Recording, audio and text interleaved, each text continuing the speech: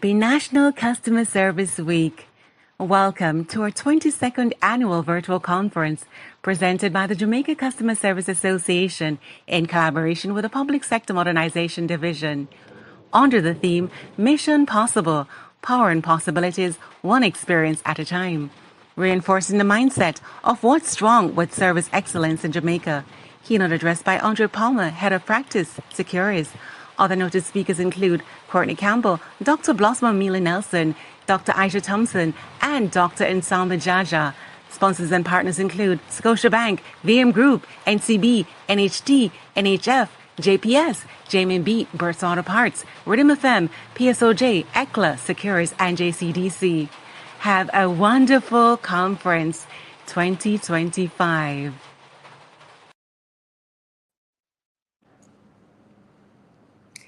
Good morning, good morning, good morning. What a beautiful day it is. Welcome, welcome, welcome to the JAXA Conference 2025. I'm your host, Althea McKenzie, and I'll be with you over the next couple of days, today and tomorrow, as together we learn more about service excellence. Ladies and gentlemen, please stand for the national anthem of Jamaica.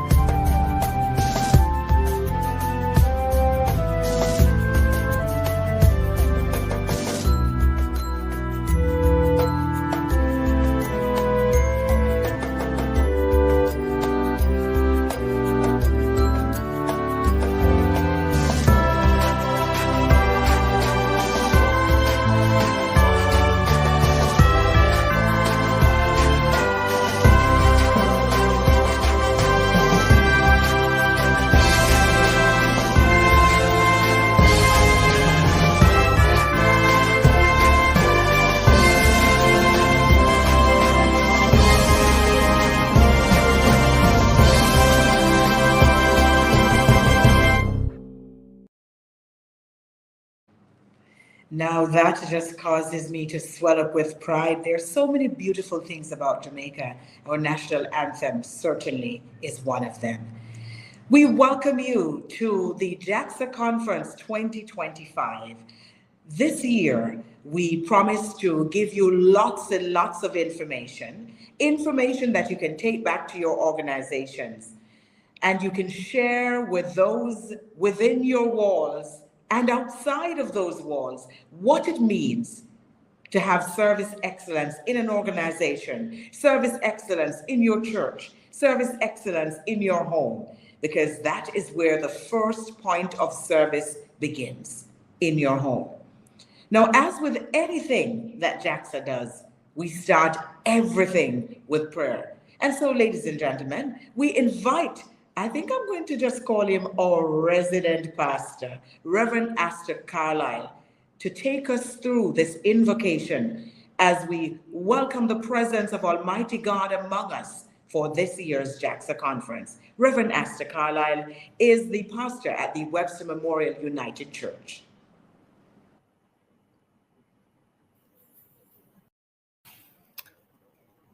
Good morning, everyone. This is a day that the Lord has made.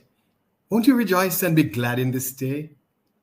You being alive is no accident at all. God has work for you and me to do. After all, service is the rent we pay for our space on earth.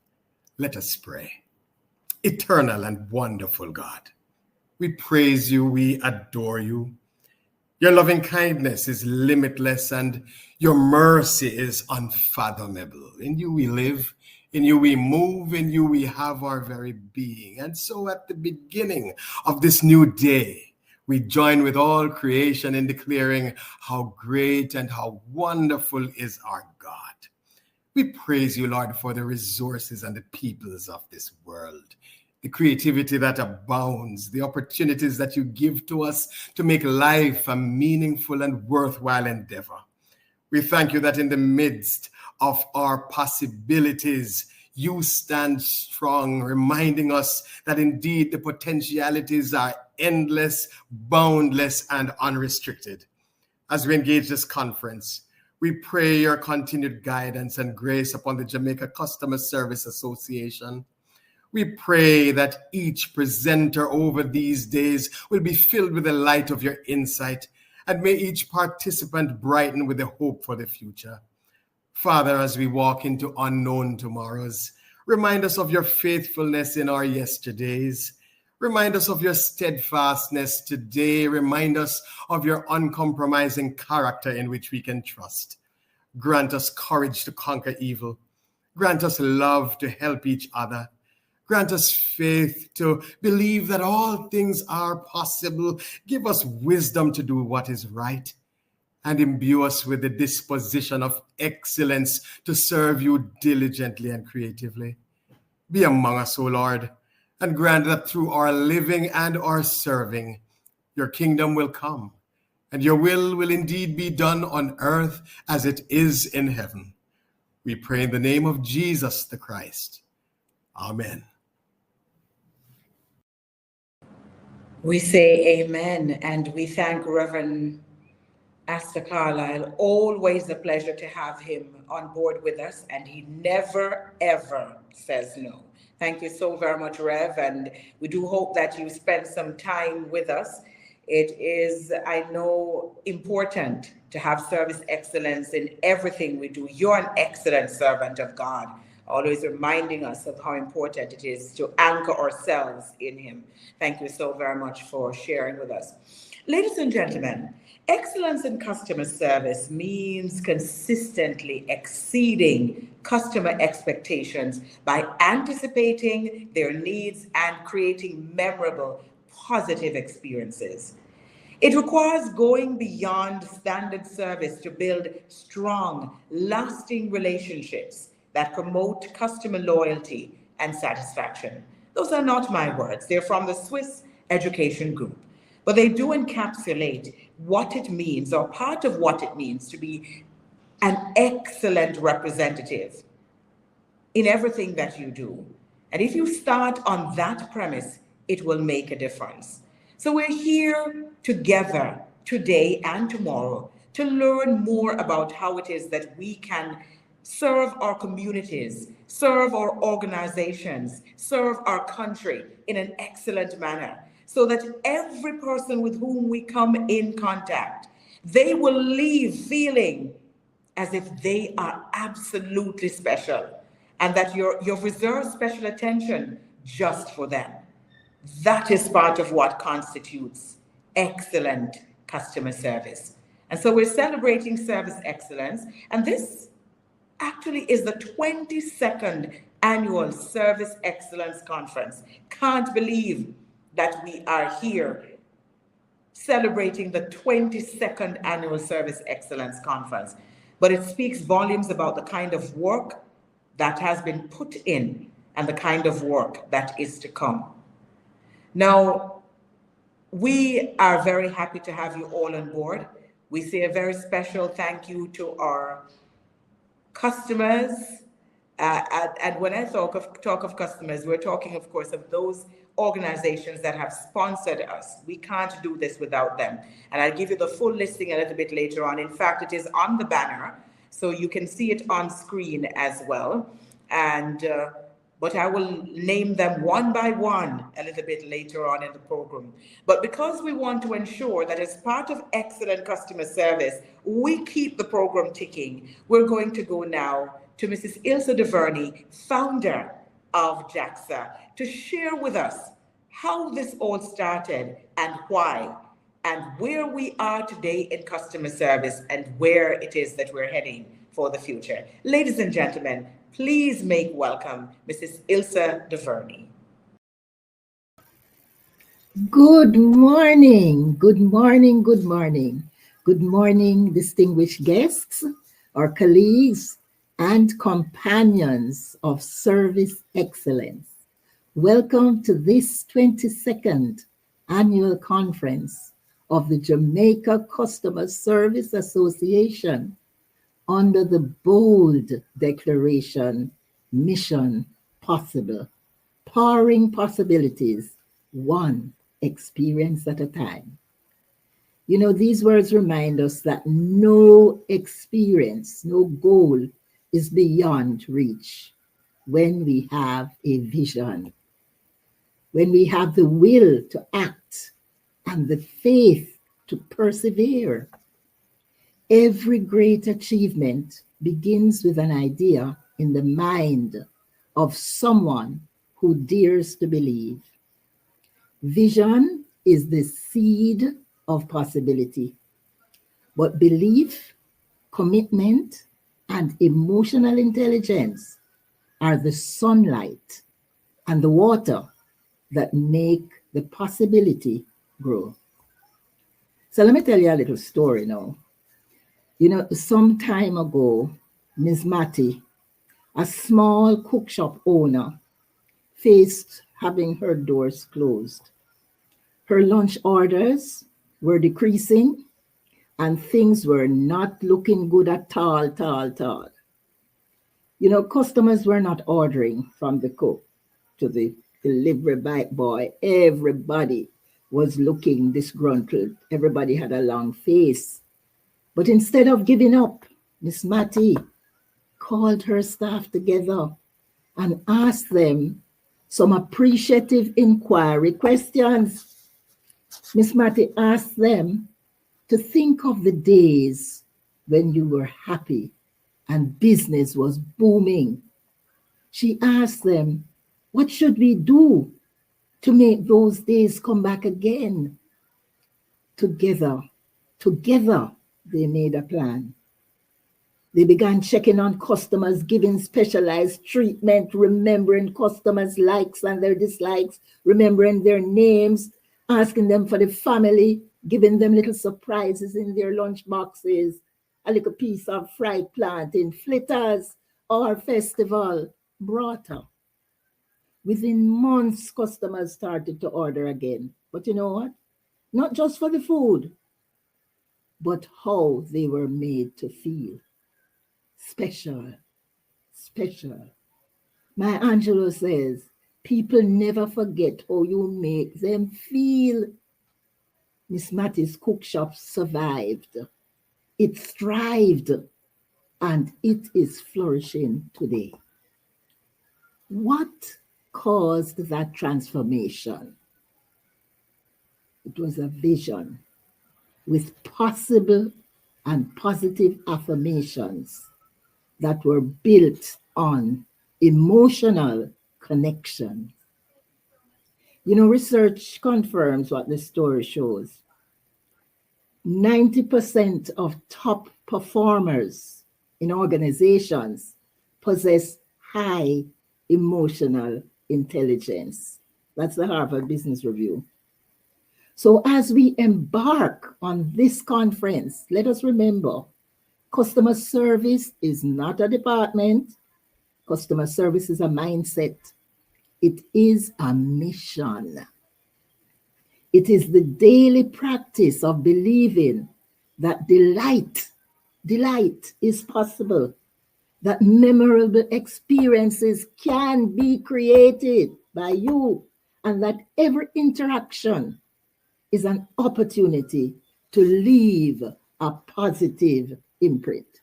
Now, if we do not believe in possibilities and miracles, our vision will never, ever be made real. But when we maintain a positive perspective, even in challenging times, we send a powerful message that all is well and better must come. As a matter of fact, better is here. Vision 2030, folks. Jamaica, a place of choice, economically strong. It is here. So we need to act now. Let us therefore recommit to serving with heart, leading with vision, and building that our mission possible is not just a slogan, but it is a way of life. I close with the words of Helen Keller, The only thing worse than being blind is having sight but no vision. May we all see clearly. May we all serve passionately and believe boldly, for with vision, faith, and emotional intelligence, anything, everything is possible. Have yourselves, folks, a wonderful conference and an exciting National Customer Service Week. Thank you, thank you, thank you so much for just being here. Blessings. Oh, thank you so very much, Mrs. DuVernay. And she is my mentor, my friend. What a beautiful story. Miss Mattie's Cook Shop sounds like it cooks up some wonderful meals. And excellent customer service, of course, will go a very, very long way. Thank you so very much. And I'm actually very happy that I decided to ask Mrs. DuVernay to speak first before I say good morning to those of you who have joined us on the platform in a more formal and official way. That's a powerful way to get us off to a start on this beautiful day. So let me acknowledge, though, Mrs. DuVernay, who is the founder of JAXA. We have Dr. Nsambi Jaja, chairman of JAXA. Richard Rowe, who is chair of the NCSW. Among our guests, ladies and gentlemen, Mr. Courtney Campbell, President and Chief Executive Officer of the VM Group. We have with us Mrs. Erica Martin, VP, PR and Communications, JAXA. Andre Palmer, Head of Practice Securities Caribbean. Mrs. Dolores Jones, Head of the JN Premier Private Banking. Dr. Blossom Amelia Nelson, Chair, Corporate Compliance and Data Protection Institute. Mrs. Donna Duncan Scott, Group Executive Director, Culture and Human Development, JMMB. We have Dane Buckner, Director, Customer Service and Advocacy. Sharon Wheatle Redwood, Manager, Customer Experience, and Cheryl Thompson, Manager, Compliance, all from Scotiabank. And then later on, we will hear from Ms. Cheryl Bridgman, along with panelist Misha Ray, Head of Client Experience, Digital Channels and Contact Center, National Commercial Bank, Ms. Winsome Callum, Director of Corporate Communications at JPSCO, and Denise Williams, Senior Manager, Customer Experience, VM Group, as well as Dr. Aisha Thompson, Workplace Wellness Consultant, Essential Medical Services. Those are our guests and our lineup for today as well. And as you can hear, especially if you've been at one of these conferences before, you know it's top billing. We're going for those individuals and organizations that are coming here to inspire you, to motivate you. But I don't have to do any of the inspiration and motivation myself, because our next speaker is a motivator, a speaker par excellence. Ladies and gentlemen, please make welcome the chairman of JAXA, Dr. Nsambi Jaja. Thank you, Althea. Wow, I am delighted to be here, but protocol, Madame Hostess, Althea Mackenzie, Mrs. Ilse DuVernay, our founder, Mr. Richard Rowe, Deputy Chairman of JAXA, Reverend Asta Carlisle, members of the board and executive, distinguished speakers and presenters, distinguished participants, greetings and salutations. I am delighted to welcome you as chairman to this, our 22nd Annual Service Excellence Conference 2025. How good and how pleasant it is for us to gather together to celebrate the best of who we are and learn from each other specific tips, tools, and techniques to turn up the volume on service excellence wherever we are. We are grateful to the hundreds of you who have registered from across Jamaica, from across the Caribbean, the USA, the UK, Germany, and many other countries unidentified in your registration. This virtual platform provides us with the opportunity to reach people in every nook and cranny of this beautiful island who under normal circumstances would not be able to attend an in-person conference in Kingston. We have the cane vendor in Montego Bay who can log in on his phone. The hotel workers all across who can log in on their phone or log in a meeting room. We have a Ratty from Maxine Fish Shop who can log in on his phone and have all the team members participate in this conference. And then we have people from all over the diaspora and friends of the diaspora. So this virtual space allows us to engage the diaspora and friends of Jamaica who might not be able to travel to Jamaica for this conference. It provides a wonderful opportunity to attract some of the finest speakers and presenters who, based on their tight schedule, would not be able to attend an in-person conference. JAXA's vision is to increase visibility far and wide so that people will stop asking the question, is there such an organization when we talk about the Jamaica Customer Service Association? This virtual platform provides us the opportunity to increase our visibility. It provides us the privilege to showcase to a much wider, diverse audience the excellent initiatives to increase service excellence in Jamaica so that we can disrupt the narrative that there is no good customer service in Jamaica and nothing is happening to fix it. This conference will showcase on day one some of the organizations that have embedded service excellence in the strategy and the results they are achieving. On day two, we have the opportunity to showcase the National Service Excellence Policy, which was launched by the Prime Minister and his team July 2022.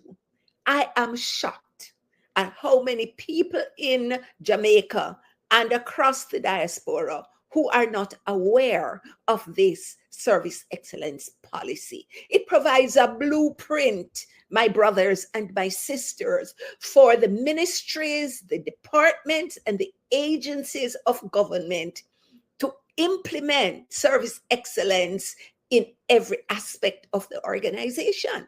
In addition to that, within the Ministry of Finance and the Public Service, there is a whole department called the PSMD that has built an infrastructure to enable the MDAs to be able to implement this policy. It is a blueprint that everyone, private and public sector, can use to step up their game in service excellence. So guess what? Big things are going on, and we need to know. And JAXA on this virtual conference uses this opportunity to share far and wide across the globe what is happening. Big things are going on. Big things are going on. So, folks, we also need to open our eyes, hearts, and spirits to acknowledge the excellent service we receive every day and not take it for granted. I spent the last 3 weeks in Jamaica, going back and forth, the university hospital, the ICU, the wards, and I was shocked at the level of service that I saw the nurses, the orderlies, the doctors providing. Sometimes we see this and we take it for granted. We tend to focus a lot on the negatives, and all when the positive staring us in the face and say, "Simia, Simia, Simia," we are incapable of seeing it. Let us open our eyes and start searching for the lovely service that we get from each other, from each organization, even on the street. And Blossom will share with you some of her experiences later on. So if we focus on the negative, we're going to get more of it. If we focus on the positive, we're going to get more of it. Same thing in our personal lives with the blessings that God showers on us every day in avalanches of abundance. So many of us, instead of counting our blessings, we count our problems. Now, you see, because I love blessings, I will focus on my blessings and I will count my blessings because I'm afraid of problems. Because what I have found in my many decades on this earth, 7 decades plus, is that when you count your blessings, they multiply, the mountain of blessings grow. When you count your problems and focus on it and complain every day, your mountain of problems grow. So you choose. What do you want? You want blessings or you want problems? Focus on that. Today is an opportunity for us to press the reset button and start looking for the excellent service being delivered to us wherever we go, so that we can receive it with gratitude and celebrate those who deliver it. This approach multiplies the good, and pretty soon we'll be saying, like Tony Rebel, what a nice place to live, sweet Jam Down. My sisters, brothers, we have a responsibility to self, to family, to organizations and country, to start celebrating the good we receive every day. This will improve our health, it will reduce our stress and frustration, and help us to enjoy a happy life. So, welcome to Mission Possible, empowering possibilities, one experience at a time. Engage, interact, go to the networking sessions and visit the booth and be inspired to turn up the volume on the service excellence you deliver to your internal customers, your external customers, your family, and your community every day. We're going to have a Kiatawampus time during the next 2 days, as Rev Carlisle says. Thank you. Thank you so very much, Dr. Nsambi Jaja. Listen to me. We haven't gotten to the speakers yet, the presenters yet, And if we have this energy, all of this energy already, all of this excitement already, can you imagine what is going to happen? These are the leaders of JAXA that we're hearing from in the opening segment of the conference. Thank you so very much for all of that inspiration and motivation, Dr. Nsambi Jaja, Chairman of the Jamaica Customer Service Association. And up next, ladies and gentlemen, Richard Rowe. He chairs the the activities for the National Customer Service Week, but he's also Vice Chairman of the Jamaica Customer Service Association. Please make welcome Richard Rowe. Thank you very much, Althea. Ladies and gentlemen, having established the protocols set by Nsambi and Althea, I will just say to you a happy Customer Service Week and a very warm JAXA welcome to this Jamaica's Service Excellence Conference 2025. Wow. And yes, we are celebrating under the theme Mission Possible, powering possibilities one experience at a time. We celebrate in recognition of and thanksgiving for customers and the service providers of this country. Now, ladies and gentlemen, a few weeks ago, our athletes stunned the world with our speed, our talent on the track. Oblique Seville is now the fastest man in the world at 100 meters. Oblique was not daunted by the number of failed attempts, doing well, but not making the mark. A true demonstration of Mission Possible. How is your customer service? Are you missing the mark? When Oblique won, he said, "Respect my name." Believing in the service you're providing and the satisfaction of those who benefit from the service requires persistence and true conviction. With every experience, the image is on your shoulder. And this ultimately affects the image on the shoulders of your organization. Since the Governor General's declaration of a National Customer Service Week in Jamaica in 2008, organizations across the island have joined JAXA in celebrating this week. It is designed to boost morale, motivation, and teamwork, and to celebrate the individuals who show up and deliver service excellence every single day. On Sunday, my friends, our week started in worship at the Webster Memorial United Church. Yesterday, we joined our partner, the JCDC, in announcing the winners of the National Customer Service Poetry Competition. Tomorrow afternoon,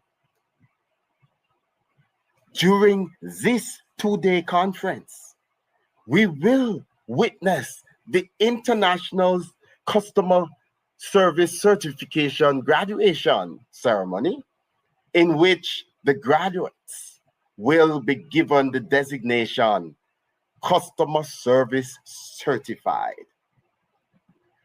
JAXA concludes our celebration on Friday with our school tour to Mona Preparatory School, and our in-service CSR project will have us deliver care packages to the Golden Age home right here in Kingston.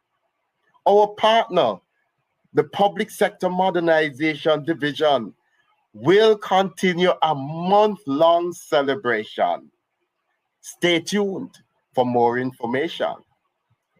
Right now, folks, we are happy to celebrate service excellence through this, the 22nd annual conference.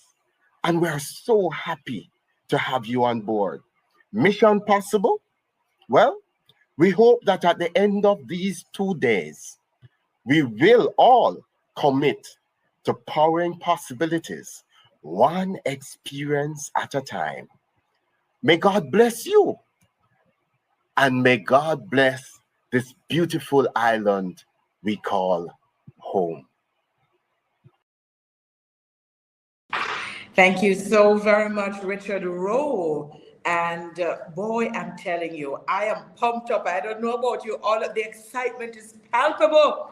This is absolutely fantastic. And of course, it's Mission Possible, powering possibilities, one experience at a time. And we want to make sure that every experience you have here is going to be a meaningful experience. And of course, when we complete day one, let me tell you already, when we complete day one, we are going to have a survey. We want you to answer that survey, respond so we can know what it is that perhaps we need to change for day two.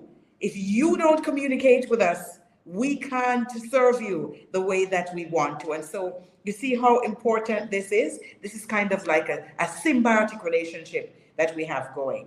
Ladies and gentlemen, thank Richard Rowe once again. And by the way, you can use the tools that are available to you. If you are sending congratulations, you can use the chat. You can also use the applause, because that is important for the people that are sharing with you to understand that they too are special. They're here to share with you about service excellence, but you're demonstrating service excellence by ensuring that they feel wonderful once they have done their part, played their part. All right, so a very important part of what the Jamaica Customer Service Association has been doing over the years is engaging our young people. We converse with them, yes, but we also bring out their creative talents and energy, and do that through different competitions. We've had song competitions, poetry competition, and to tell us more about the competitive spirit that exists among our students when it comes to the Jamaica Customer Service Association is Mrs. Avery Crooks. She is competitions coordinator for the Jamaica Cultural Development Commission. But before she comes to us, we're going to take a musical interlude from Justine Jones, piano vocalist.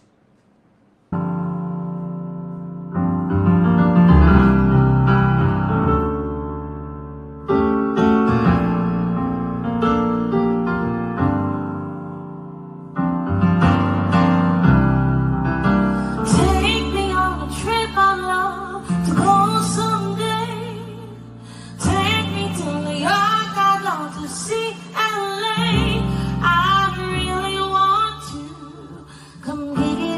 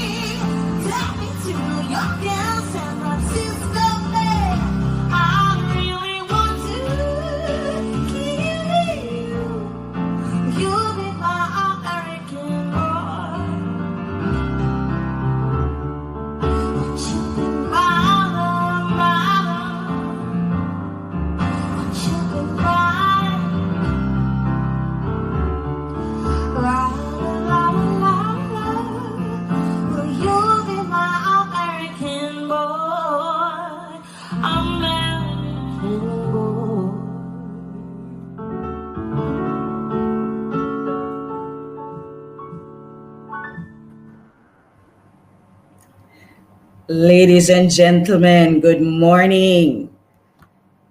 Customer service excellence can truly take you anywhere. As Justine is the piano vocalist on Disney, we are happy for our youngsters as we engage them in the various competitions, music, and this year our poetry competition. We are basking, JCDC and JAXA, basking in this wonderful experience that we have been having over the last 8 years. This year, we had 29 participants in our poetry competition, 20 budding poets from literally all over Jamaica across secondary level and tertiary level. I'll share with you quickly the persons that will receive certificates of participation and or winners from both levels. So for the secondary level, we had coming out in the top 5, Abigail Wilson of Campion College, Darren Williams, Belmont Academy in Westmoreland, Stashana Wellington, Newell High School, St. Elizabeth, and Dejanae Allison, also of Campion College. And the winner was Michaela Bartley of the Queen's School in Kingston.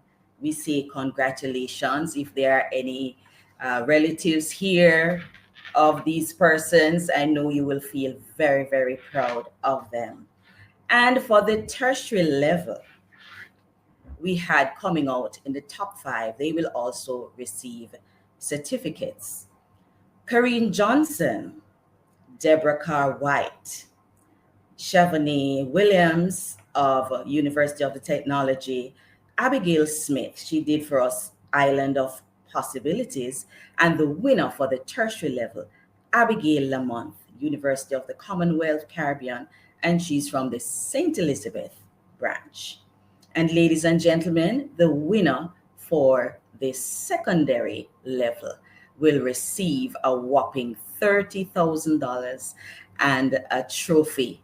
Congratulations. And for the tertiary level, the winner, Abigail Lamont, she will receive a whopping $50,000 and the trophy for that level.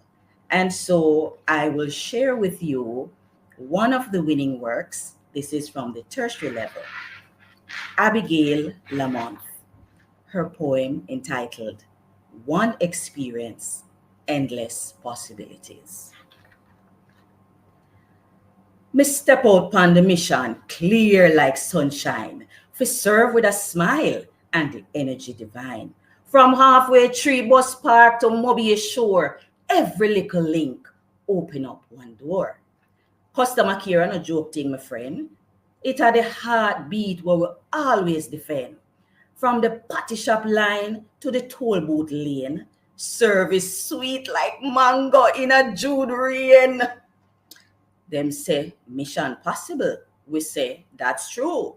Cause every interaction brings something new. One handshake, one phone call, one bright little grin. Power possibilities will start deep within. Imagine the airport when tourists just land. Welcome to Jam Down with the outstretched hand. Or the market woman in a coronation flair. She sell you banana with love and care. Customer week of a celebrate we roll. To make people feel valued. That's always the goal. One experience at a time. We build with pride. Jamaica's service spirit can never hide. So here to the team, them who are going strong every day. We'll light up the island in a service way. From Kingston to the grill, we chant it loud. Mission possible. Jamaica, make we proud. Ladies and gentlemen, I thank you. Wow, talent abounds in this country. And by the way, you may not know this, but Avery Crooks is also herself a very talented individual. Well, I figure you picked that up a while ago, right? So she has a fantastic musical background and clearly has some chops in terms of speech and drama as well. Thank you so very much. And congratulations to all of those individuals who entered the poetry competition. And of course, I know that we're going to continue to celebrate them and to encourage them as well to continue to do well. Thank you so very much, Miss Avery, for that. You know, customer excellence is, as I pointed out, is the practice of consistently exceeding customer expectations. But you have good, you have great, and you have excellent. And this morning, we are going to bring to you an excellent speaker. The opening address is going to be done by a gentleman who I have long admired because of the work that he's doing in the financial sector. But outside of that, living, breathing, talking, walking, what he does in the sector. So it's all about advice, but it's about meeting you where you are as well. Courtney Campbell is President and Chief Executive Officer of VM Group Limited and VM Financial Group Limited, whose operations extend from Jamaica to other Caribbean territories and major financial districts in North America and Europe. Courtney joined VM in April 2016 and immediately went about igniting a transformation of the organization, including its digital strategy, product and service offerings, brand identity, and business structure, resulting in unprecedented growth and expansion. He has leveraged the organization's cultural beliefs and core values to kindle the VM team's passion for uplifting Jamaicans. Courtney is a passionate advocate for greater inclusion and financial well-being, which is the founding purpose of VM.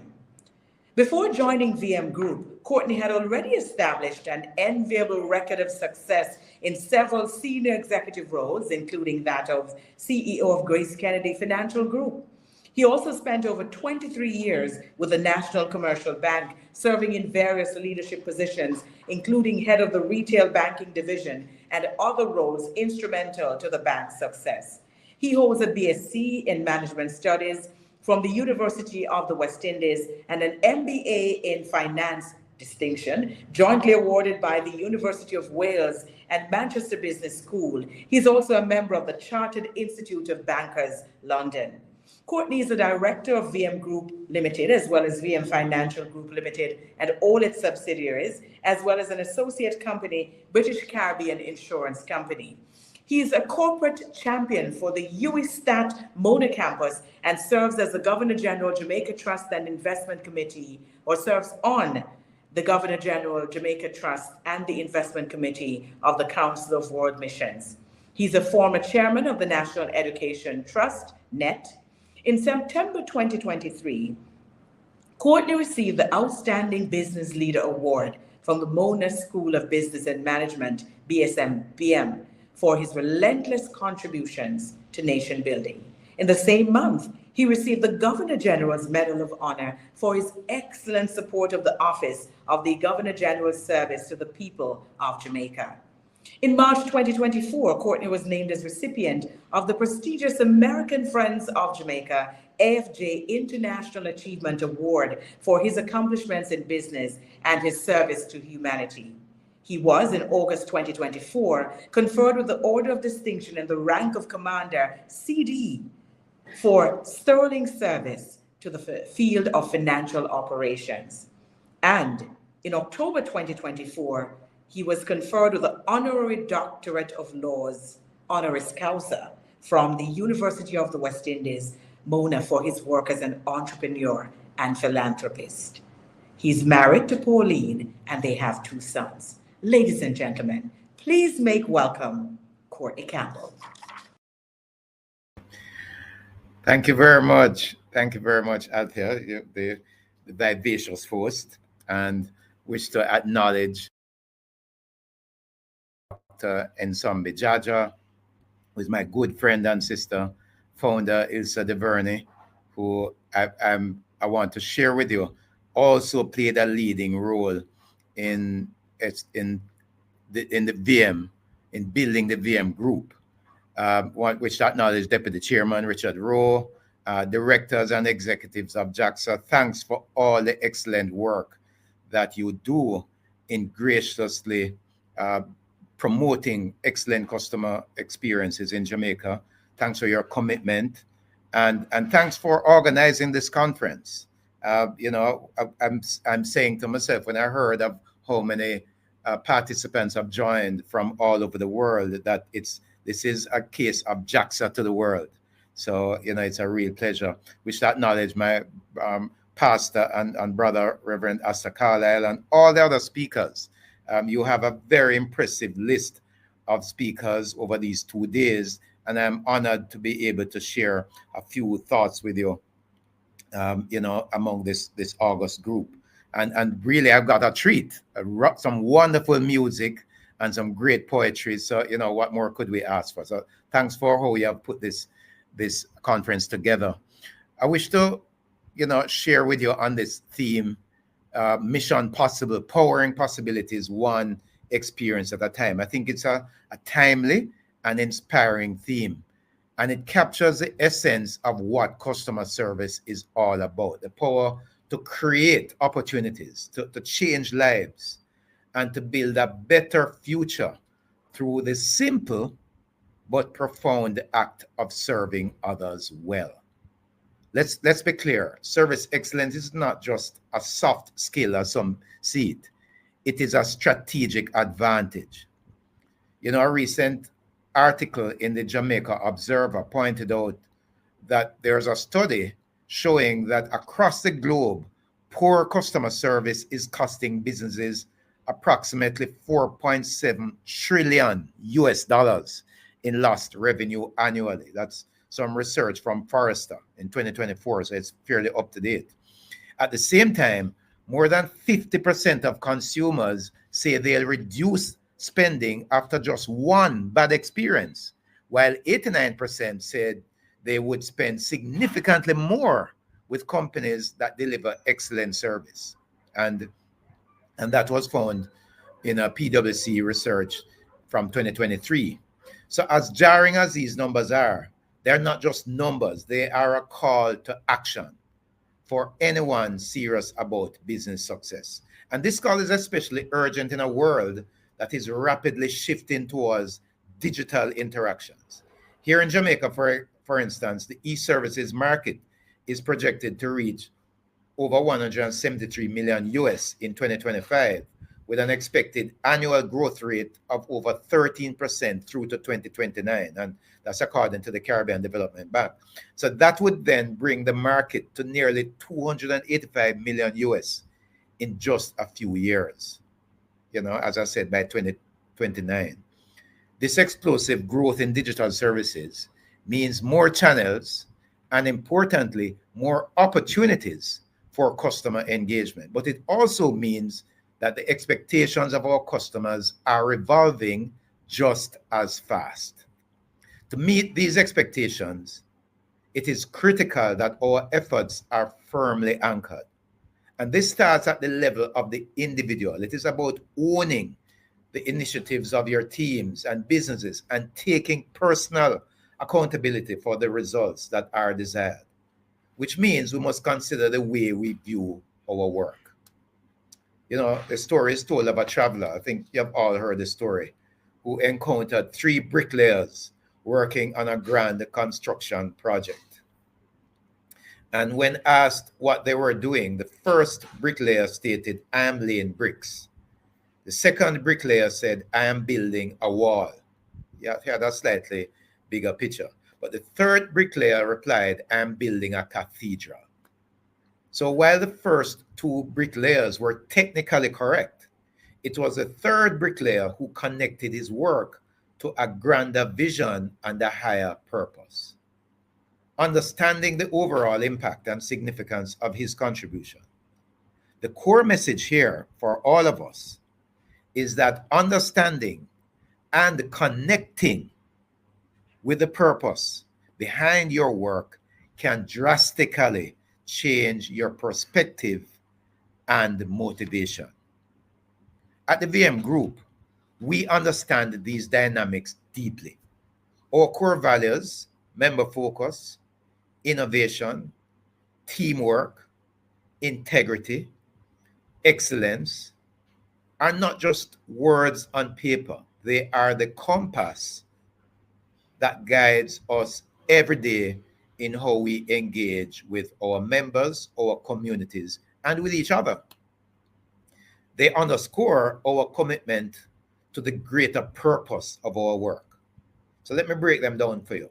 So member focus and innovation together mean that we keep the customer at the center of all strategies and plans. They mean using diverse channels to meet people where they are, breaking down barriers and equipping them with tools to achieve financial well-being and security. This drives us to keep moving forward. We operate in a fast-changing world, and at VM Group, we have and are embracing technology and new ideas to improve how we serve. And then what about teamwork?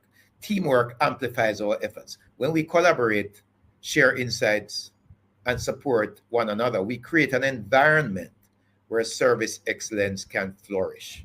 It reminds us also that even within the organization, we have an obligation to serve each other well. And then integrity. Integrity for us is foundational. Service without honesty and ethical conduct will be hollow. At the VM Group, we strive to be transparent, accountable, and trustworthy at every touch point. This means that integrity is a pillar on which all our processes and systems, our strategies and work plans are built. Finally, excellence. Excellence is the outcome of consistent and thoughtful application of member focus, innovation, teamwork, and integrity. It means we serve each other and our customers well every day. But how are these pillars applied day to day? I thought I'd share a couple of quick stories that describe these core values in action. Because it's one thing to speak about them. The question is, are our people living them? And so permit me to share two examples. And again, I'm going to go to the world. This is VM now to the world. We have a business in the UK, very competitive financial market called VM Finance. And VM Finance CEO Leighton Smith, Deputy CEO Andrew Evans, Jamaicans, they grew up here, and they are setting an example of service excellence in the UK. They have built a great team. VM Finance entered the specialist real estate finance market in the UK just over 7 years ago.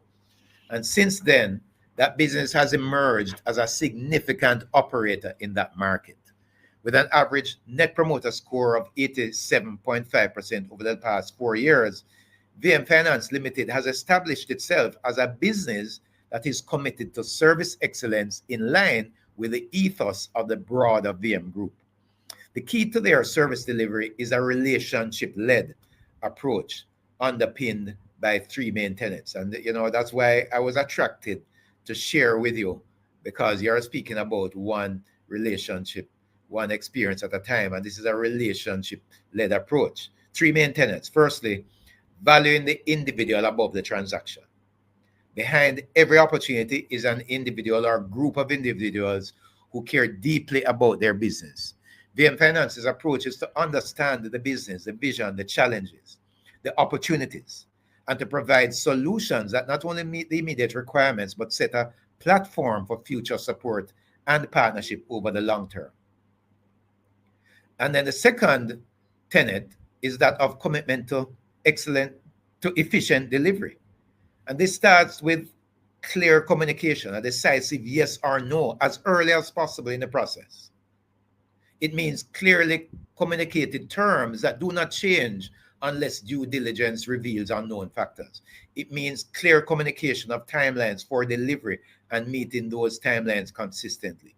It means team members who are proactive and results focused actively seeking resolutions to problems when they arise, and who are accessible and responsive throughout the process. And the third tenet is that of building a team of experts. VM Finance senior management team believes strongly that every team member should be an industry expert. Each team member benefits from extensive training and development that equips them to provide thought leadership to their clients. The ability to provide insights, opinions, and alternative ideas is what sets them apart and fosters the long-term partnerships on which the business is being built. And the impact of this approach on VM Finance's success cannot be overstated. As Jamaicans, wherever we are in the world, we would be so proud if we knew what this team has accomplished. It has enabled the business to punch above its weight. They are winning deals from more established industry players in the City of London with larger marketing budgets and sharper pricing. And it is evidenced in the NPS scores, but also in the retention rates. Currently, 75% of active loans are loans taken by repeat customers, illustrating the depth of relationships being built. So that's the first example. The second example I'll share is from here in Jamaica, our VM Pensions Management team. They are consistently demonstrating a commitment to relationship excellence. At VM Pensions Management Limited, led by Natalie Bennett and her team, effective relationship management is crucial for building trust, transparency, and long-term collaboration. The relationship management team is led by the CEO herself and her assistant manager of corporate relations, who are easily accessible. Each client is assigned a relationship management team comprising an administrator, accountant, and investment officer. Client concerns are routed through the assistant manager of corporate relations, and feedback is routinely solicited and acted upon. And the structured feedback loops are integral to their approach. In addition to the client survey through an NPS assessment, feedback is solicited by the relationship management team.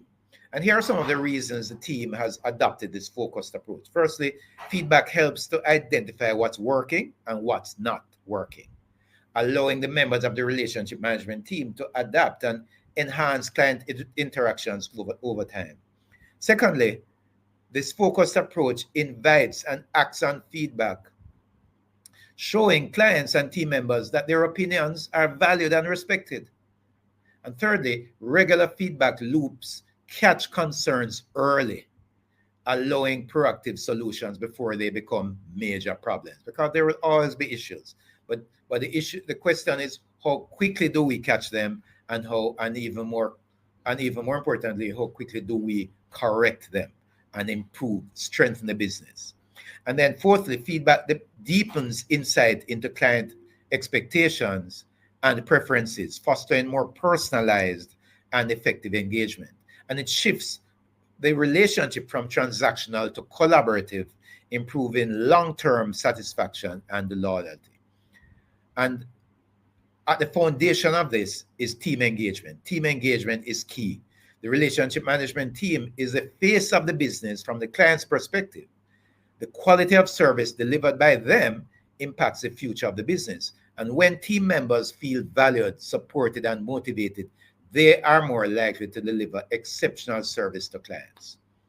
So this internal culture fosters engagement, which translates to more proactive, empathetic, and consistent client interactions.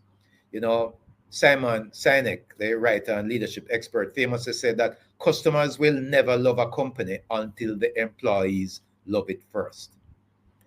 Together, these examples from VM Finance, shining in the UK, in London and Manchester, and the VM Pensions Management team in Jamaica, illustrate how service excellence is not just a concept, but a lived practice. By focusing on relationships, communication, expertise, and care, these subsidiaries of the VM Group are truly powering possibilities through service excellence, one experience at a time. So like our famous poet, Maya Angelou said, people will never forget what you said. Sorry, people will forget what you said. People will forget what you did, but people will never forget how you made them feel. And finally, another thought, because there's another important way that VM demonstrates commitment to service in its truest sense. And that is the focused work we do to deliver financial education to people from all walks of life. We know that financial knowledge is a powerful tool for empowerment, whether it's through community outreach, activities, podcasts, newsletters, webinars, advertorials, videos, or social media. We strive to provide useful, accessible information that enables our clients and our members to make wise financial decisions. This approach embodies our values. This is us connecting to a higher purpose. This is us building our cathedral. So as we collectively reflect on our mission of service, it's important to remember that behind every interaction is a human being, someone with hopes, challenges, dreams, emotions. The way we serve them reflects our respect for them and the dignity to which we believe they are entitled. JAXA, executives, directors, friends, participants in this conference, thanks to you all for this opportunity to share these thoughts with you today. I wish you a productive and inspiring conference. Together, we can make the mission possible. Thank you very much. Great morning, ladies and gentlemen. What a wonderful way to kickstart our Service Excellence Conference. On behalf of the Jamaica Customer Service Association Organizing Committee, I have the distinct pleasure of extending our heartfelt thanks to our esteemed opening speaker, Mr. Courtney Campbell, for setting such an inspiring tone for today's conference. Your insightful presentation on the importance of service excellence and how each of us can contribute to powering possibilities through exceptional experiences truly resonated with all of us.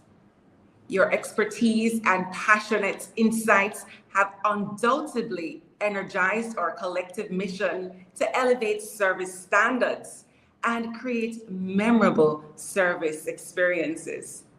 Thank you so much for taking the time to share your knowledge and for inspiring us to embrace a service-oriented mindset. We look forward to your continued contribution and a day filled with valuable insights and meaningful discussions. Once again, thank you so much, Mr. Courtney Campbell, for your impactful opening address. Wishing you all a productive and engaging conference. Thank you.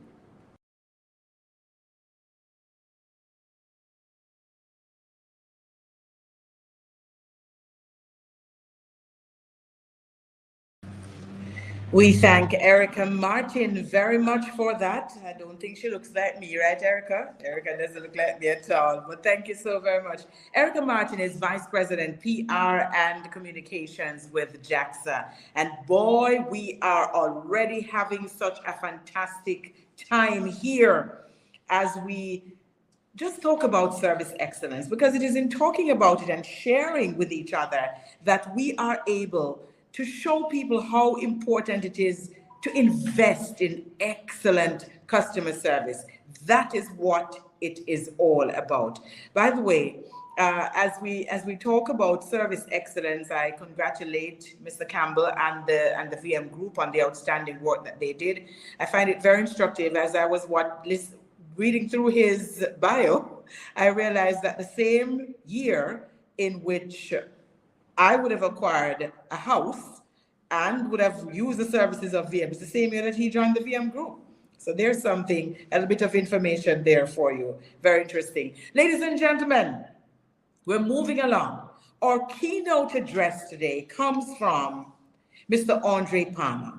Now, the thematic concern for that keynote address is Mission Possible, protecting customers and staff privacy and data. This is critical. I work in an organization where every few months, every 2 or 3 months, we have to do upgrades in terms of our understanding of data protection. So we know very well that that is critical. But this gentleman, Andre Palmer, is a seasoned and highly sought after technology and management consulting leader with over 16 years experience in driving business transformation across Europe, North America, and the Caribbean. He has worked in the technology and management consulting industries, as we said, for over 16 years, and has as his primary focus business development, strategic planning, business transformation, customer experience, change management, IT consulting, and data privacy. Prior to his role at Securiz, Andre served as Director of Strategic Client Engagement and at Simtai Consulting. He also spent a significant part of his career working in the business development practice as a senior account director at Gartner in the United Kingdom, where he was responsible for leading the group's big data and digital strategy portfolio in the UK, Denmark, Sweden, Spain, and Portugal. He later relocated to the global headquarters in the United States to manage the media and advertising client portfolio in New York, New Jersey, and Connecticut. Andre holds a joint BSc in International Relations and Social Psychology from the University of the West Indies and the London Metropolitan University, and completed postgraduate studies in international law and organizational psychology from the London School of Economics and Political Science. He also holds professional accreditation in Prince 2, Project Management, MSP, Managing Successful Programs, Management of Risk, Neurolinguistics Programming, Change Management, ITIL, and Scrum Master Certified. Ladies and gentlemen, please make welcome to address us on Mission Possible, protecting customers and staff privacy and data, Mr. Andre Palmer. Good morning, everybody. Thank you so much, Althea, for that very kind, welcome. It is an absolute pleasure for me to be joining you today to be talking about what I consider a very important topic in Jamaica society, in this world and day that we're living in. All protocols observed. I do want to thank the organizers for inviting me to be part of this very important conversation. I'm going to be talking with you for about 25 to 30 minutes this morning. So it's not long at all. And I'm craving your indulgence as we go through this, what I consider to be an important conversation.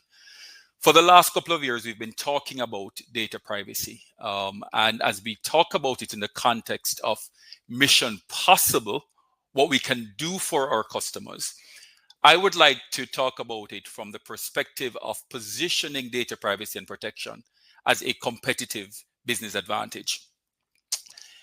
Quickly, just to go through what we're going to be talking about today. We're going to be talking about the global context of data privacy and where we are today.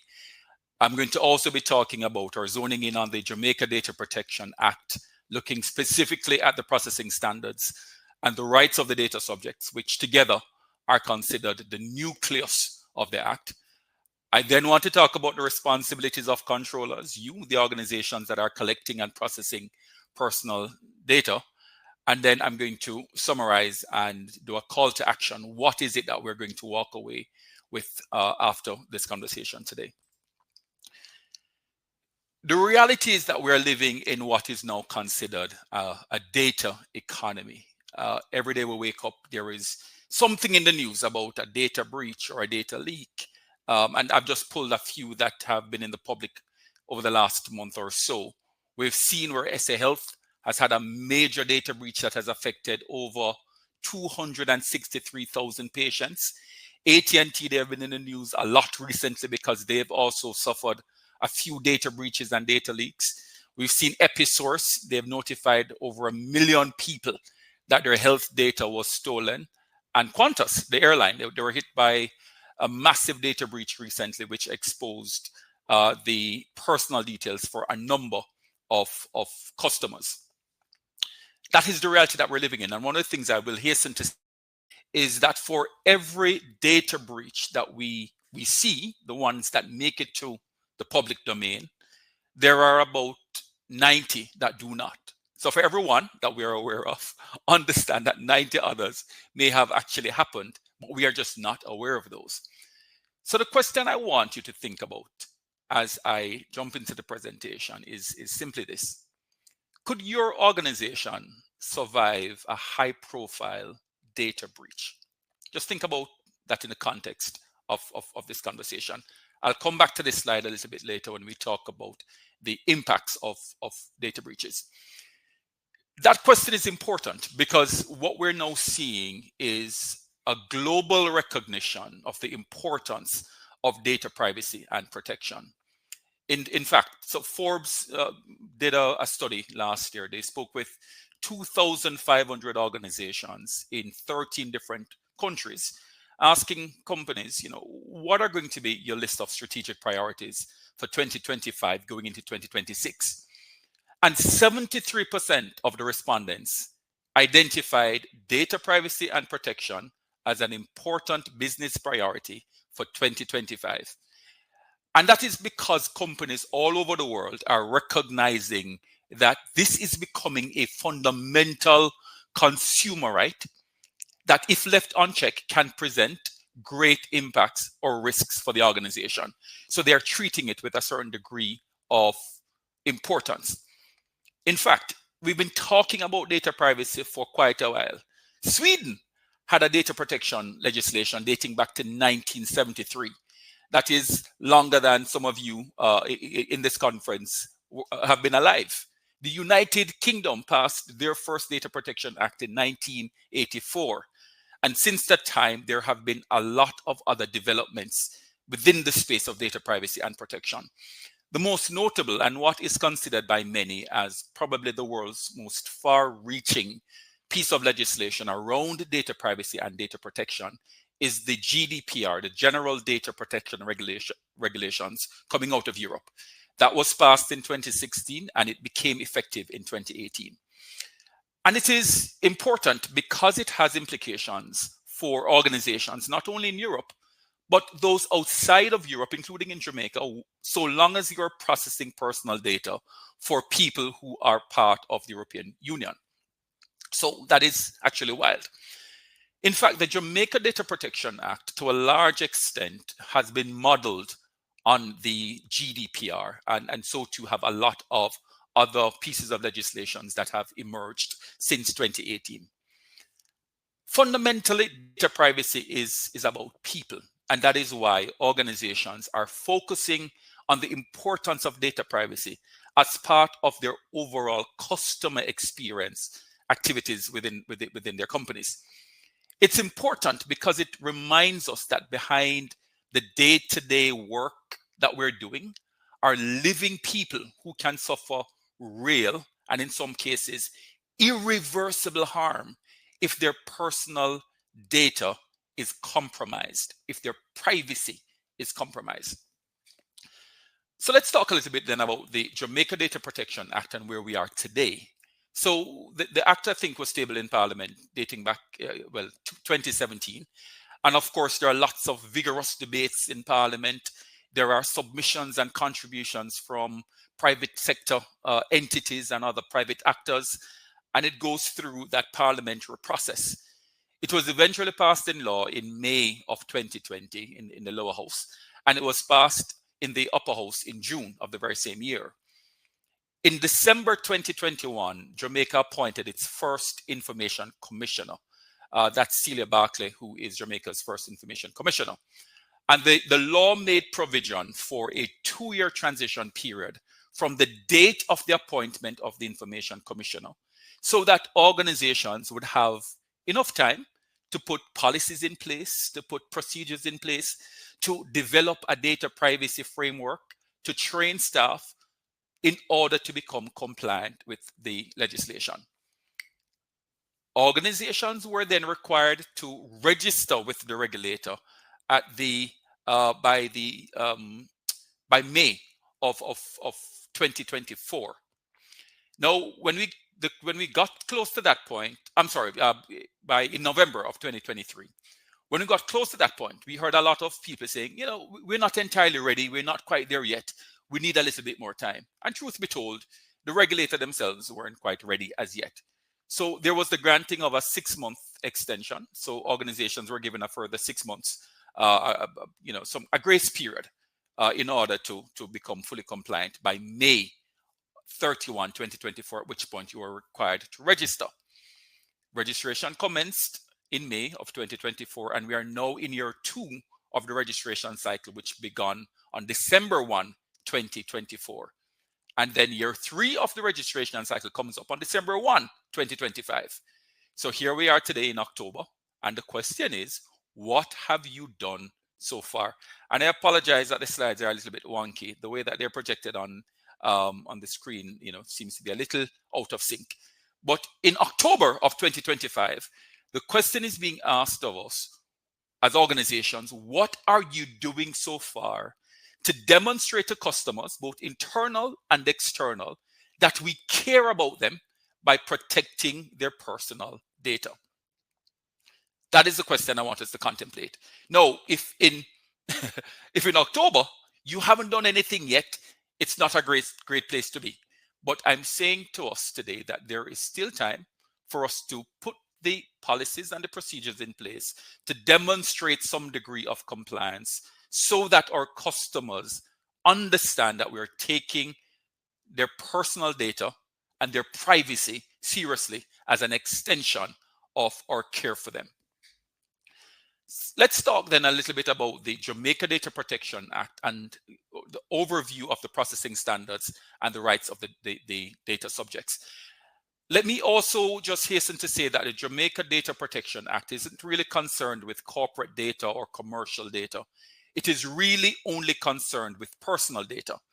And by personal data, we mean any information at all that either by itself or in combination with other pieces of data can be used to identify a human being, or in the case of the Jamaica Data Protection Act, anyone who has been dead for up to 30 years.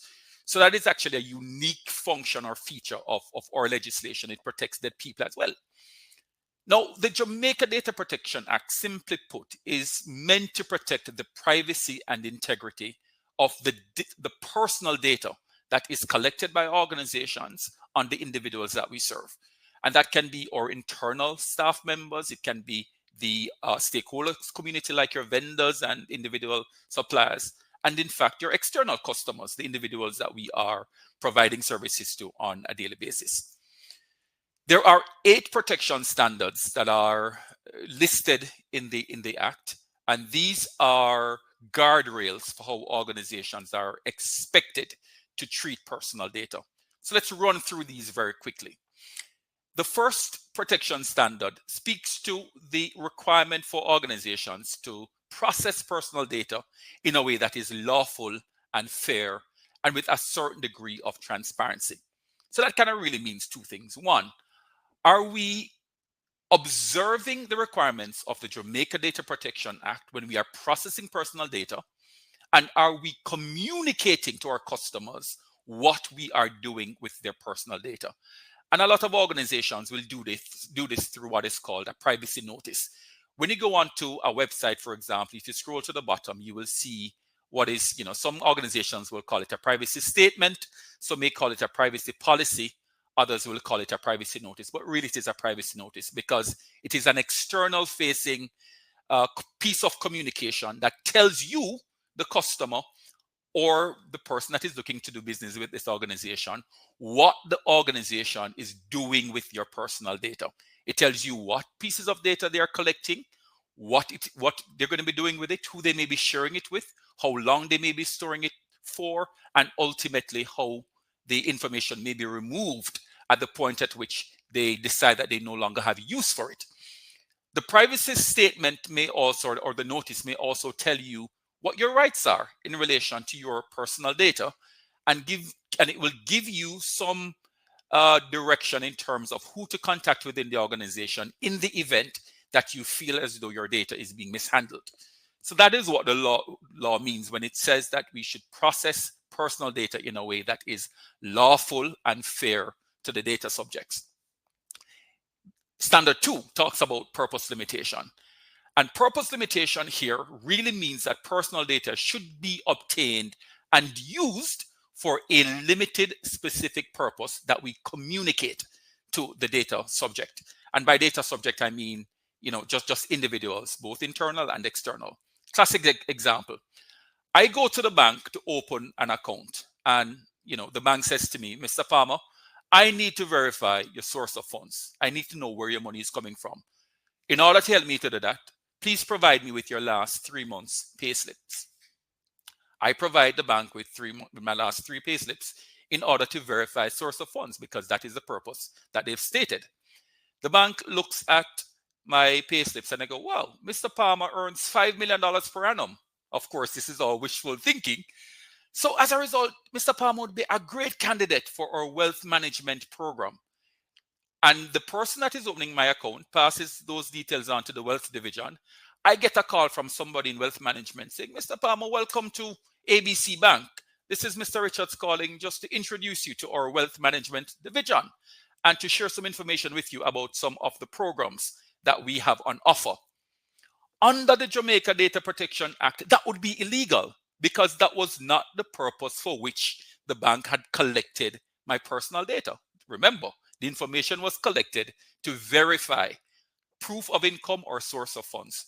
So in order to use this information for a secondary purpose or for some other extended purpose, that must be communicated to me, the customer, and I must also give consent. So that is what the law really means when it talks about purpose limitation. Only using a customer's personal data for a specific limited purpose. And if you want to use the data for some secondary purpose, you must, 1, communicate that with the customer, and 2, get their consent in order to do so. Standard 3 talks about data minimization, and this really just means collecting only personal data that is absolutely necessary in order to enable you, the company, to do your job. We're not collecting the customer's mother's maiden name if that is not a necessary piece of data to extend a service or product to the customer. We don't need to know their last 5 places of residence if that is not important piece of information to offer a product or a service. So it calls for organizations to think critically about the functions that we're providing, the services and the products that we may be providing to customers, and then deciding on the pieces of data that we need from customers in order to extend those products and services, and only collecting those pieces of information and nothing more. Standard 4 talks about accuracy. It now means that controllers, you, the organizations, have a responsibility to ensure that information that you hold about your customers are accurate and kept up to date, every piece of information. So if a customer changes address, for example, do you have a process in place to update that on your records and in your systems? If a customer gets divorced and their surname changes, do you have a process in place to update your records? If somebody gets married and their surname changes, is there a process in place? And remember, this also extends to internal customers or staff members. Standard 5 talks about storage limitation. And this really just means organizations must now have a retention period in place. We are no longer allowed to keep personal data forever and ever. Amen. We must decide whether we're keeping it for a year, for 3 years, for 7 years, for 10 years. And we must also be able to justify why we're keeping the personal data for as long as we are keeping it. So the standard around storage limitation becomes important because it goes to this practice that a lot of organizations tend to do, which is just to keep personal data forever. Standard 6 talks about the rights of the data subjects, your consumers. I'll talk about that in the next slide, so I won't spend a lot of time here. Standard 7 really talks about appropriate safeguards organizations must put in place, technical and organizational measures to ensure that the data that you're collecting, the personal data that you're collecting, is kept safe and is free from external or internal intrusion. And Standard 8 talks about international transfers. Organizations must ensure that whenever we're transferring customers' data outside of Jamaica, that the jurisdictions to which we are transferring the data also have adequate safeguards in place to keep the data safe as well. I'm sorry I can't see nobody. I hope I'm not losing you. I know I'm going at speed, but I hope I've not lost anybody. Okay, now let's talk about the rights of the data subjects. There are, I guess, 6 rights that are enshrined in law within the Jamaica Data Protection Act as far as your customers or the data subjects are concerned. There is the right of access. So a customer at any time can write to you, the organization, asking you to provide to them a record of all of the personal data that you hold on them, whether that is in electronic form or in physical form. And under the law, you have 30 days within which to respond to the customer. Now, think about the way that your organization is structured.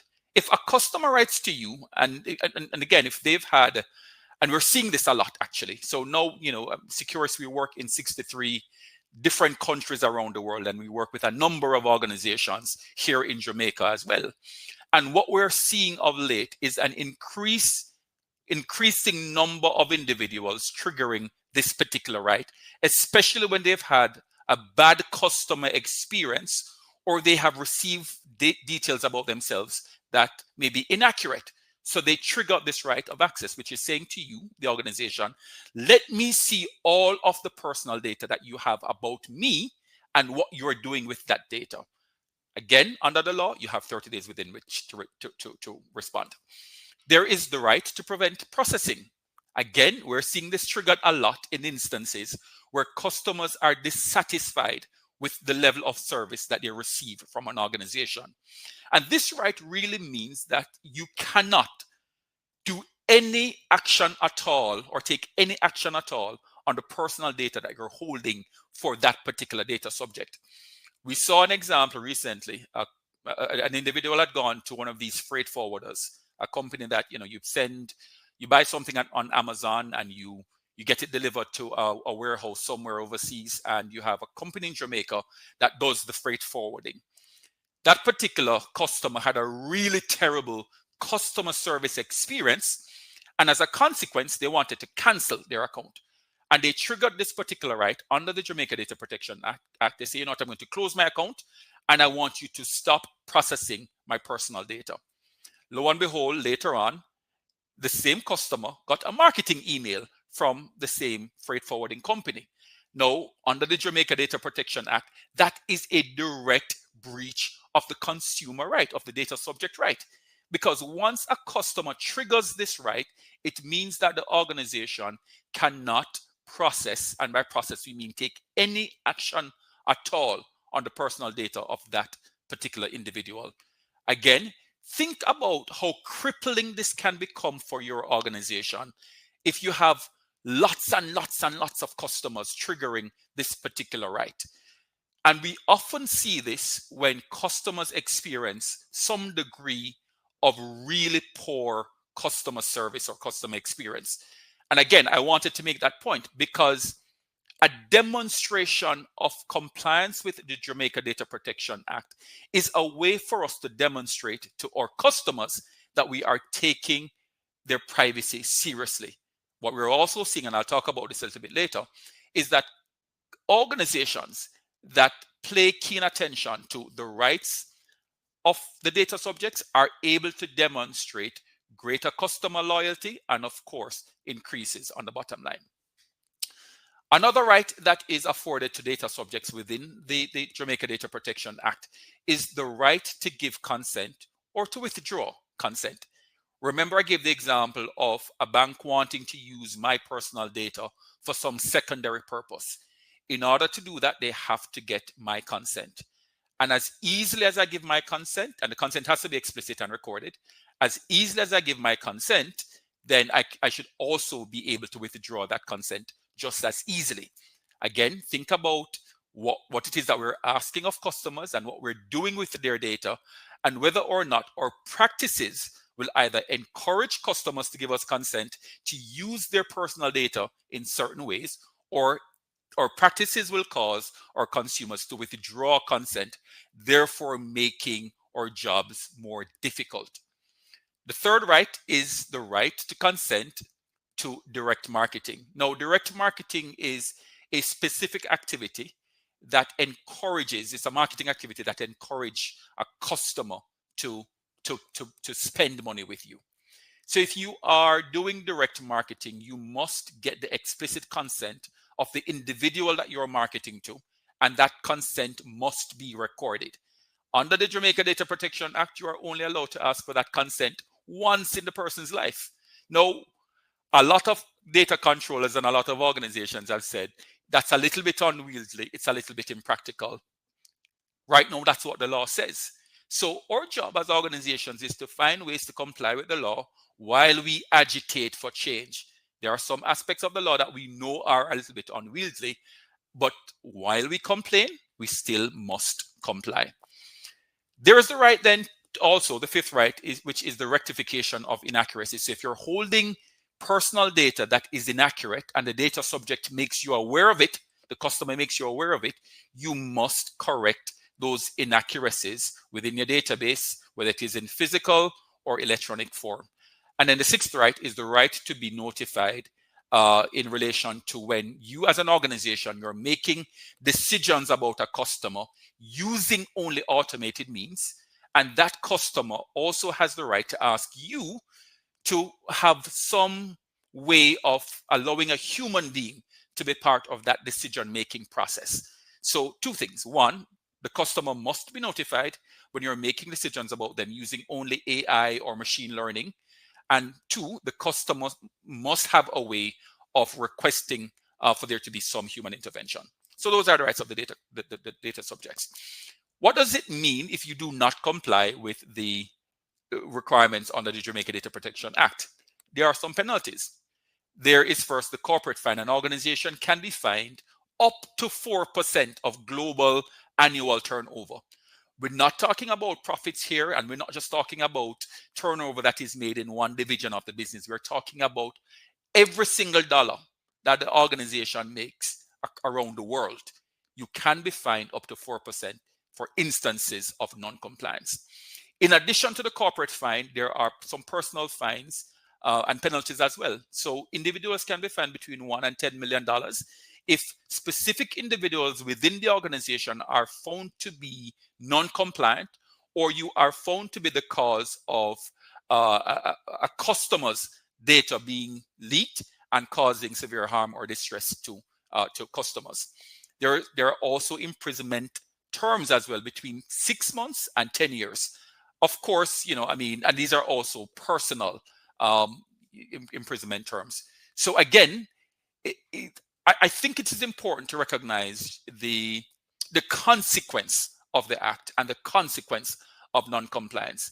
I have to talk about this slide because it is there, but I don't necessarily want to spend a lot of time here, because if we comply, then all of this becomes irrelevant. It goes away.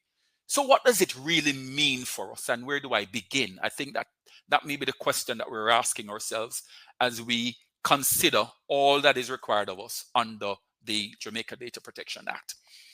I want to engage you in a conversation that goes beyond compliance. It is not about ticking a box to satisfy a regulator, but it is about doing what is right and in the best interest for our customers, so that our customers experience the organization in a very positive way. According to a study that was done by Cisco, it revealed that for every $1 that an organization spends in data privacy, the organization receives on average $2.70 in return on that investment. Because one, you are building trust with your customer. It is not a compliance activity. It is a trust building exercise. And two, that trust translates into customer loyalty. Again, Courtney talked about the importance of retaining your customer, because you're seeing not just the spend at the current levels, but you're seeing increase in customer spend. But then the third point too is that customer becomes a real advocate for your business.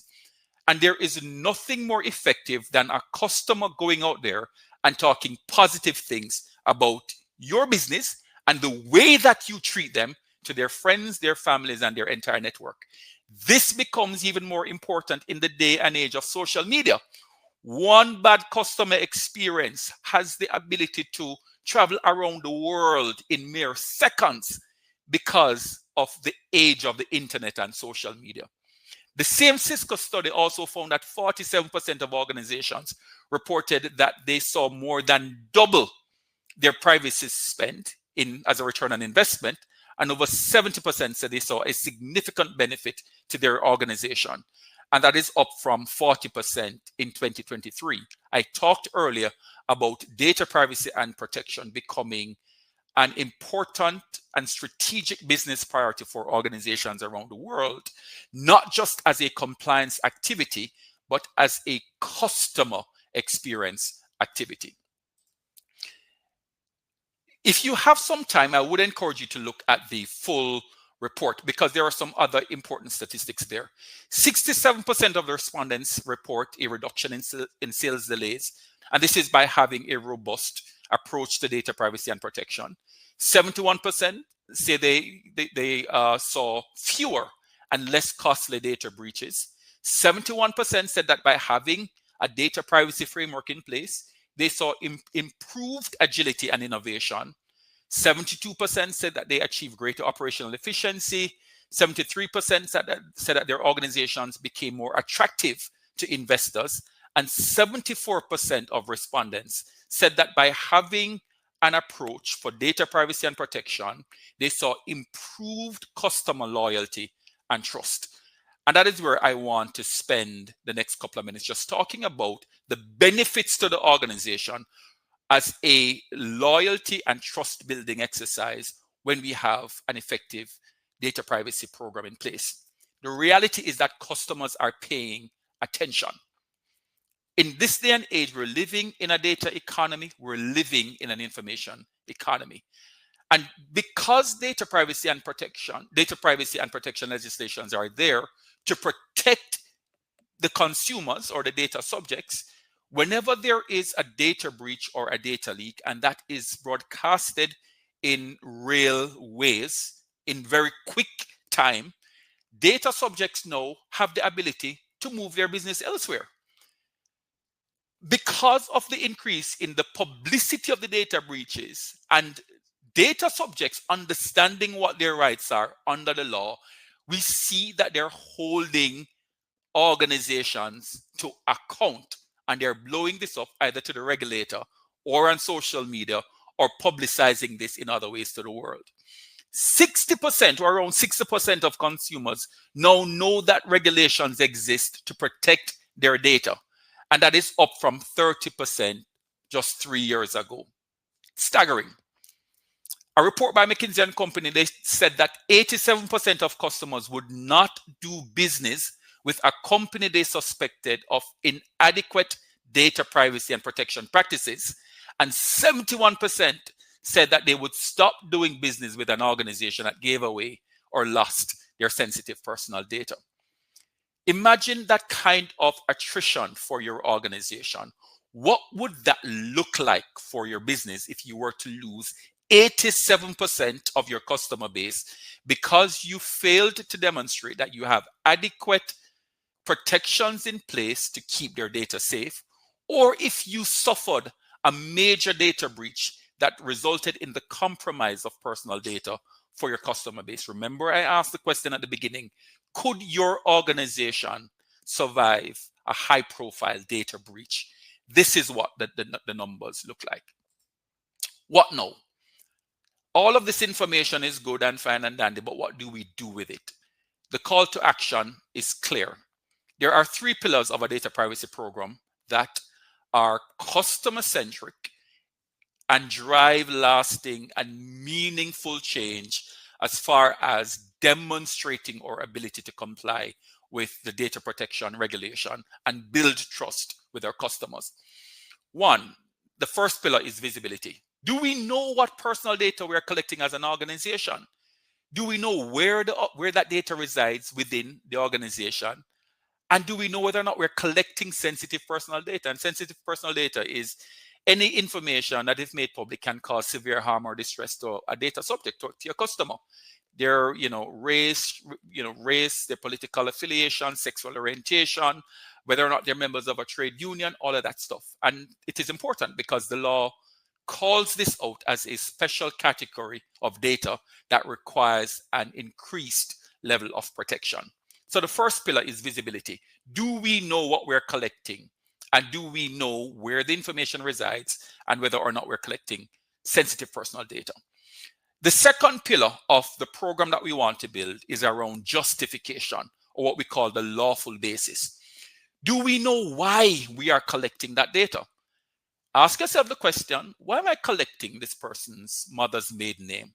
Why am I collecting their last 3 months' bank statements? Why am I collecting information about their last 5 places of residence?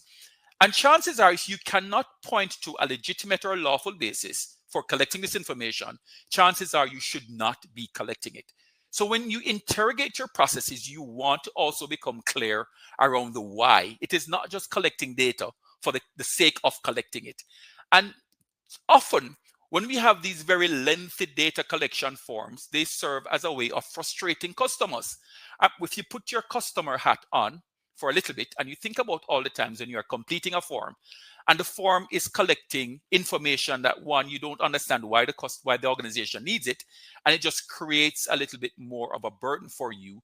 Just imagine or think about how frustrating that is for you. So put yourself in the position of your customers. When you have these forms that are over collecting data, it creates frustration for your customer. So again, a good customer service practice is to make the process as simple and easy for your customer. And under the Jamaica Data Protection Act, that is employed by you just doing the bare minimum. You're collecting only information that is required to do the task at hand. Another question that we ask around the justification piece is, do we know why we are keeping the data for as long as we're keeping it? So the retention period comes into play here. And are we telling customers what we are doing with their data? So the visibility or the transparency piece also becomes important here. And then the third pillar, we talked about visibility, we talked about justification. The third pillar is demonstrability. Can we demonstrate to the regulator, to our customers, and can we demonstrate to our other stakeholders that we are practicing sound data protection principles? So the summary and call to action here is clear. 1, let's design a privacy policy and a privacy notice that informs the organization what our philosophy is around data privacy and data collection, and let's communicate that to our customers by way of a privacy notice. 2, we want to conduct staff training and sensitization so that every member of the organization understands data privacy and data protection as a crucial part of the customer experience that we're trying to create. 3, know your landscape, both internal and external. Remember, I talked about customers not just being the people that we're selling to, but our internal staff as well. The same levels of protection need to be extended to our internal customers.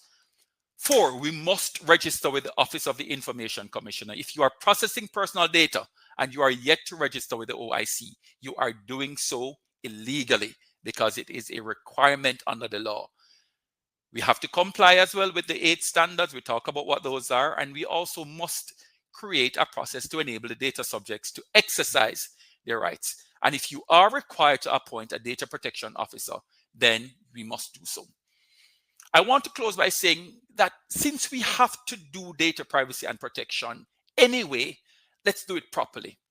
the first step on the ladder is really a box ticking compliance activity, but we start to see benefits realization when we start to think about it from the customer's perspective and treating customer data as a way of creating a seamless customer experience for all that we serve. Ladies and gentlemen, that's all the time I have. Thank you so much for your patience. Thank you for listening. You can contact us, info@securus.com.jm. Reach out directly, andre.palmer@securus.com.jm. If you do have questions, or if there are things that were not ventilated in this, what was a lightning session, feel free to reach out with questions or comments that you may have, and we'll be all too happy to answer or entertain those questions outside of this forum. Thank you very much, and enjoy the rest of this conference. I hope you found the presentation useful.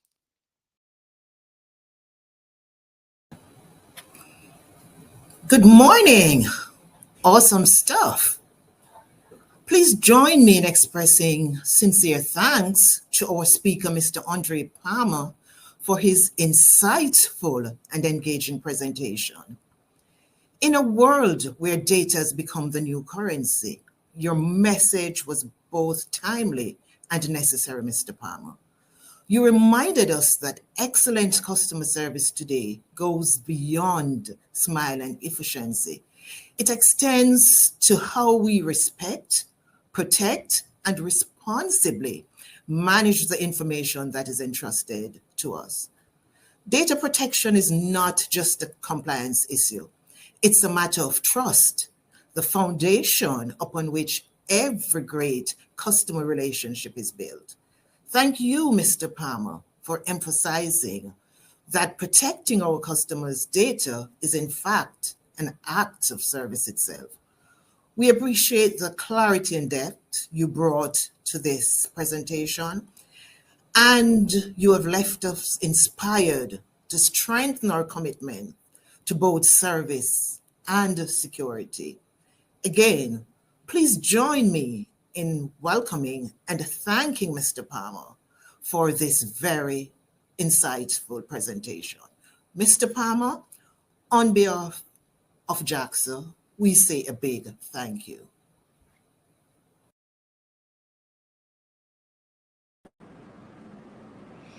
And we say thank you, Mrs. Dolores Jones, head of JN Premier Private Banking, JN Bank. Thank you so very much. And what an absolutely amazing presentation that was indeed from Mr. Palmer. I was enlightened up and down, left and right. And Mr. Palmer, I'm sure that people are going to be calling you to get information, because sometimes those of us who are using the services, we don't know our rights. So I'm very happy that you opened this level of awareness for all of us this morning. And I would encourage people to reach out to Mr. Palmer and his team if you require additional information. Ladies and gentlemen, we're moving along, and this, listen to me, we could finish, the JAXA conference right now, and you would have gotten such a wealth of information that it is going to take you a while to get it all in and to make sure that you're sharing the information with others. It is important, because when you come to a JAXA conference, it's not just about you, it is about the other individuals in your organization with whom you can share the information a little bit later on. All right, so ladies and gentlemen, our next presentation is going to be an interactive one, and I'm very excited about this presentation. This next guest is someone that I, as a young broadcaster, I had the pleasure of interviewing, learning from her so many important issues of the day, developing an understanding of how it is that we ought to approach business in this country of ours. Dr. Blossom Amelia Nelson is a Jamaican educator, social entrepreneur, and business professional who's known for her extensive public service, including being Jamaica's first female Postmaster General. leading the National Development Foundation, and playing a role in the University of Technology UTEC's transformation. She holds a PhD in psychology, is a published author, and continues to contribute to national development through her involvement in organizations like the Jamaica Association for Microfinance, JAMFIN, and the founding of the Animal Welfare Advocacy Group, AWAG. This is just the shortened version of this woman whose sum we could not contain. And I wouldn't have enough time to share all of it. But please join me in welcoming Dr. Blossom Amelie Nelson, Chair of the Corporate Compliance and Data Protection Institute, as she presents on exploring possibilities, showcasing the best of service excellence in Jamaica. Thank you, Althea. Good morning, everyone. Thank you, Althea. I remember those interviews. All right, have we got our production right? You can see me, you can hear me. Good morning, participants. How many people do we have, Althea? I know you can't answer me. Can you put it in the chat? How many people do we have online? As our previous speaker said, he couldn't see anybody, but he did such an excellent job. And this data protection thing is something else, I can tell you. So we have about 400 people online. Fantastic. I am going to be looking at more of a psychosocial approach to customer service excellence. The way of being, because my background is in psychology and sociology, and I'm always looking at the context in which we try to do these things. So as we begin, I'm putting out cues so people can change the slide. And just as I thought, the slide was going to be very little bit. Can you make it bigger? Okay, so customer service concepts and practice have made significant strides over the last decade and a half. I remember when Issa DeVerney came to me and said she was forming the Customer Service Association. I said to myself, Issa, you're so committed. I don't know if you're going to get anybody to join it, but go girl, you go girl. And Jamaica has not been left behind, because here we celebrate such pioneers as Ilsa DeVerney, Dr. Nsombe Jaja, powerhouse, and we have to remember Wayne Robinson, others who have put service excellence in this country on the map, beginning, as I said, with the first iteration of the Customer Service Association. So human resource management science have all become much more sophisticated, I would say, over the last 20 years. You know, the beginning of the new decade, 2000, saw a outburst of different thinking and different terminology as we move management science forward. So advances in the science of customer service have been formed training programs. We have much more sophisticated training for customer service. We talk about body language, talk about tone of voice, facial expression, the persona. To top it off, we provide scripts now to ensure that we standardize responses. I'm not sure that I really appreciate scripts, because I can spot a script a mile off, I can tell you. And you only have to think of the airline industry with the flight attendants and people at the ticket gate. They are so programmed in what they say. But these are good examples of the science of customer service. Moving along.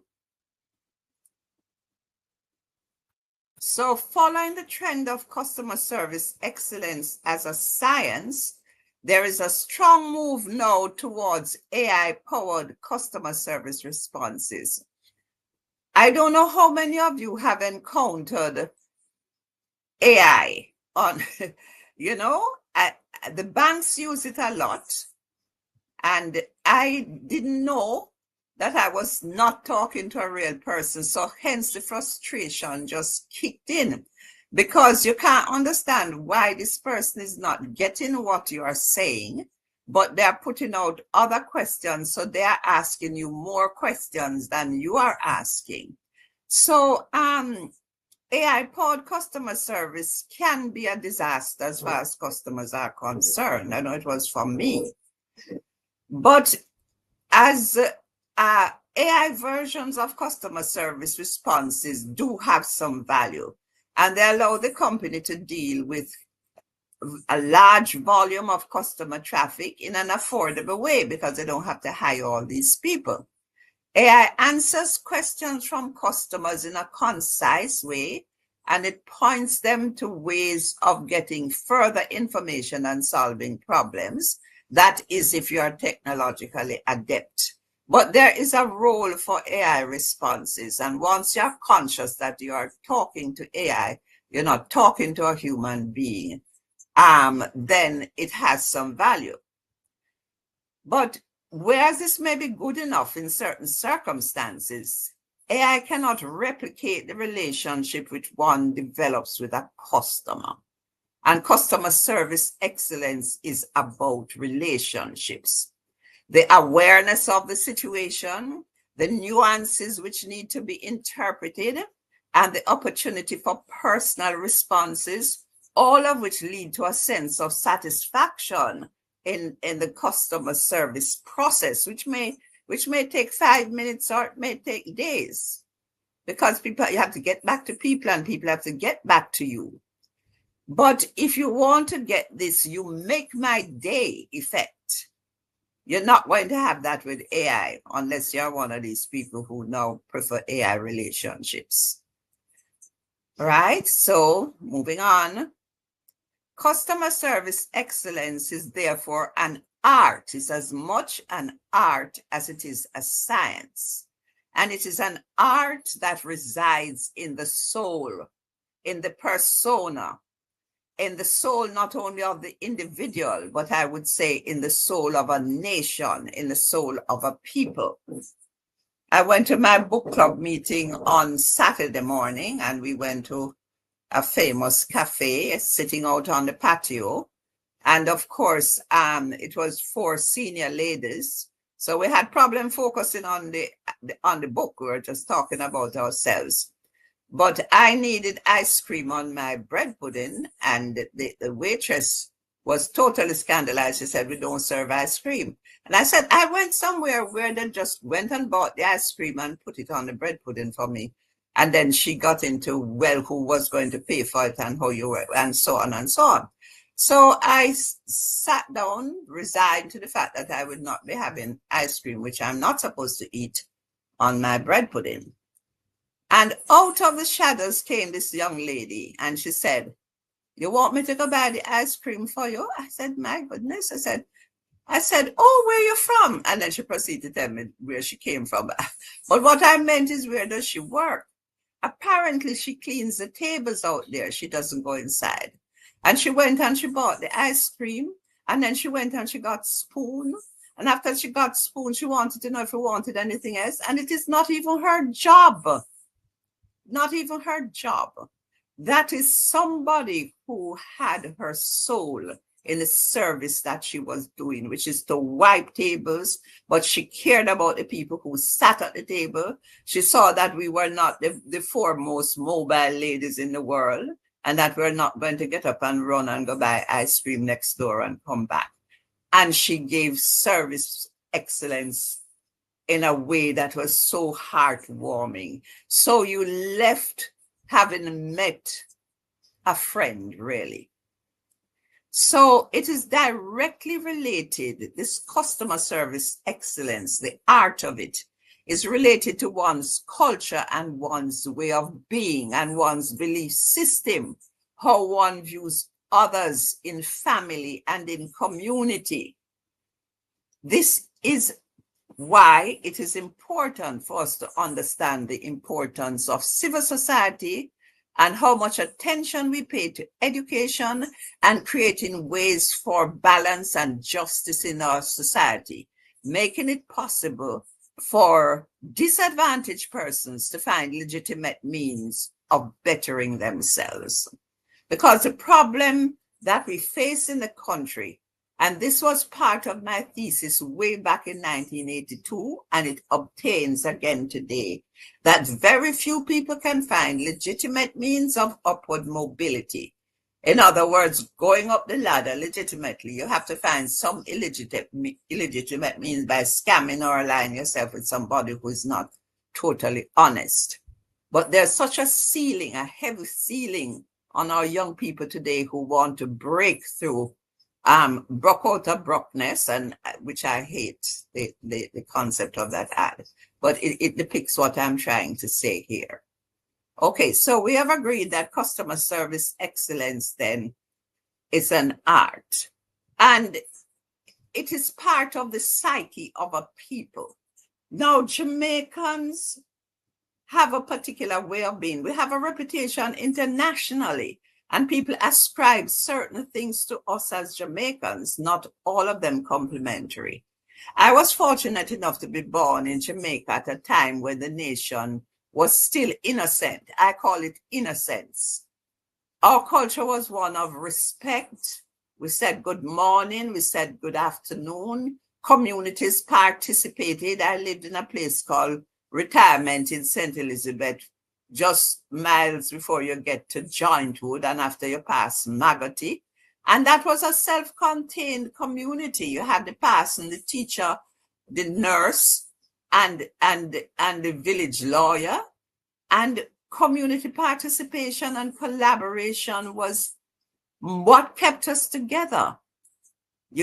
Everybody would rear one another's children. We care for the sick. If you're erecting a building, we all go and you do a work day, and some poor goat gave its life, and you had goat belly soup and curry goat and all of that. You're putting up the building, you're planting out the corn. Life centered around the church and the school, and responsibility and participation. Our values then were well defined, our identity secure. You know what language you were to speak, you know how you were to dress, you know what your aspirations were. And a lot of our top people today, our chief justices, lawyers, doctors, came from those rural beginnings with that culture ingrained in them. Our moral compass was intact. As a matter of fact, we bloomed where we were planted. And I really hate that saying, because it means, to me, it means, as the first thing I say, I'm not going to bloom where I'm planted because I don't like where I'm planted. But blooming where you're planted has a wider connotation, because we contributed where we were in the here and now with what faced us. So the psyche of a people then is most important as we talk about customer service excellence. And then I have a topic here. Then came the Transformers. I live alone, so I'm a movie buff. And we know what the Transformers, you notice how I put that part in, that I live alone, in case anybody is interested. Then came the Transformers. In the post-war era, after the war, our culture began to change. The Transformers had landed. We now had greater mobility to the US, to Britain, to Panama, to Cuba, Costa Rica. That was escalated. I know the first set of people went in the 1920s to Ellis Island, but there was a wave after the war, especially to Britain with the Windrush generation. And that interaction with overseas, with what Rex Nettleford would call the metropole, helped to change our feelings of ourselves and skewed the development of our new identity, particularly those who went to Britain and the US who faced prejudice that they never faced before. They didn't understand. They faced that rejection. And they were hard put to know who they were, and they had to fight to retain an identity.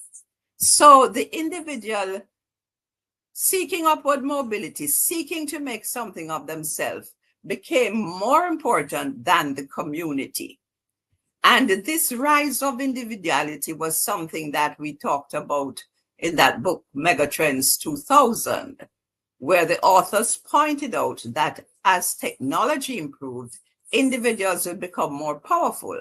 And now we see that one person can have millions of followers on TikTok, on Instagram, on Facebook, on X, and can influence millions of people. This is one person who is trying to work out their own salvation, but can color the beliefs and the behaviors of millions of people. So the individual now has become more powerful than the community, than the neighborhood. Politics then gained ascendancy, and we ended up with the two-party system and with the trade unions, and people began to pick sides. And what came with politics is dividing communities and promoting patronage and dependency. So you looked for your future from the one that you vote for and the one that is in power. If your party not in power, you complain for the whole 5 years, right? And then next transformer was urbanization, the rural-urban migration, with the young people coming from country, moving into town, not having adequate living space, bunch shopping in low-income areas, right? And that became another problem because they had to redefine themselves there. And the media was on top of you, especially the movies. They began to change values and the way in which we related to one another. They used to have movie theater called Majestic and Rialto and all of those movies that people would flock to. And you know what kind of films they were seeing? They were seeing Elliot Ness and all of that Chicago violence, and then it was Dirty Harry and some serious cowboy movies, and people would jump up in the theater and fire at the screen, you know, trying to shoot the bad man or shoot the sheriff or whatever. And so our subcultures began now to develop. The Transformers had landed.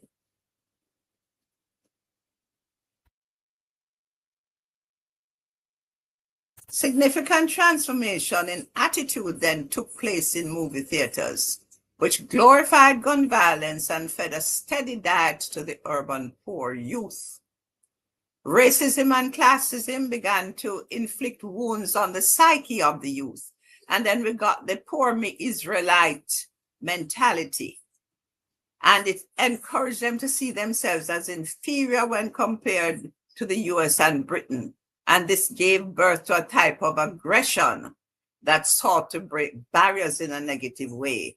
And we see where it really exploded when Jamaicans arriving at Heathrow Airport would be so aggressive that it carry on so much badness that now you and I have to get a visa to go to Britain. We were well on our way to social change at that point without a plan. To social change without a plan. Because what happened is that the mainstream society did not embrace or look at what people were saying with this new subculture, with the reggaeton, with the dancehall.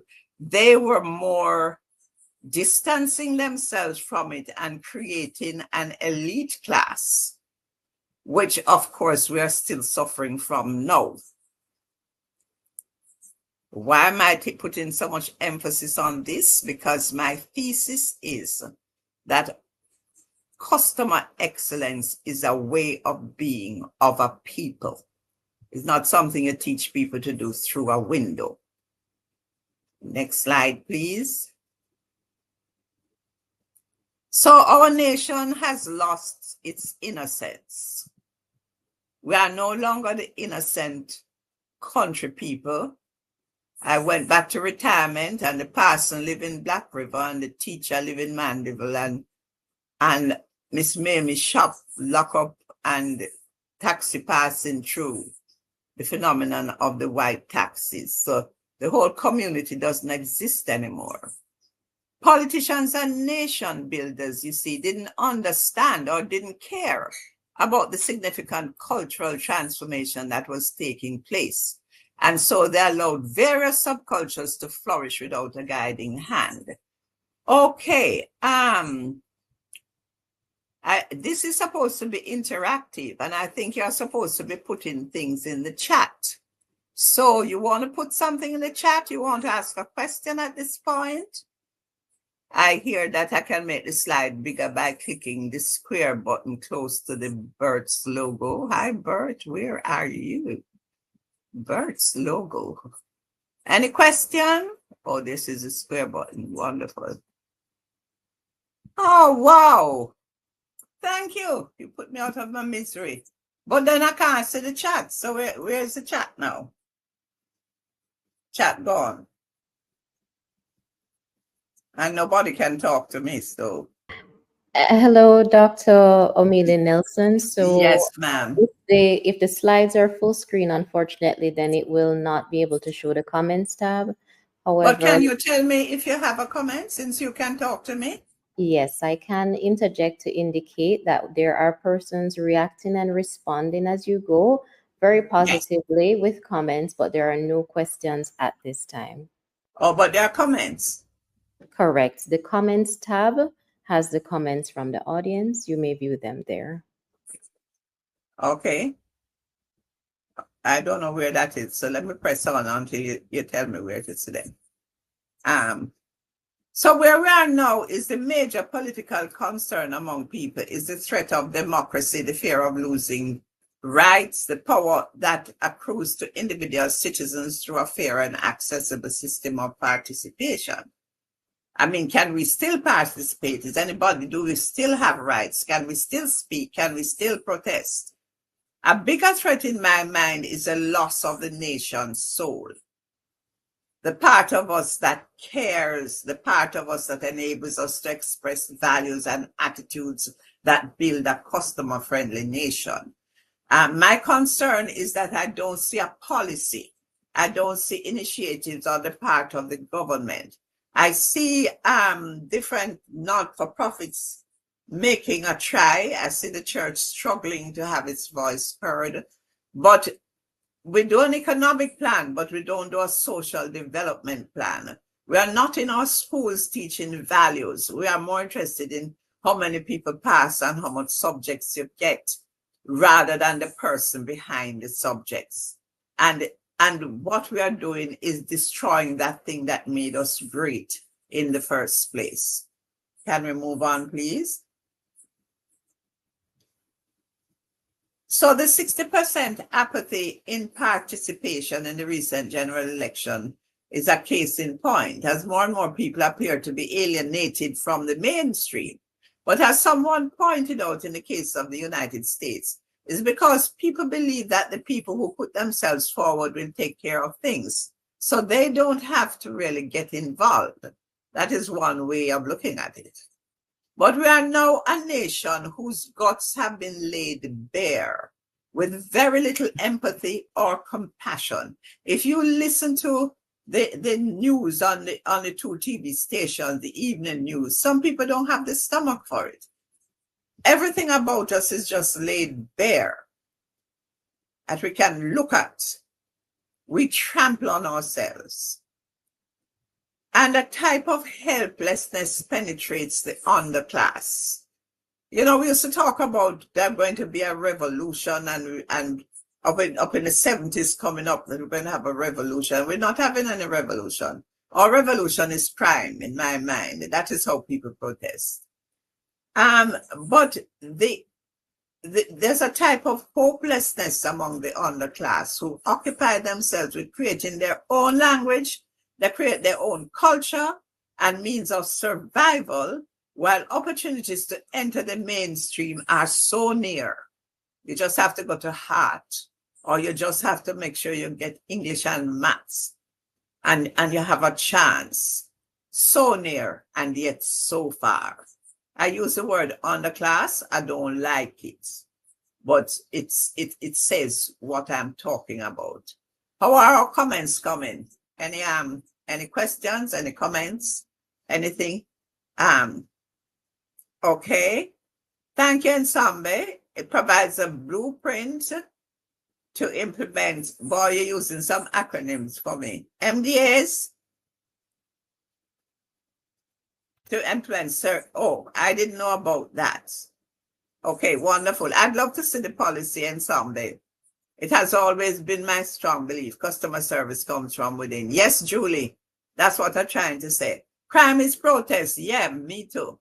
How do we move away from self-involved culture we have adopted? Lord, that is interesting because you see the TikTok and the Instagram and everything, and then the camera on the cell phone and the selfie.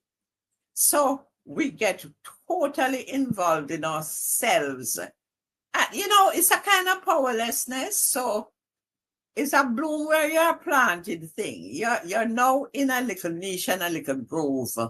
And it's who you are vis-a-vis who your cousin is, vis-a-vis who the girl down the road is, and you have to wear the pants that is halfway down your thigh, and you have to make sure that your hair is sticking up all over the place, because that is so ingrained, because that is who you are. And the only thing that can help folks to move beyond that is that thing about opportunities enter the mainstream, entering the mainstream. How can you just get over that that hurdle that is not really very high, but you can't save enough money, or you can't just get enough capital to even buy your weed whacker so you can move forward? And it would be good if the government would make it a policy now to select those people who just need that little push. I started swimming, but I can't go in the pool and I can't come out. So my trainer has to make sure I know where I'm putting my foot when I go in the pool. You see, when I'm to come out, he has to push me out of the pool. People need that little push. Esther, hi, Esther. We do not need to keep what we adopted, the culture, i.e. we can turn it around and own that process. Okay, so as I speak further, we may get some answers to that. Next one then, the loss of innocence. Next slide.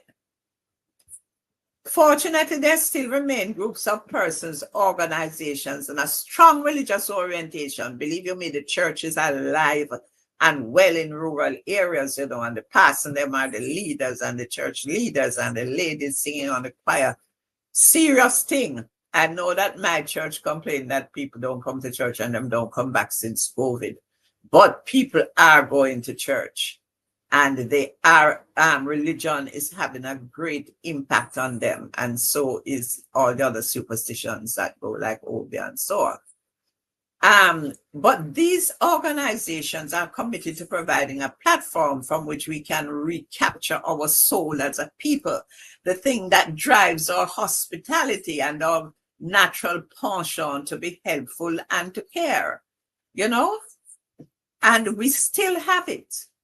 Our political leaders need to articulate not only an economic vision, but a vision for the people, and the customer service excellence policy is a good move. The quality of civil society that we aim for, what is the quality that we aim for? And what out of many one people means, we still don't know what that means. Professor Rex Nettleford in his book Mirror, Mirror makes the point that social and racial cohesion is an absolute for national survival and development. Social and racial cohesion. But we see the economic divide having an impact on the social cohesion, because the rich are getting richer and the poor are getting poorer, even if the poorer is richer than the poorer that they had before. Okay, but then the goalposts move, so you're still not saying anything. Next.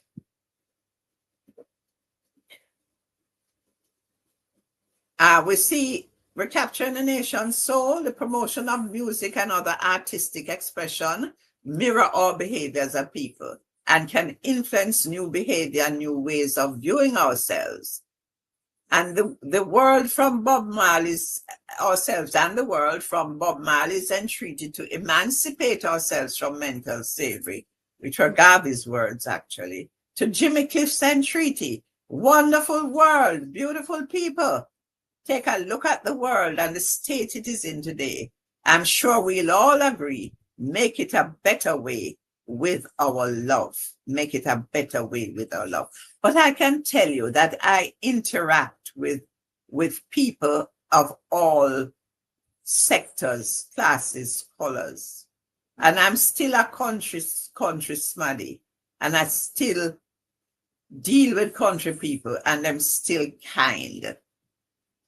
A friend of mine who lives in an urban area, but you know, they usually have the bad word ghetto, where people are forced to live. And those people came and looked after her in her 90s, even when they were not being paid.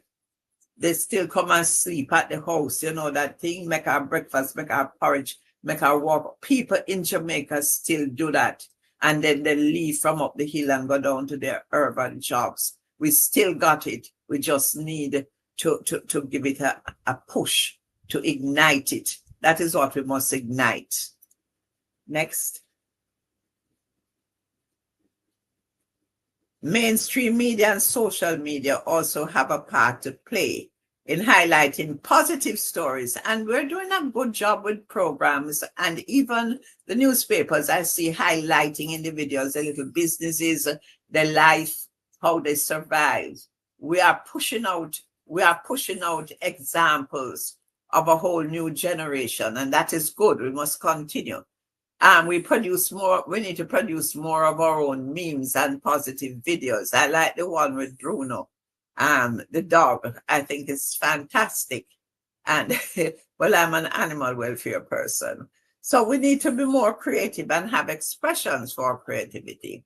Everything from attracting foreign direct investment to selling our products overseas depends on how others perceive our society, how they perceive our people, how we behave to others.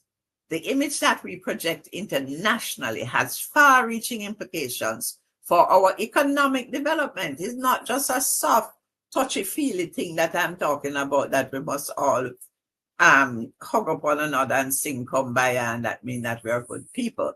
This has an impact on our nation's development, on the cohesion and social justice that we have been talking about for decades, way before independence.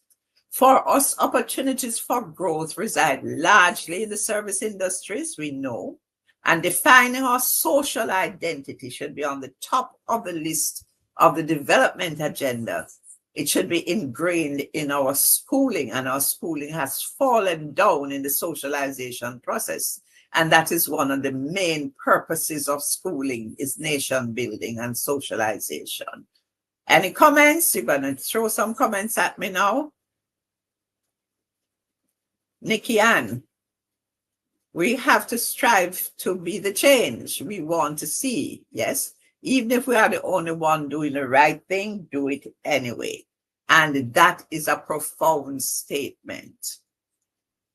Because you can do that if you have your moral compass. What is happening is that we don't talk about a moral compass anymore. We are just reactive. You know, if you go and behave that way, then me go and behave back that way. And oh, this is what people are doing now, so this is what we're going to be doing. You have to stand your ground with your moral compass, right? And I'm talking about individuality, because customer service excellence is based on individualities. That young lady standing in the shadow looking at us and we need ice cream. And she went and did it because it made us feel good. And I hope she felt good about it. Doc, what self-help tips can you share for the able service officers to maintain good, excellent service when you're challenged? Oh, I'm just going to be talking about that. If you are in a workplace, let's see if it's on the next slide. Bring up the next slide.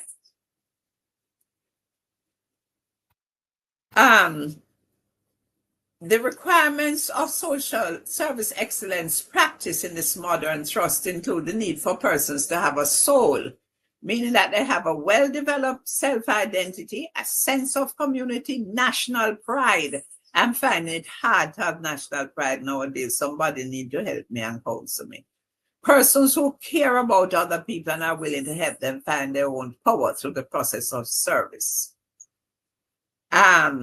Okay, let me answer the question. If you are in an organization, first of all, you have internal customer service, you know. I know an organization that is battling with customer service excellence, but half of it is called by internal customer service because they're not processing the people's things right. And then the frontline person now have to go find a story to tell. And somebody look at me and say, well, me not tell no lie. So, and that is where everything blows up, you know? So it is difficult if you're working in an environment where there is injustice, there's discontent, you're not treated fairly, and companies don't really, departments don't support each other, and you have the silos and the cliques and the whatever, and then you must be a frontline person with all of that mess going on behind you. It is very, very difficult. I'm not telling you that it's easy. You have to have a distinct persona that has lifted yourself out of your environment and out of your medium and be a totally self-directed person to offer customer service excellence under those conditions. Okay, so you have to have a person, a well-developed sense of identity. Your moral compass has to be working fine, because providing service to others is a soul relationship. When I was doing philosophy, which I didn't find very useful, we talk about the I-thou relationship. And customer service is the ultimate I-thou relationship. It is you and me. It is a connection. It is me immediately putting myself in your shoes because I recognize you as a person with your own needs and aspirations. And if I'm going to put myself in your shoes, I have to have some surplus resources to do it. If I'm on the edge, if I'm about to blow up, if I'm in an unhappy relationship and I don't have any money to give the children the next day, I am not going to have any surplus to connect to you. I would really have to be an angel because I'm so overwhelmed by my personal deficit that I don't have any surplus to give to you. But guess what? We have to try to pull through. We have to try to pull through for our own sake. And we have to dig deep to find our own surplus, even in the midst of the personal chaos. You know? And you have to recognize that as a person, that you are a person with your own needs and aspirations. And my personal situation is not your fault. Because the psychology of service excellence demands that we are helping people to achieve their goals. And you must ask yourself, what does the customer require of me? Next, please. One main thing is respect. It's a basic human needs, and it is a cornerstone of service excellence. And respect for others must be part of your culture, your company's culture, your upbringing, your belief system. If you're struggling with your own identity, with who you are, it will be difficult to respect others. You are more likely to see them as a threat and as an imposition, be oversensitive. As they walk through the door as a customer, you begin to take them on because you don't know who them think them is and if them think them better than you, and we've gone down that rabbit hole. One thing we must understand, too, as this is the point I was about to make, that if the company that employs you does not respect the best of our culture and does not promote a culture of respect, then it will be difficult for employees to respect customers. Respect does not exist in a vacuum. And I hope that when we are training and when we're talking to managers, we emphasize that the company culture is going to impact the sort of customer service that they provide. Customers will recognize this by the way we communicate to them. Do we recognize the customer's intellect, or do we make them feel foolful? Do you stereotype and decide that the one who have on the whole heap of hair and fingernail and the eyelash is one person, and the person who come into you shuffling along and have on a wig and a hat is another person? And then you decide how you're going to deal with either of them. Any questions? I love to see these things pop up at the bottom of the screen. No? One all gone? Okay, next. Going the extra mile. On Sunday, the reading was about going the extra mile. And it was a story of the unjust servant. And why did the master think that the servant was unjust? You said to yourself, is what this man do so? And you know why the master thought that he was unjust? Because he did exactly what he was asked to do. And he said, see here, you tell me to plant a thing and I plant it, and see there, it grow. Okay? If you do just what is expected of you, you are short of excellence. If you do what is expected of you, that's not excellence. It is the extra mile that counts. And you have to be astute, and you have to have the psychological competence to understand what constitutes the extra mile. It's like the ice cream on top of the bread pudding, which was disastrous. So we end up only eating the ice cream. Customer service excellence is all about going the extra mile. And you know that our Lord said, if a man compels you to carry his coat 1 mile, carry it 2. And somebody in the class said, oh, even if he's only going 1 mile, no, that is not nice. Okay, but I find it extremely funny. And I must say I quote it myself when I get a chance. Well, you know, there's a lesson in that, because you can overdo it, right? You overdo it and then you embarrass people. You say, what the heck? No, do I have this person for life? Customer service excellence is contextual. It's about creating a total environment of respect, caring and helpfulness from the community to the home to the individual. And, you know, I go back to talking about my people who I love dearly.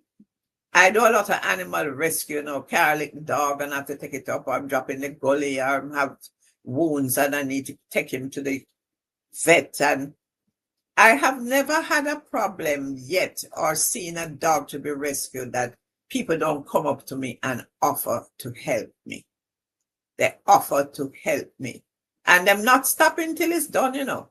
If you run away, one man run down the road, another one come out and this and that. I remember once a guy with a truck, a delivery truck, stopped the big truck and come out because the little puppy go under the truck and we're trying to get the dog from out under the truck. Jamaica people have a combination of compassion and caring and fastness, inquisitiveness, which is a good inquisitive, you know, because they turn it into support. So going the extra mile is where customer service excellence resides. We're coming down now. Next one. Customer service excellence is a way of being. It is a value system. Customer service excellence resides in the individual and in the characteristics that we are able to bring out. It's in the people we select as service providers. Customer service excellence is about putting yourself in the customer's shoes, embracing the customer's goals, and being excited about your customer's vision. It's about creating a joyous encounter. It is something that everybody should feel good when the process is all over.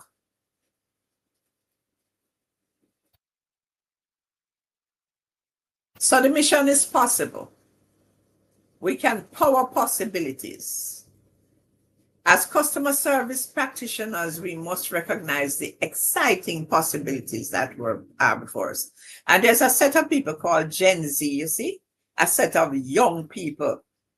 I mean, they are a fertile training ground when you're talking about customer service excellence. Them so entitled and them so enough. And that is what we need. So we face a new generation of aspiring service providers who are eager to learn, they're aspirational, them can cut a twang when I'm ready. They have a budding consciousness of self that needs to be informed. And they're open to the type of training that improves their personal skills, who they are skills. These Gen Z people and some Gen X, they recognize the importance of self-identity and personhood. And as we train them, our focus must be on social and emotional intelligence, self-empowering and dutifulness. With this understanding, the mission is possible indeed. Thank you. We are off. Our rocket has gone. Mission possible. Comments, please.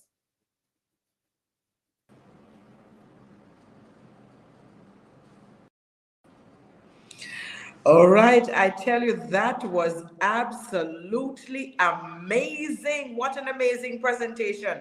Doc, let me see if I can get some of the comments for you.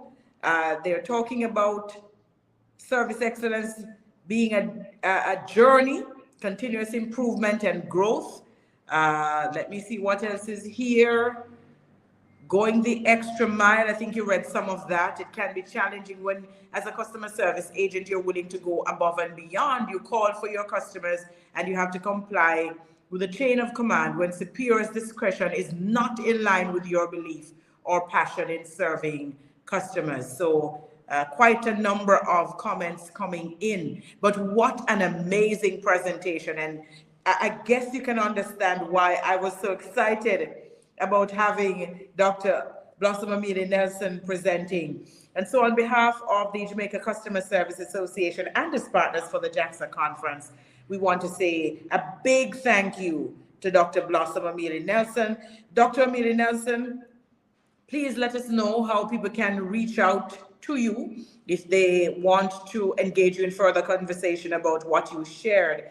But you are so right. Customer service is about the soul as well, and giving from the soul. As you did today. Thank you so very much for sharing your wealth of knowledge and experience with us.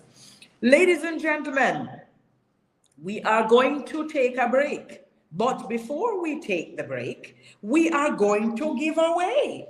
And I think that Danny and Mike have been waiting to give away now and I'm very excited. I always love the spin the wheel section of what it is that we do online here. It is always amazing. So we're going to go to that. But I also want to let you know that during this short break, we're just giving you enough time to go to the restroom, to have a cup of tea or coffee, or whatever else that you have that you want to have. But we're giving you only 5 minutes to do that. I know that on the program, you likely would have had 10 minutes, but because of the time that we are trying to make up, we're only going to give you 5 minutes for that, and that's just enough time for our next presenter to be prepared to get into onto the stage and for us to be ready.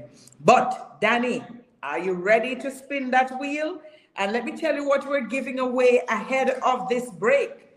Listen to me. This is a wealth of experience that you are going to get just by being a part of this presentation. Look at that. A 1-hour coaching session from Dr. Ensombi Jaja.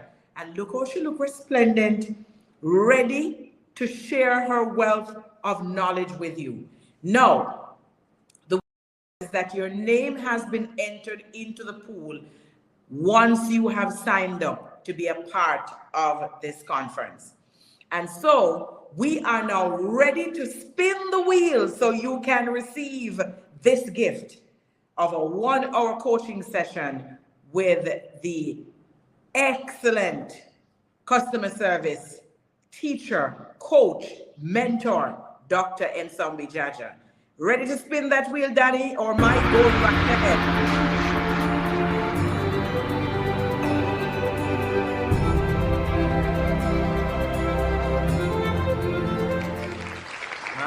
And so the winner is Normalyn Haynes. And I think Normalyn is online because if my memory serves me correct, I think I saw a comment from Normalyn. So Normalyn, if you are there, just acknowledge in the comment section that you're online, and we will, of course, provide the information as to how it is that you will be contacted. Well, Jackson will contact you and advise you how it is that you're going to access that 1-hour coaching session with Dr. Nsombi Jaja. All right, so before we take the break, I want you to make sure that you visit the expo. So on the left-hand side of your screen, there is going to be a little prompt, a little button that says expo. Please go and look at the exhibits. And you know what else is exciting about all of this? There are people waiting to have conversation with you. So it's not that you're going to go into the room and take a look at the fantastic exhibits, but you are the exhibition that has been set up for you, but you are going to be able to interact with those organizations that are part of the expo. So please feel free to go ahead and do that now. Go into the expo. Remember that you'll have a longer time after or during the lunch break. During the lunch break, you can spend a longer time at the expo. You might just want to go now and, get a little prips, as we would say. Take a look at what is going on there. And then later on, you'll have that kind of interaction that we just mentioned a while ago. So we break now for 5 minutes. And when we come back, we will be having our next guest presentation, and that will come from Mrs. Donna Duncan Scott, Group Executive Director, Culture and Human Development at JMMB. Greetings, my people. I am Erica Heslop Martin, Vice President of Public Relations and Communications at the Jamaica Customer Service Association. The Jamaica Customer Service Association has been around for over 23 years. And we are advocates for customer service excellence. We believe in promoting customer service excellence wherever we go. We are encouraging you as individuals, corporate entities, retirees, and students to join this association, join this movement so that we can improve customer service in Jamaica and across the world. Let us come together and go above and beyond in delivering quality customer service. Customer service matters because without our customers, there is no business. Customer service is our business, and we need to understand that delivering quality customer service is very important to the success of any business. Join the Customer Service Association today, the Jamaica Customer Service Association, and be a part of this movement. Visit our website or social media pages for more details. Thank you. This year when you feel the customer service people, them like this. Taxi man and Kenny, yeah, them help me out for a daily. Them work them 9 to 5 to make Jamaica alright. They'll be the magic to make Jamaica alright. Give thanks to the customer service people, them will make Jamaica nice. Work day and even night, make sure the service done and all the customers alright. Just give thanks to the customer service people, them will make Jamaica nice. Work day and even night, make sure the service done and all the customers alright. It's just a blessing to have them now in life. We make Jamaica proud and we know Jamaica is a very special island filled with attraction, like the music and its food. So it's up to them to sell the island to the massive, providing great service and be polite while them at it, yeah. And that's the number one aim, so if them loyal, just call them by them name now. Give thanks to the customer service people, them will make Jamaica nice. We work day and even night, make sure the service done and all the customers are right. Just give thanks to the customer service people, them will make Jamaica nice. We work day and even night, make sure the service right. We say you have to keep your manners, you have to keep your honor. Even the Rasta man we sell the jelly panic and no this him a sissy. We go to what you preach. We say we practice, we preach now. Out them, we say Jamaica's not a nice place. Everybody help a brother, no matter the race. Everybody have to nice up the place. Even taxi man we keep a smile on him face. Give thanks to the customer service people, them will make Jamaica nice. Work day and even night, make sure the service done and all the customers are right. Just give thanks to the customer service people, them will make Jamaica nice. Work day and even night, make sure the service done and all the customers. Just give thanks, just give thanks, just give thanks, just give thanks, just give thanks, just give thanks, yeah. Be the magic in J-A-A. Just give thanks, just give thanks, just give thanks. Just give thanks, yeah. Be the magic in J.A. and you know, make everybody just give thanks, give thanks, give thanks.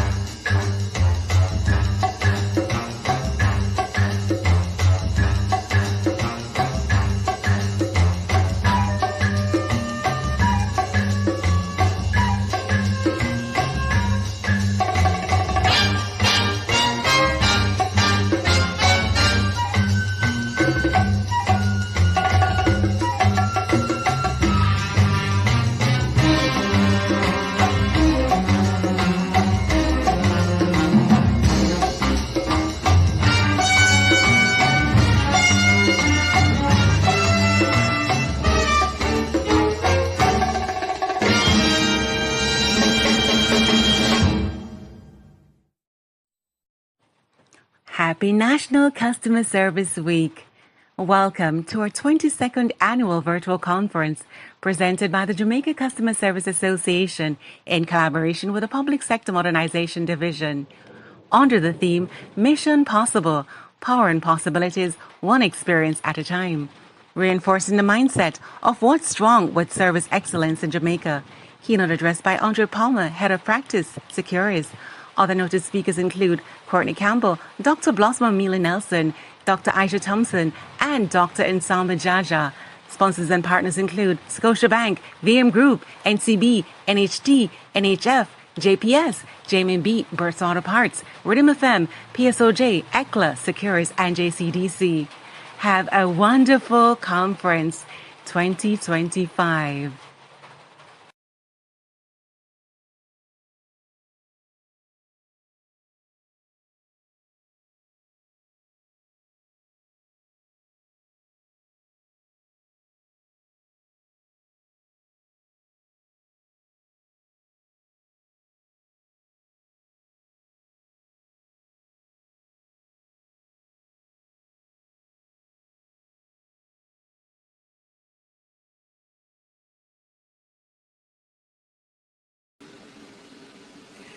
Welcome back, welcome back, welcome back. And I do hope you got enough time to stretch a little and to prepare yourself for what else is ahead. This is the 22nd Annual Service Excellence Conference put on by the Jamaica Customer Service Association, along with its partners. And of course, this is in collaboration with the Public Sector Modernization Division, the Ministry of Finance and the Public Service. And there are a number of other sponsors, the Private Sector Organization of Jamaica, CARICODE, Rhythm FM, JCDC, Scotiabank, the National Commercial Bank, the JMMB Group, the National Housing Trust, VM Group, ECLA, Securities, Burger King, the National Health Fund, JPS, and Burt's Auto. So quite a number of organizations coming on board to ensure that we have this absolutely fantastic conference. Ladies and gentlemen, lots to come now as our next presenter is standing by, ready and waiting to give you the tools that you need to become an excellent servant in terms of customer service.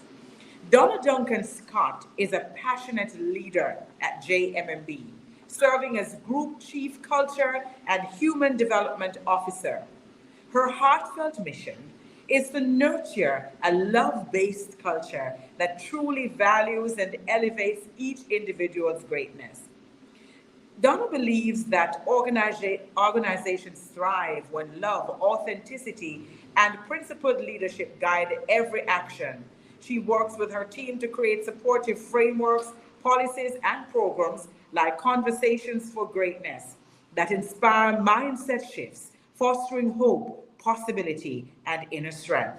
Her leadership helped JMMB expand regionally, becoming the largest brokerage in the Caribbean, built on a foundation of love, integrity, and community service.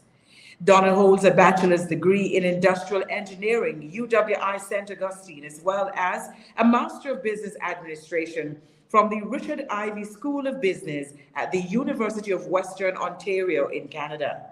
She also holds the prestigious International Chartered Financial Analyst professional designation. Donna's unwavering commitment to making a positive impact has earned her numerous awards, including the Jamaica Observer Business Leader Award and the AFJ International Humanitarian Award. Her work is driven by compassion, kindness, and a deep desire to serve others, inspiring all who know her to lead with love and purpose. Her journey exemplifies how transformational leadership rooted in love can create lasting change. Ladies and gentlemen, please welcome to address us on Mission Impossible. Well, Mission Impossible becoming possible. It's Mission Possible. Building a pervasive customer-centric culture. Put your hands together and make welcome Mrs. Donna Duncan Scott. Okay, good afternoon. Is afternoon yet? Yes, good afternoon, everyone. Great. All right, let me see how we move this presentation forward. Okay, get it. Well, okay, great. It's great to be here, guys. Great to be here. And I caught some of Blossom's presentation earlier, and it was really fantastic. And a lot of, you're going to hear a lot of reinforcement. My presentation is going to reinforce a lot of what Blossom was talking about. So we're talking about the topic I was asked to address is building loyalty beyond transactions. And we're really proud of that. Is something that's important to JMMB, and we're really proud of the work, the kind of loyalty we've been able to build with our clients and with our team members. So we, our Net Promoter Score, for instance, in Jamaica has always been above the international standard. Always has been. Trinidad recently increased their Net Promoter Score to way into the 80s. With the industry standard is about 70. And then, I mean, international industry standard. And DR is coming up, right? All right. So great. So what I want to talk about now is let me just do it this way. I can see it here. Thank you. So, all right. So benefits of building loyalty. The benefits of building loyalty. We can continue when you have loyal clients. They are, well, I mean, I think these are obvious, but I mean, when your clients are loyal, there's word of mouth, and that is what grew JMMB from the beginning. Word of mouth, and continues to be a big driver, which means that it reduces the cost of acquiring clients because it's word of mouth. The other thing about it is that yes, I can't read this thing totally. Mm-hmm. Right, we have and loyalty at the client level, loyalty at the team member level. We have team members that have been with us from jump. you know, and because of the loyalty of the team members as well. And that allows for that, the benefits of that are amazing. So, you know, you can imagine, because you have institutional knowledge, we get the culture, we get to keep, you know, building on the culture, because the culture, as the organization grows, it gets more challenging to really keep the culture going. But when we have loyal team members and that own the culture, then it really helps. So we see the benefits of the loyalty now. But what I would like to add today, so the theme is loyalty, building loyalty beyond transactions. That's the topic. And I want to just add to the front of that, loving, building loyalty beyond the transactions. Because at the source of it, what is driving loyalty is loving. All right? So that brings in Joan Isabel Duncan, GMMB's co-founder, along with Dr. Noel Lyons. And her idea was to build a company that was based on love, where we honored everybody. The team members were honored, the clients were honored, no matter how much money they had. You know, we're standing for the ordinary Jamaican, really being taken care of their financial well-being. So this is the kind of company that she was standing for. Now, on the screen, you are seeing her mission statement. And later in our conversation, is how important it is. Mm-hmm. I'm going to read it. It says, I would like to contribute to the good of all persons with whom I come in contact and to achieve complete harmony with the Holy Spirit. I will do so by focusing on and endeavoring to realize the good for all persons concerned, which can be derived from every situation with which I am presented. So that's her understanding of her why.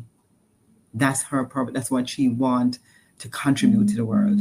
And you can see when you're coming from that place, then you can create a GMMB, a company founded in love that honors everybody. All right. So a little more about GMMB, so I can pull the thing together. So remember, so she said she's going to have this company founded on love, and she brought all the team members together, along with Beverly Manley, who at that time was in a relationship with her ex-husband, right? And she asked Beverly to come and help her for the team to come and sit down and write our vision. What kind of company we wanted to create. And everybody wrote down what kind of company we wanted to create. And it was pulled together by Beverly Manley and her sister, and led by my sister Patricia Sutherland. When in the exercise, she was head of HR at that time, and we all pulled together the vision of love.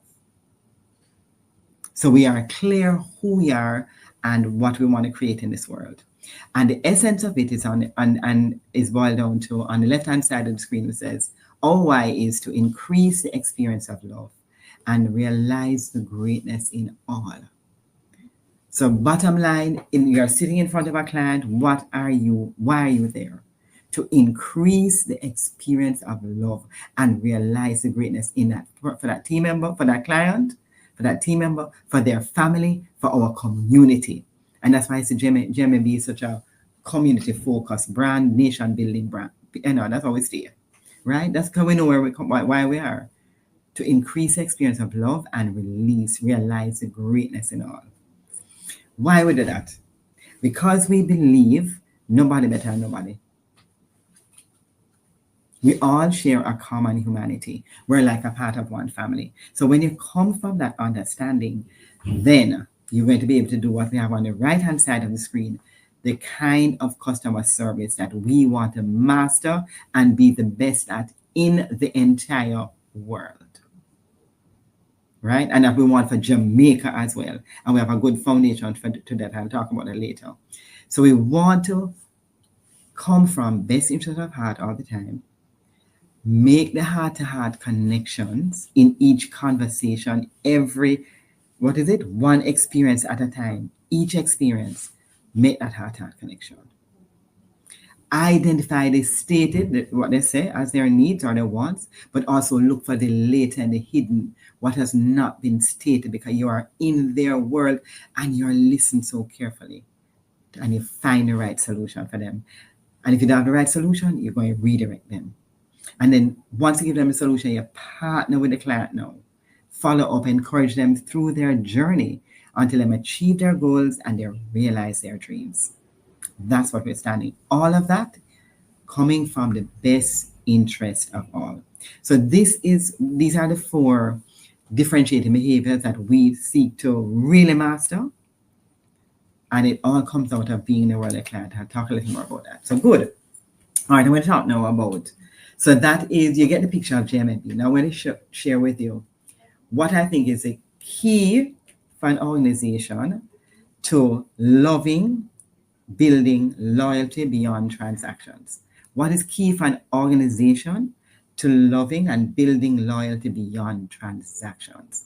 Then I will talk to you for the individual now, what is key for the individual. So this part is about the organization. So what is it that the organization, we think, is critical from our own experience at JMMB has made a difference in really building loyalty that we have built with our clients.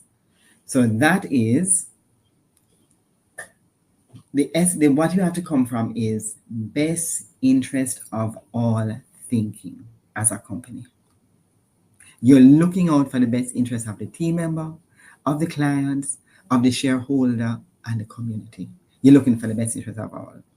So I'll give you an example. So in COVID, when COVID happened, remember, we did not know what was going to happen in the world. We did not know what was going to happen next. And we decided, coming from best interest of all, we are going to share the burden. So we're not going to just have it like, when some companies immediately, you remember one company, I'm not going to call the name, but immediately them start to lay off people.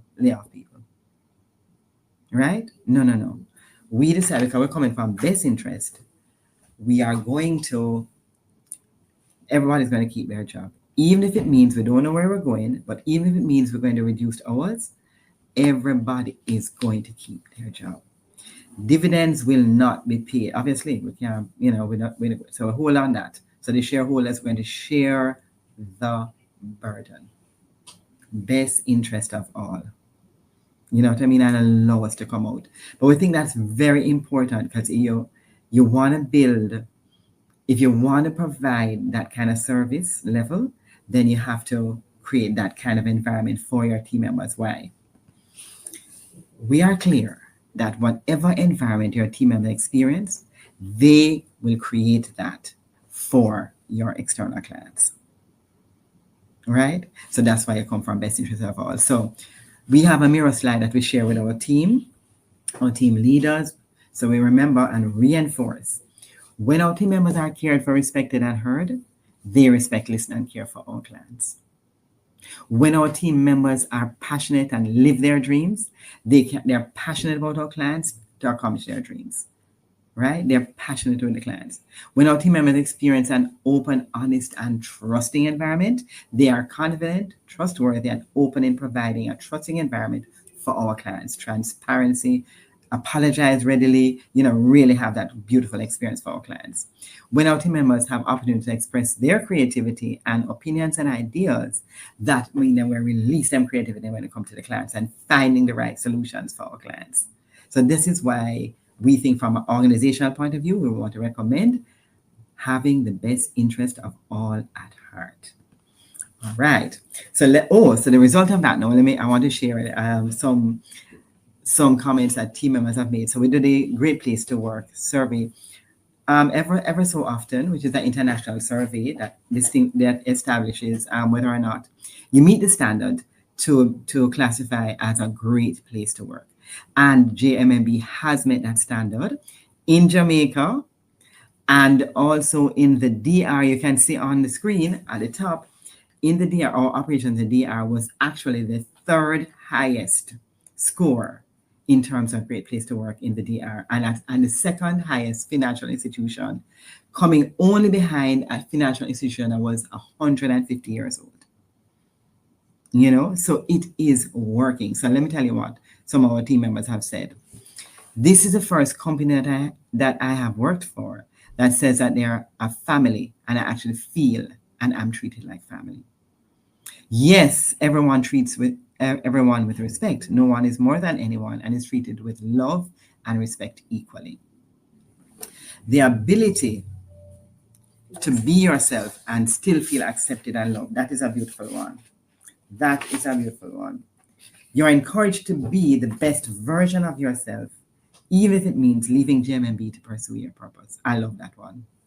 How it says a stepping stone. GMMB may not be the last place that you work, because it is a stepping stone for lots of people. So unique about GMMB, the atmosphere of love and family and togetherness, the feeling of not only working as an employee, but you are treated with love, care, respect, and honesty, and the same is expected from you on how you would relate to others. Beautiful. So you get the point about the importance of best interest of all. Great. All right, so that's organization. Now we come into how we stay with time. Good. Yeah. Now we're coming to you as an individual, each one of us as individuals. What makes a difference in building loyalty beyond transactions? Loving and building loyalty beyond transactions. Being in the world of the client. Really being in the world of the client. And Blossom said it. She said about stepping into the shoes of the client, right? And she explained that it's a soul relationship. It's a soul relationship. She is so right. Because when you get into the world of the client, you're practicing active listening, you're understanding what the client needs, you're looking to see what are their fears, what are their concerns, what are their constraints. You really get into their world so they feel heard for. They feel heard. You're on their side. You are, and the bottom line is that you're going to see the client as you see yourself. No different. Remember, so we're nobody no better than nobody. So we see the client as just like family that we love, right?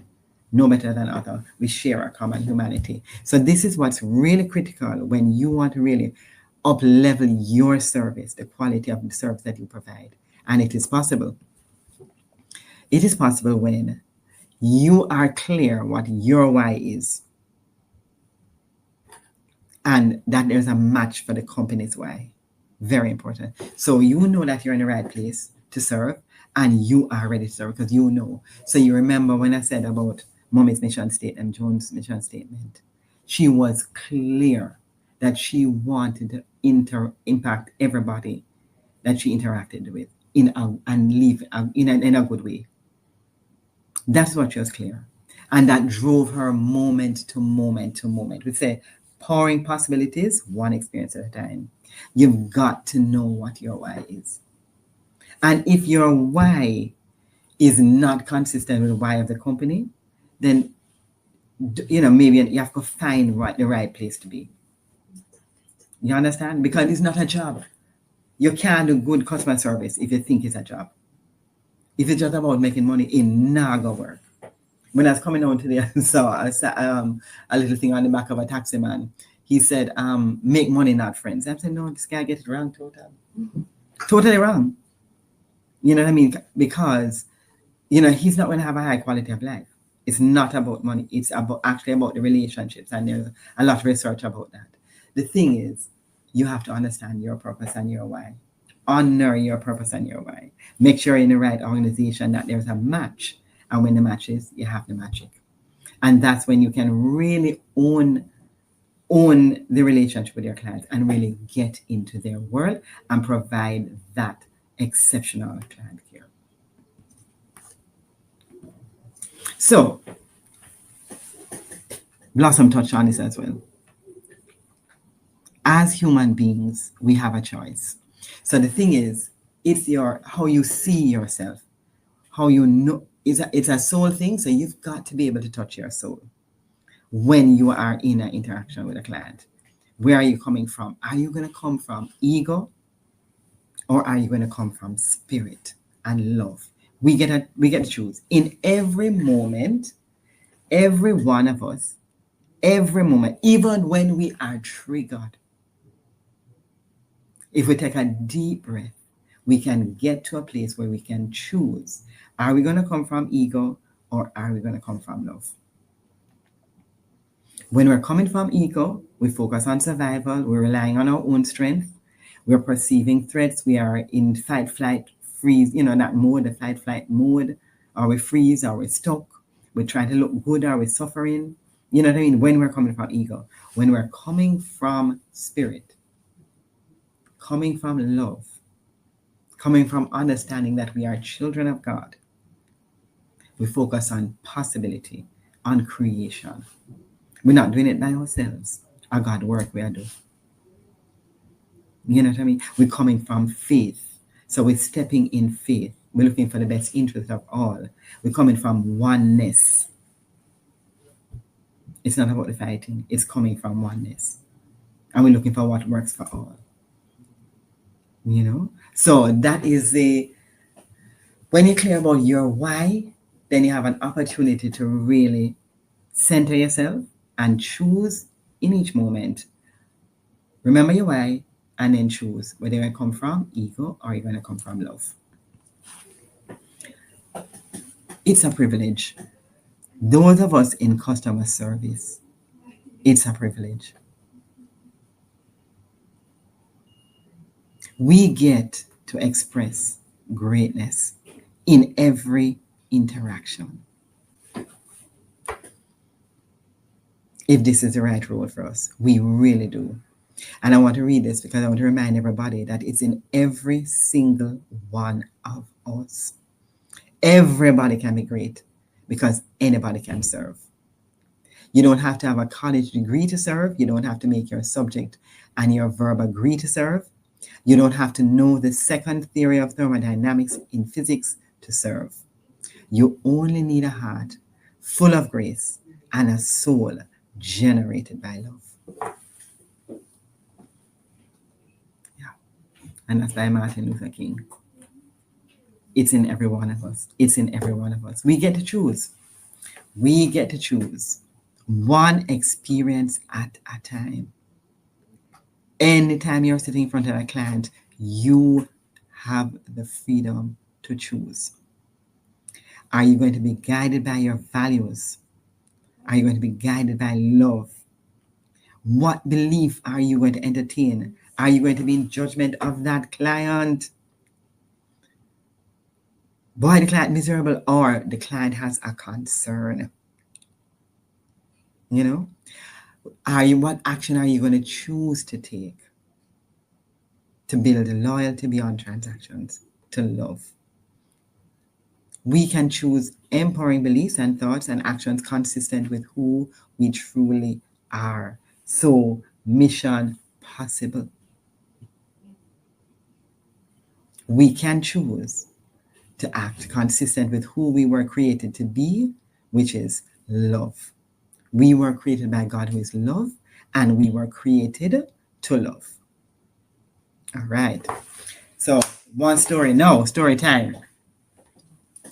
So, this is consistent with what I was saying. I was really happy to hear that.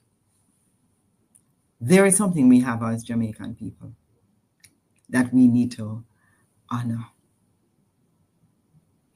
So, I am coming down. I live in Irishtown, and I'm driving down Irishtown Road. And my daughter learning, no, not me driving, my daughter driving. So she's learning to drive and she's driving, and I'm in the passenger seat. And we are coming down the hill now. So we're coming down a very steep road. So I said, no, at this point, we have to switch sides because you're not going to drive down. You're learning to drive. You're not going to drive down this steep road with me. Right. So as we are coming out of the car to allow her to come over by the passenger, some men on the road on the side, right by, it's called Smiley's Bar, right by Smiley's Bar, right? So the men just said to me, but hold on, why is she coming out? How is she going to learn to drive down this road if she come out now? And I'm saying like, is me a good drive there, you know? I'm saying like, how wanna come into this? How wanna come into this? How wanna come into this? And the man just say, pure heart, man. You understand what I'm saying? And of course, we make her drive down the road. Very, very steep road. A lot of accomplished drivers don't drive down that road. And she drive down. And now she up and down that road. No problem. But this is the part about Jamaica that Blossom was talking about. And that I am reinforcing. We fast. We're open to be fast in each other's business, and it's okay. We get into other people's business. It's actually beautiful because we care about each other. I felt so cared for by that. And another time, just the other, the more recent one, no, I'm there. I am picking out a jersey for my stepson. I'm picking out a jersey for my stepson. And he wanted this like a funny thing on it. And I'm like, no, why you want to put a funny thing on it? A father in the same shop said to me, listen, allow him to express himself and allow him to put that on the jersey. Something called 6767, something funny thing. You see what I'm saying? This is Jamaica. This is Jamaica. And it's what I love about Jamaica. And we have to nurture it. We have to build it. You know what I mean? Other places you're going to have this kind of culture where people can just talk to each other like that and just share with each other and just support each other. You don't have it. So it's a beautiful foundation we have as Jamaicans to make mission possible, to power possibilities, one experience at a time. And that's why the quality of the relationships with our clients are such that our team members are invited to the people in wedding or them graduation, that kind of thing. We're standing for that kind of quality of love that we Jamaican people know how to give.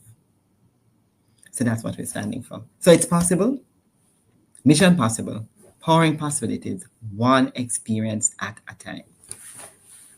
Beautiful. So that is what I want to share. No, that's it. Yeah, I think that's it. That's what I'd like to share today. And then I can take some questions. Boy, I'm telling you, my heart full till it can't fuller. It is absolutely amazing. I would love to share with you, and I hope, can we keep her for about another couple of minutes? I think I see some people in the comment section. There are lots of comments. Agree, true customer service shines through when conditions are not so favorable. True, always great service at JMMB. They set the trend by advising you how you are in the phone queue years before many other companies. They love most recent technological advancements, the look and feel of the physical locations. Even the security personnel understand the role as part of the family. Yes. Excellent presentation. Let me tell you what my personal experience is. Years ago, in 2016, and this is personal, I didn't have to share this, but I want to share it because it's important. I was doing my master's, and there was a gentleman who is a customer of JMMB. And he said to me, he was having a conversation, he said, Althea, I see you're doing your master's. He's from another financial institution, by the way, a credit union. He says to me, you're doing your master's? I say, yes. He said, you can live in the master's? And he said to me, listen, we need to work on getting your house. He was a customer at JMMB, guaranteed the loan that I could get from JMMB, $500,000 to help me with that down payment on the house. Not shame to talk. And not only did he do that, but he worked out before I went to that JMMB meeting what my payment was going to be with your JMMB rep. Wow. At the end of the first month of having gotten that loan, when I looked at my statement, I saw interest. I'm like, what kind of madness is this? This has never happened in my life before. There's a lady that you have there at the front in the New Kingston office, the Knoxford Boulevard one. I know his move. She is absolutely amazing. What a blessing of a woman that is. And that is indicative of the kind of service that you offer there at JMMB. You can take over now. Yeah, that's Carlene, man. Oh gosh. Oh, it's Carlene. I bet it's Carlene. Yes. That should fit. Amazing. Yes. Yeah. Amazing. And that is a loyalty situation there. All right. Let me see if we have any. I'm just telling you what my JMB experience is, and I think there are others who have that. Let me see in the comment section if there are any more. Says the presentation was warm and heartfelt. That's exactly how I felt about it too. Richard beside me is nodding. Yes. All right. So, all right. So we're out of time, but thank you so very much. For having shared not just what you do at JMMB, but your heart with us this afternoon. Love the background because it means that you came here to show us how much love you all have for people at JMMB. And of course, we wish you continued success in all that you do. Because you see, when you take that heart into business operations with you, when you yourself understand excellent customer service, then everybody else is going to follow. And I think that is what is happening for you. Yes, we give God thanks. We give thanks. Yes. All right. So blessings to you. Thank you. All right, take care. Enjoy the rest, guys. All right. Donna Duncan Scott there. What an amazing time we're having. My heart full. My heart full. My heart is very full. When you can't go home now, they're not going home, Richard. All right. So, ladies and gentlemen, we're moving on to more sharing, more absolutely fantastic experiences. And we're going to be turning the spotlight now on Scotiabank. Their mission possible, how service excellence has been offered to their customers. We're going to take first a video from them, and then I'll introduce to you the panel from Scotiabank. So let us just take a video presentation from them, and then I'll introduce the team that will address you today.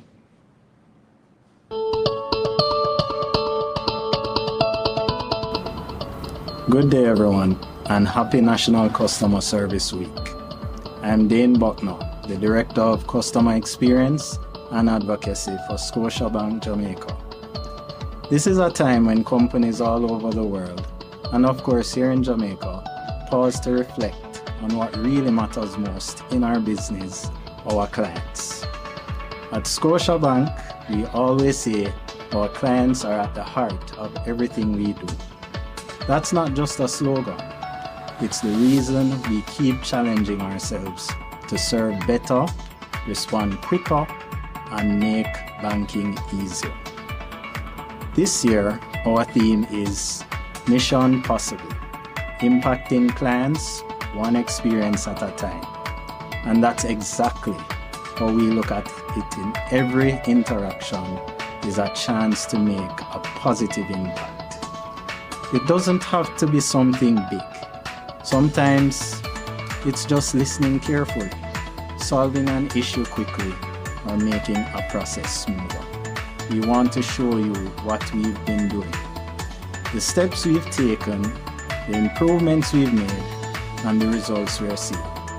You'll hear from our teams about the real changes that are happening on the ground and how together we are moving closer to that mission. Because at the end of the day, customer service isn't about numbers or policies. It's about people helping people, one experience at a time. All right, thank you, Dane, for setting the tone for this conversation that we are having this afternoon.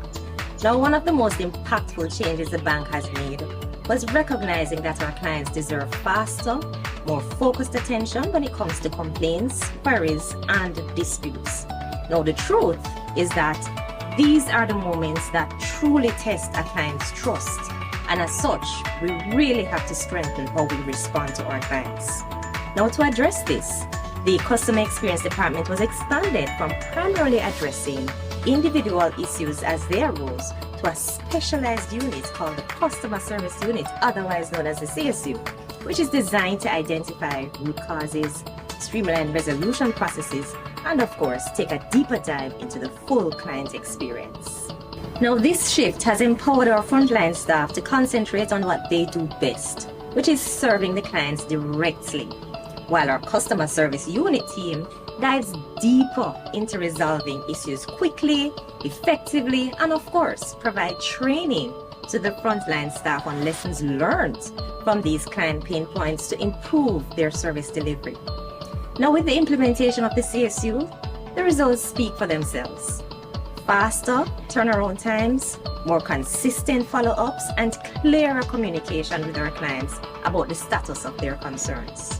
Now, ultimately, this wasn't just a structural change. It was a commitment to our clients. When they speak, we listen and act. We have now a dynamic team that not only resolves issues, but also takes a strategic approach, analyzing service trends, benchmarking against industry standards, and consistently recognizing staff who go above and beyond in serving our clients. Let's go meet the team that's making it all happen, because when we work together with purpose, excellence becomes the standard. Hi, I'm Nikisha Blair and I'm from the Customer Experience Unit. Yes, I can recall a situation where I had a customer who was overseas and needed to have access to their funds. But of course, being overseas, they're not able to have immediate access to their funds. So my task was to resolve the customer issue quickly. The customer had reached out to the branch but did not get a response. So what I had to do, I escalated the situation to the branch supervisor, and we were able to assist that customer. We also were able to get the card to the customer in a very, very short time. This proved that we, the customer service unit, will do what we need to do to ensure that our customers are indeed satisfied.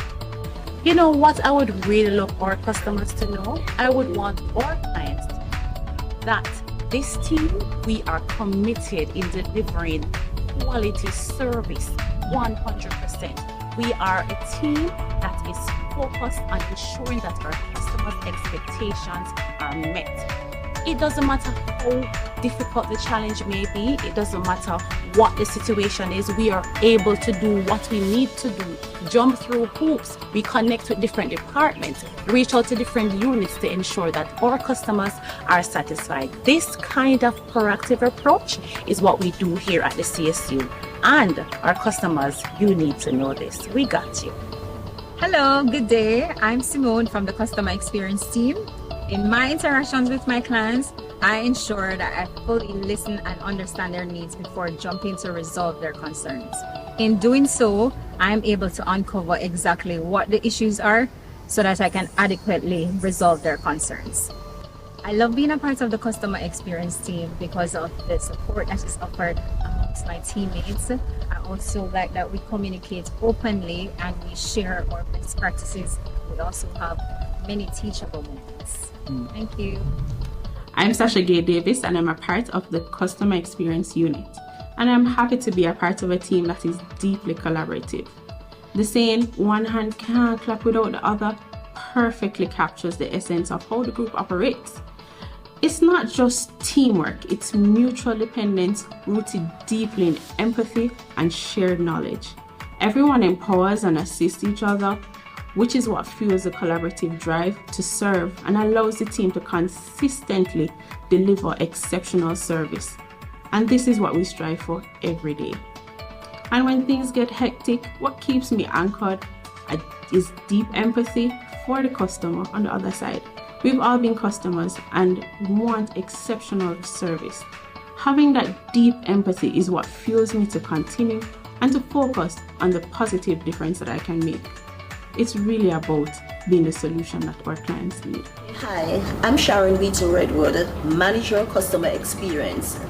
And I want to thank Cheryl for just telling us about this amazing team that we have here in Customer Experience.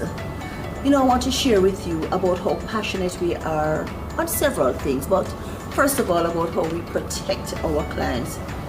Fraud has been a major factor and a major pain point for our clients in recent times. And so at Scotiabank, we decided that we're going to do something about this. And we're going to educate our clients about how to spot the scam and stop the fraud. And so we had a campaign where we took to the airwaves We were on the radio, we were on Instagram Live, and most importantly, we were across the country certifying our clients on how to, you got it, spot the scam and stop the fraud. Now, the most enjoyable part of it was meeting with our seniors in Emancipation Park at our aging seminar. And here we spoke with our seniors. It was such an engaging time. You know, when they told us about about romance fraud and their experience with it was really an amazing time. And guess what? It's important for us to really focus on customer learning. We focus a lot on ensuring that our staff are well trained. Every customer-facing staff is certified in customer experience because we know that it's important for them to be well-trained to be better able to serve you, our clients. We also focus on internal service excellence. And before I even go on to the internal service excellence, so important is it for our staff to be trained that we believe that service starts in the parking lot. And so we went to town and we trained our security guards in customer service. They were so proud as they walk away with their certificates, being certified to really serve our clients. Our internal service excellence program, it's a big thing for us because as a Jamaican phrase says, we have to learn to dance a yard before we can dance abroad, which in essence means we have to learn to serve each other well. We have to develop that culture of serving each other well. When we do that, then we're better able to serve our clients. We develop a culture of recognition. Every single Friday, we are recognizing our staff. If a client writes about our staff, we're going to blow it up across the bank network because we want people to say, look here, I want to do that. I want to be recognized that way. And so our recognition program is a big thing for us. And guess what? At the end of the year, we have our red carpet event where we are hailing all of our service heroes, all of those branches, all of those subunits, and every single one that helps us to deliver the service well. It's a big deal for us. We have our service champions right across the branch network and in every support unit. So at Scotiabank, we're making the mission possible, one experience at a time. Hi, I'm Kamoy Gale, a business analyst within the client experience team. At Scotiabank, we take your feedback seriously. Your voice truly matters. Every survey response and client interactions are analyzed to uncover insights that drive real improvements. We don't just look at metrics like satisfaction scores, we probe further to unearth the why behind them. Using smart systems, we group feedback into teams to identify trends about what our clients really enjoy as well as their pain points. That is, what's working and where we need to do better. Whether it's onboarding or digital channels or service quality, we are listening. Once we identify the issues, this is where the real work begins. We turn problems into solutions. In today's digital world, where clients expect fast, safe, and convenient service, your feedback has helped us to enhance our online banking and mobile app. Small business and commercial clients can now send wire transfer with ease. Investment clients can access statements online, and yes, deposit notifications are now available where clients can access alerts when funds are deposited to their accounts, all because of your feedback. Every improvement starts with you. So when you share feedback or complete a survey, know that it goes straight to us. We analyze it, we advocate for it, and we use it to build smoother and smarter experiences for you.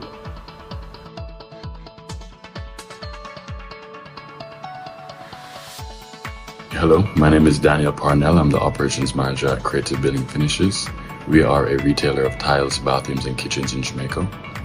For 25 years, Scotiabank has really been an amazing partner to Creative in the truest sense of the word. There's never been a transactional relationship. We're a family-run business, and I'd love to tell you that Scotiabank is absolutely a part of this family. We pick up the phone, we call a relationship manager, we run ideas by each other, we strategize together, and then the best part of it all is the execution from Scotiabank. The speed, the efficiency, the diligence from their team is second to none. For our company, we focus so heavily on the experience of our customers, and so we are always early adopters of Scotiabank's newest rollouts. From the virtual terminal that has made remote customer transactions seamless, the deal number system for purchasing foreign exchange that has simplified what used to be complicated, and then most recently, the speedy wire transfers still impress my overseas suppliers, who are amazed at how quickly they receive their funds. In business, so much of what we do is geared on relationships and trust, and I can say wholeheartedly that we have enjoyed the relationship and trust given to us by Scotiabank. A lot of our success as a company is directly tied to Scotia's guidance and partnership. Their support has allowed us to serve our customers better, move quickly when opportunities arise, and continue growing in a competitive market. Scotiabank has truly been with us every step of the way, and we are proud to say that they are not just our bank, they are our partner. We look forward to many, many, many more years of a successful relationship between us and Scotiabank.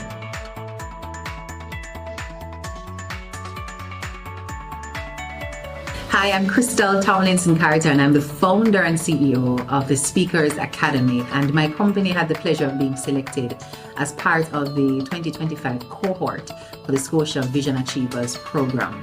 From the point of application to our graduation exercise, it was an eye-opening experience for me, because to apply for the program, you had to be clear about what you wanted for your business.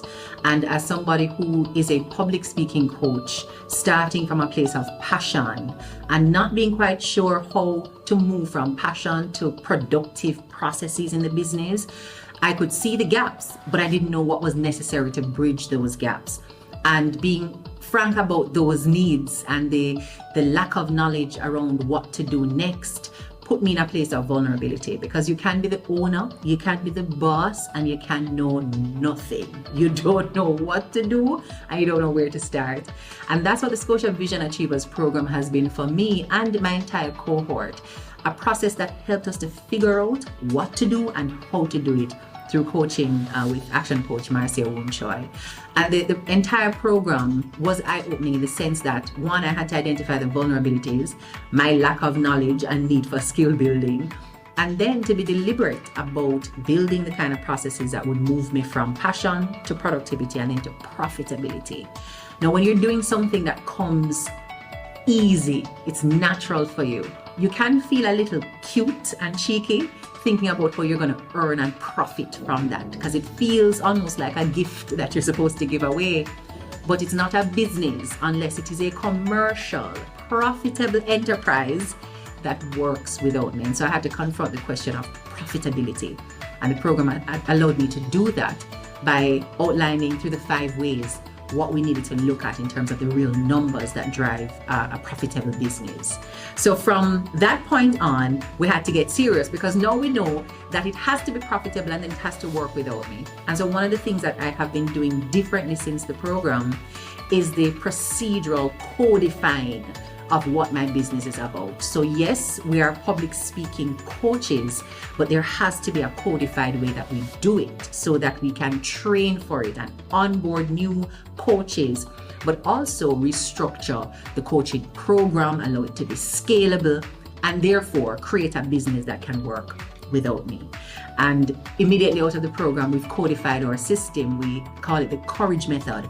And it's allowing me to teach my students, but also to teach new coaches how we're going to help our clients to rapidly organize their thoughts in a codified way, generate coherent opinions, to speak confidently in front of a microphone, to be able to deliver impromptu.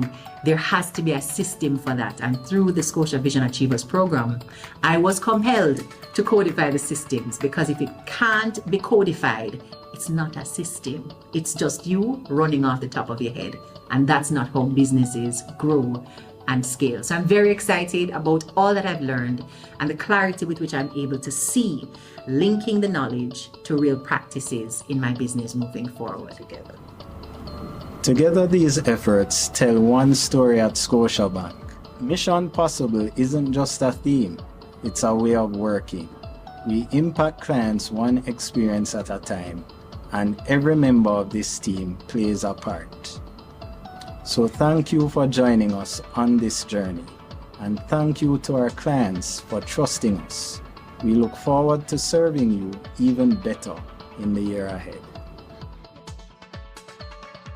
Boy, this is just amazing stuff that is being shared here at this 22nd Annual Service Excellence Conference. All right, so we're going to have conversation with the team now.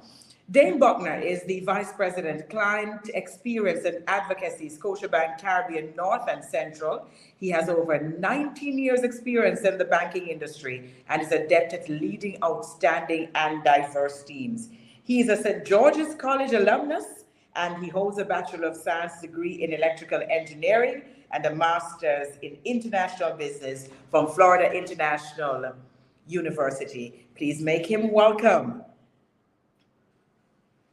Hi, afternoon. Afternoon, Altio. Afternoon, everyone. Good to have you on with us. Sharon Wheatle, who Happy I to know be from here. our IDRNE, has been a career banker for approximately 36 years and a university lecturer for over 19 years. She is the manager of customer experience at the Bank of Nova Scotia, where she champions a customer-focused culture to deepen client relationships and leverage broader bank relationships. She participates in the development of and the maintenance of the accountability for the implementation of agreed standards, strategies and initiatives in the various customer touchpoints of the Scotia Group to achieve and maintain industry leadership in customer experience. A short name is Sharon, but we know you're a family woman, and I think you bring that family experience into the work that you do at Scotiabank. So good to see you. Good afternoon. Thank you. All right. And we have with us as well Cheryl Thompson. She joined Scotiabank in 2006 as a teller at the Premier Branch and has worked in several roles and is currently the manager complaints, right? But I guess if you have complaints, then you have to deal with compliance too. In the customer experience department, as manager for complaints, she leads and oversees the customer service unit to ensure that the business strategies, the plans and initiatives are executed and delivered in accordance with the governing regulations, internal policies and procedures, and in order to ensure quality and service to internal and external customers. Boy, ladies and gentlemen, I know that we're all looking forward to this presentation from you all. That video, heartwarming and absolutely fantastic. So I know that you're ready now to share some more with us. Take it away.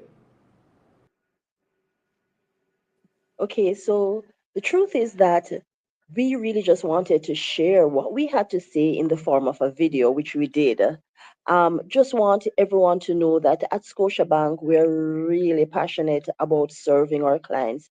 And every initiative and every strategy you see we have, it's really because the clients is at the heart of everything we do.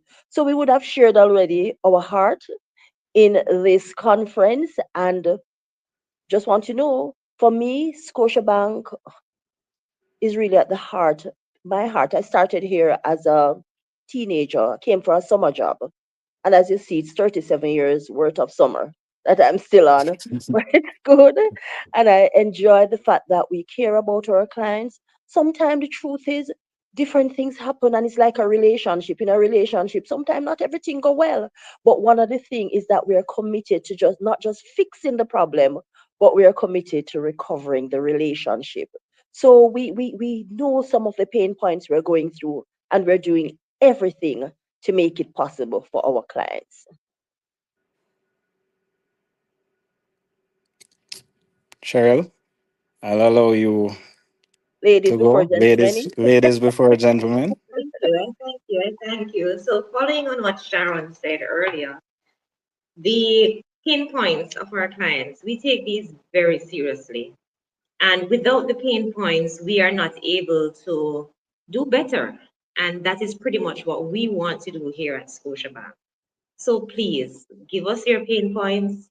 Let us fix the relationship, because that is what we're here to do. Thanks, Cheryl. So again, you guys would have seen the video and seen the extent of which the client experience team goes for our customers in resolving issues and enhancing the customer experience. If I look at it from my own journey through Scotiabank, And I came into the organization in 2006. I came in as an operations trainee. And coming from an engineering background, I was very process oriented. And it was coming in as a trainee and having that experience on the front line that I was able to move away from, just being solely focused on process to understanding how the process can work for our customers. And I was able to experience empathy. And it was through the empathy that I knew that based on some of the processes that we had or things that we how we served our clients that we could always do better. And I think that is something I've seen during the course of my career, that Scotiabank has always listened to our clients or gotten feedback from our clients. And you can see it through one of our surveys through Net Promoter Score. We take the opportunity to get feedback from our clients around our processes, and that's through the branch, through the digital space, meaning on online banking, and through the contact center. And just progressing from a trainee right into business banking, which again is more relationship oriented. We place a great emphasis on relationship and understanding or having better relationships with our client and understanding what is important to them. Because even though we're in a digital age and we're moving fast towards AI and digital solutions, there is always going to be room for what we call that relationship banking and understanding what is important to our customers. Because again, we understand as well that our customers, banking is based, a lot of it is based on how our customers feel, the emotion, because what all FIs have in common, team, is, well, they sell similar products. And we believe that a differentiator, why would our customers choose us over a competitor, has to be based on the level of service we provide for them. So the organization is moving much more towards making it easy to do business, being more client-centric, which actually we have modified our core values in order to incorporate a more client-centric behavior. So it doesn't even matter if someone is on the front line or if they're in legal or if they're in finance, not serving the customer is at the center of everything. So based on what we showed just now, we wanted to display that and let persons know that the mission is possible. It is always consistent, always something. Well, it's always something that you're putting work into, but the key around enhancing the client experience and giving a great value proposition is consistency. And the theme that is similar through all of this is ensuring that we are connected with our customers. Thanks, Althea. That's it from me. All right, so Marjorie's in the background there.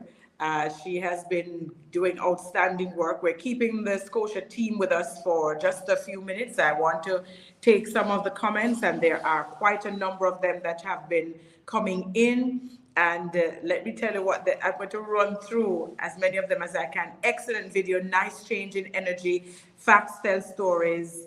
I love the use of stories and practical tips and techniques. Go Scotiabank. Dr. Jaja says policies, procedures, and processes codify.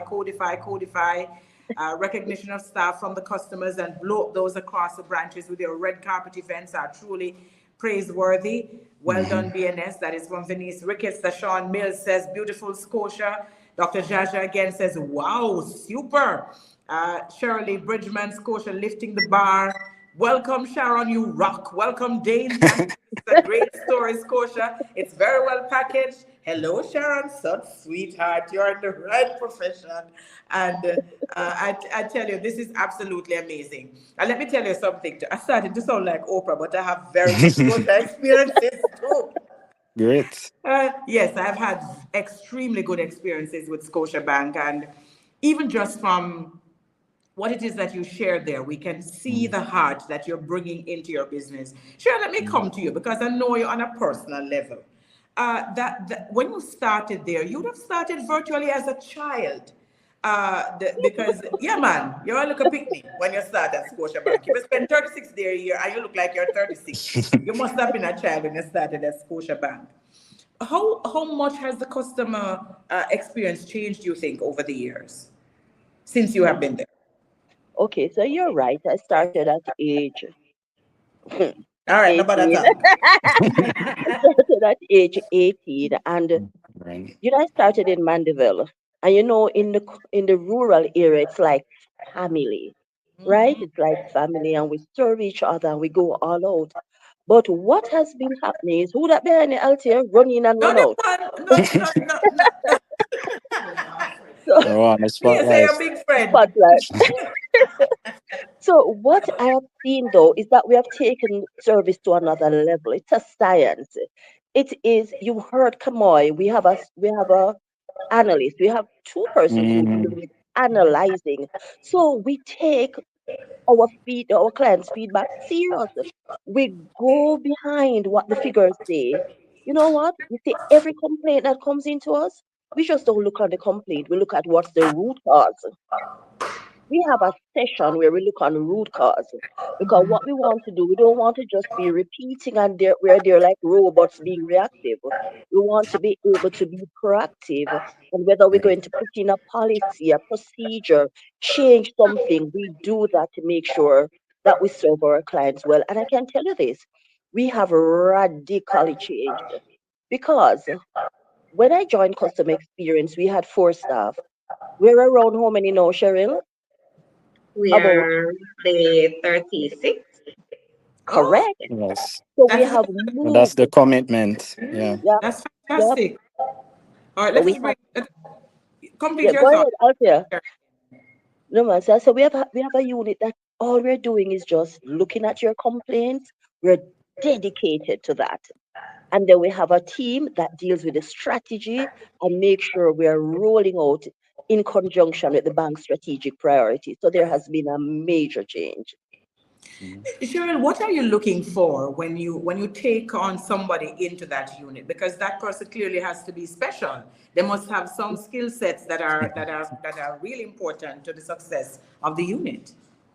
I love that question, Althea. So when we are taking on staff for our unit, first of all, we look to see how client-centric this person is.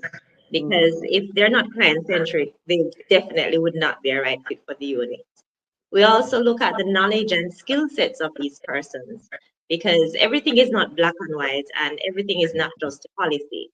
We always have to look beyond the policy and look at the client situation and be able to really deep dive and look to see how best we can actually help these clients, but at the same time, not going against bank policies and procedures.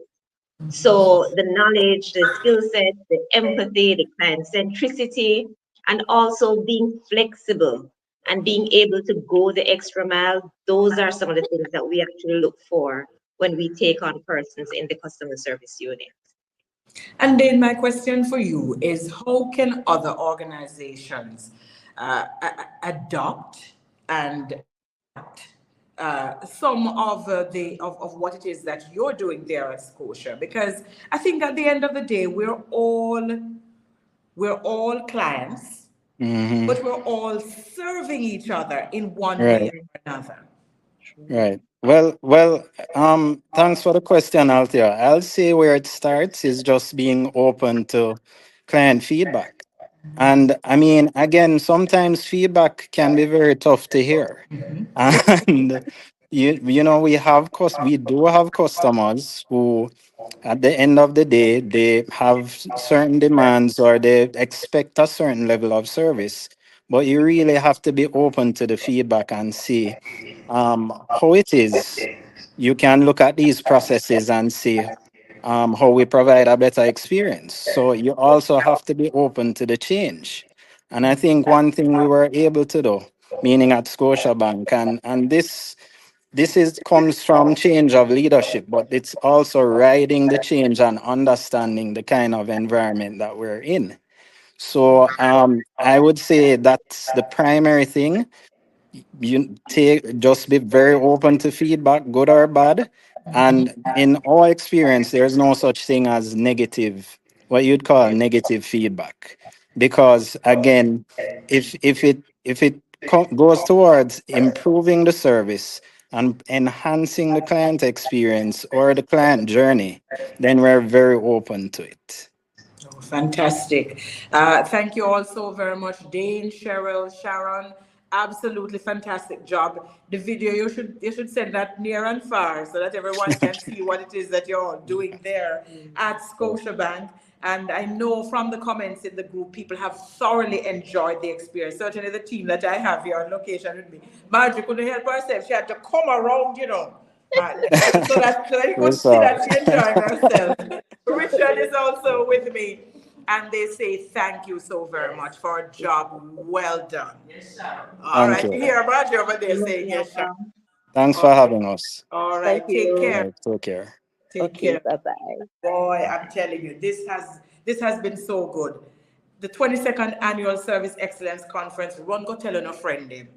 If they did not sign up for the conference, we have day 2 tomorrow. They've already missed a significant amount of information on day 1. You need to tell them. In fact, if your employer only send 3 people, they need to send like 10 more, because this is absolutely fantastic information that can help any organization. And I want you to make sure that during the lunch period, we're taking the lunch break now, we want you to network. We told you where it is that you can go in terms of the expo. It's that little button that says expo on the left-hand corner of your screen. Just hit that. But you also need to network with each other, engage with each other. And a little bit later on in the afternoon, when we give you that, or we send that information out for you to fill out the form to say how the conference has been, that is also important, because this is a part, that feedback process is also very critical.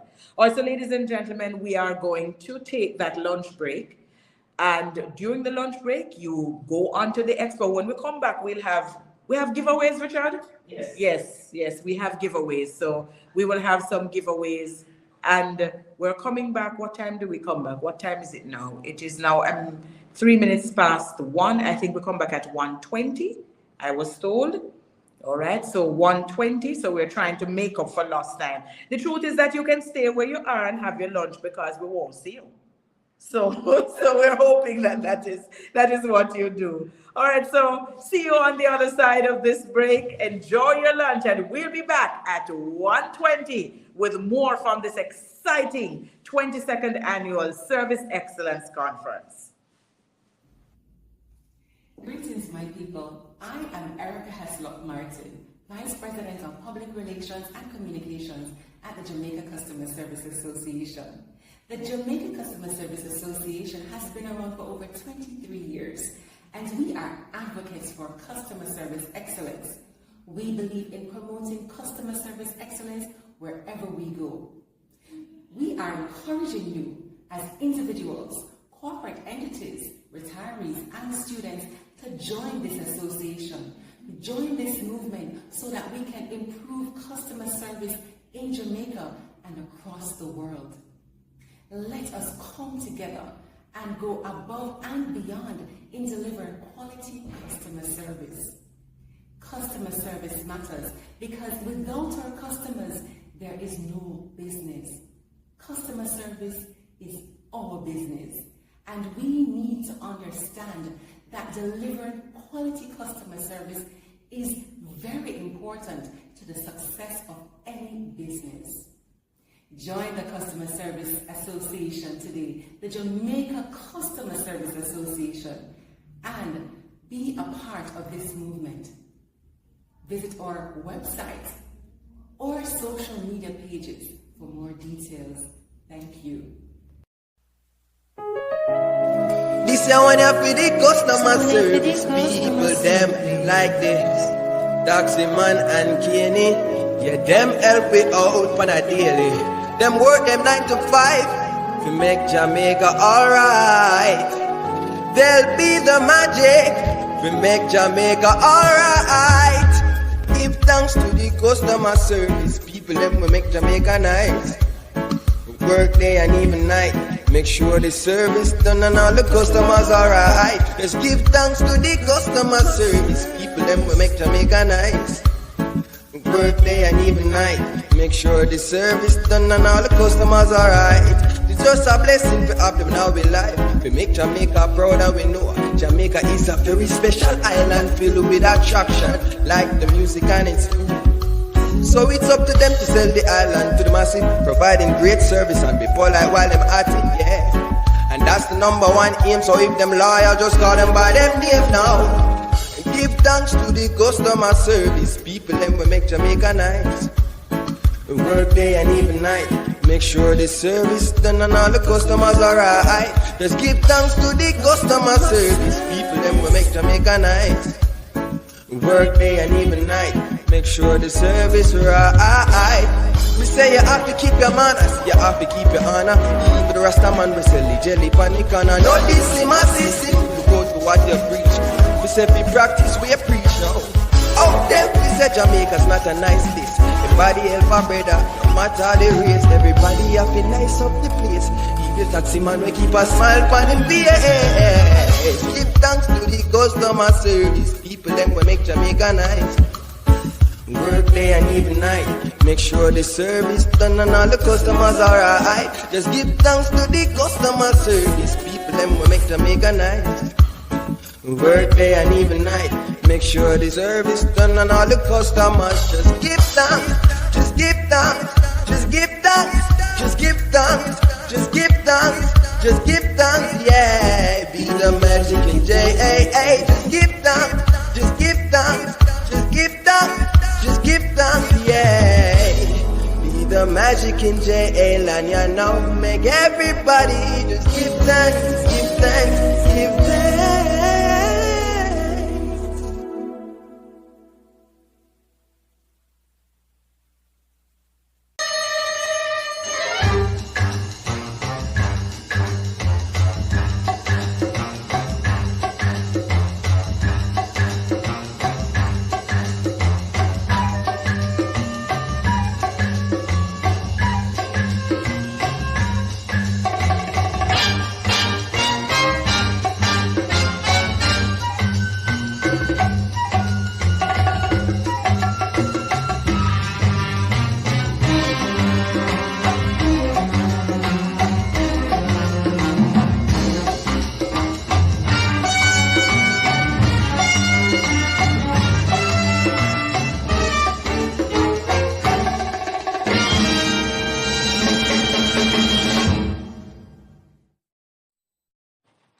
Happy National Customer Service Week. Welcome to our 22nd annual virtual conference presented by the Jamaica Customer Service Association in collaboration with the Public Sector Modernization Division. Under the theme, Mission Possible, Powering Possibilities, One Experience at a Time. Reinforcing the mindset of what's wrong with service excellence in Jamaica. Keynote address by Andre Palmer, Head of Practice, Securities. Other noted speakers include Courtney Campbell, Dr. Blossom Amelia Nelson, Dr. Aisha Thompson, and Dr. Nsamba Jaja. Sponsors and partners include Scotiabank, VM Group, NCB, NHT, NHF, JPS, JMB, Burt's Auto Parts, Rhythm FM, PSOJ, ECLA, Securities, and JCDC. Have a wonderful conference 2025.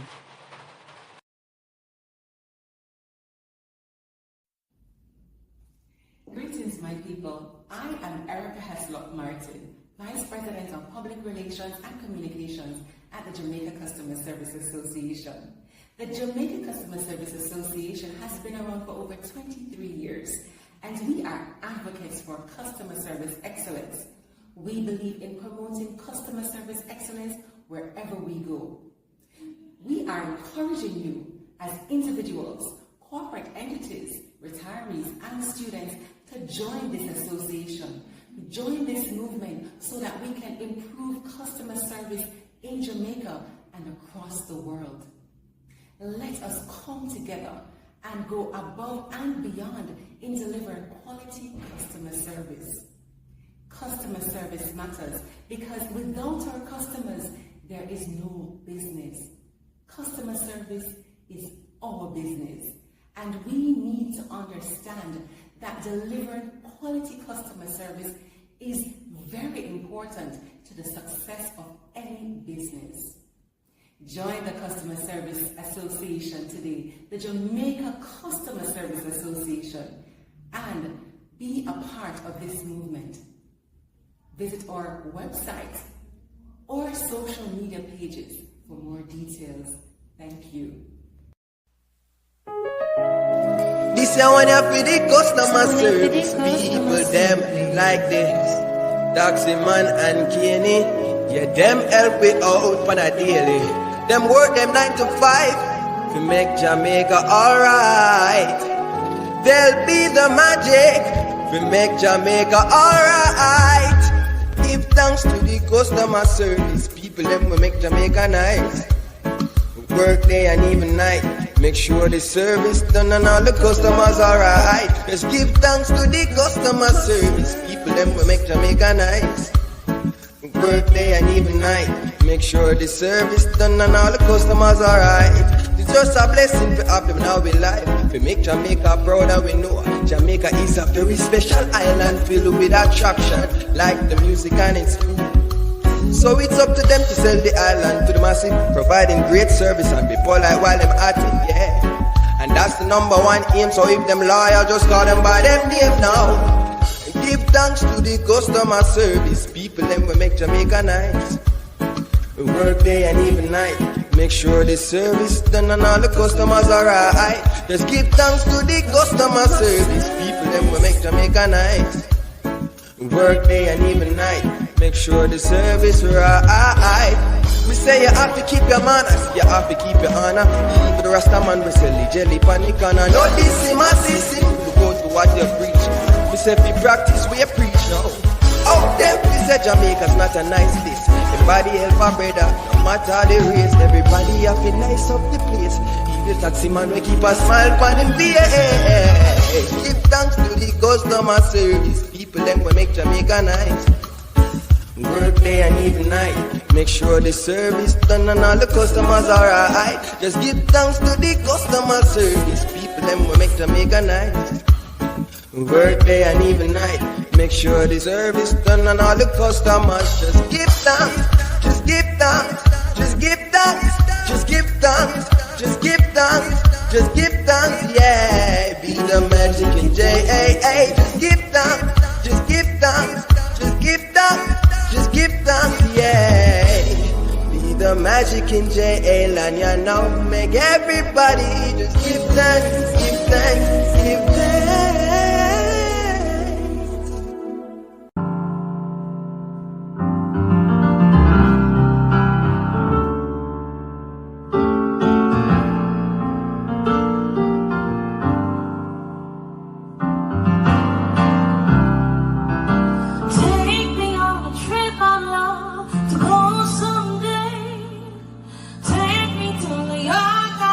See LA, I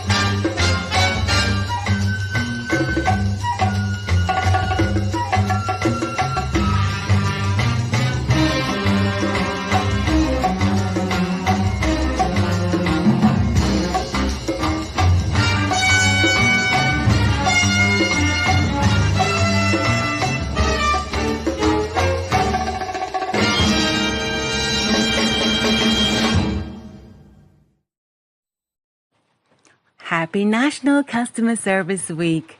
Welcome to our 22nd annual virtual conference presented by the Jamaica Customer Service Association in collaboration with the Public Sector Modernization Division. Under the theme, Mission Possible, Powering Possibilities, One Experience at a Time. Reinforcing the mindset of what's wrong with service excellence in Jamaica. Keynote address by Andre Palmer, Head of Practice, Securities. Other noted speakers include Courtney Campbell, Dr. Blossom Amelia Nelson, Dr. Aisha Thompson, and Dr. Nsamba Jaja. Sponsors and partners include Scotiabank, VM Group, NCB, NHT, NHF, JPS, JMB, Burt's Auto Parts, Rhythm FM, PSOJ, ECLA, Secures, and JCDC. Have a wonderful conference 2025.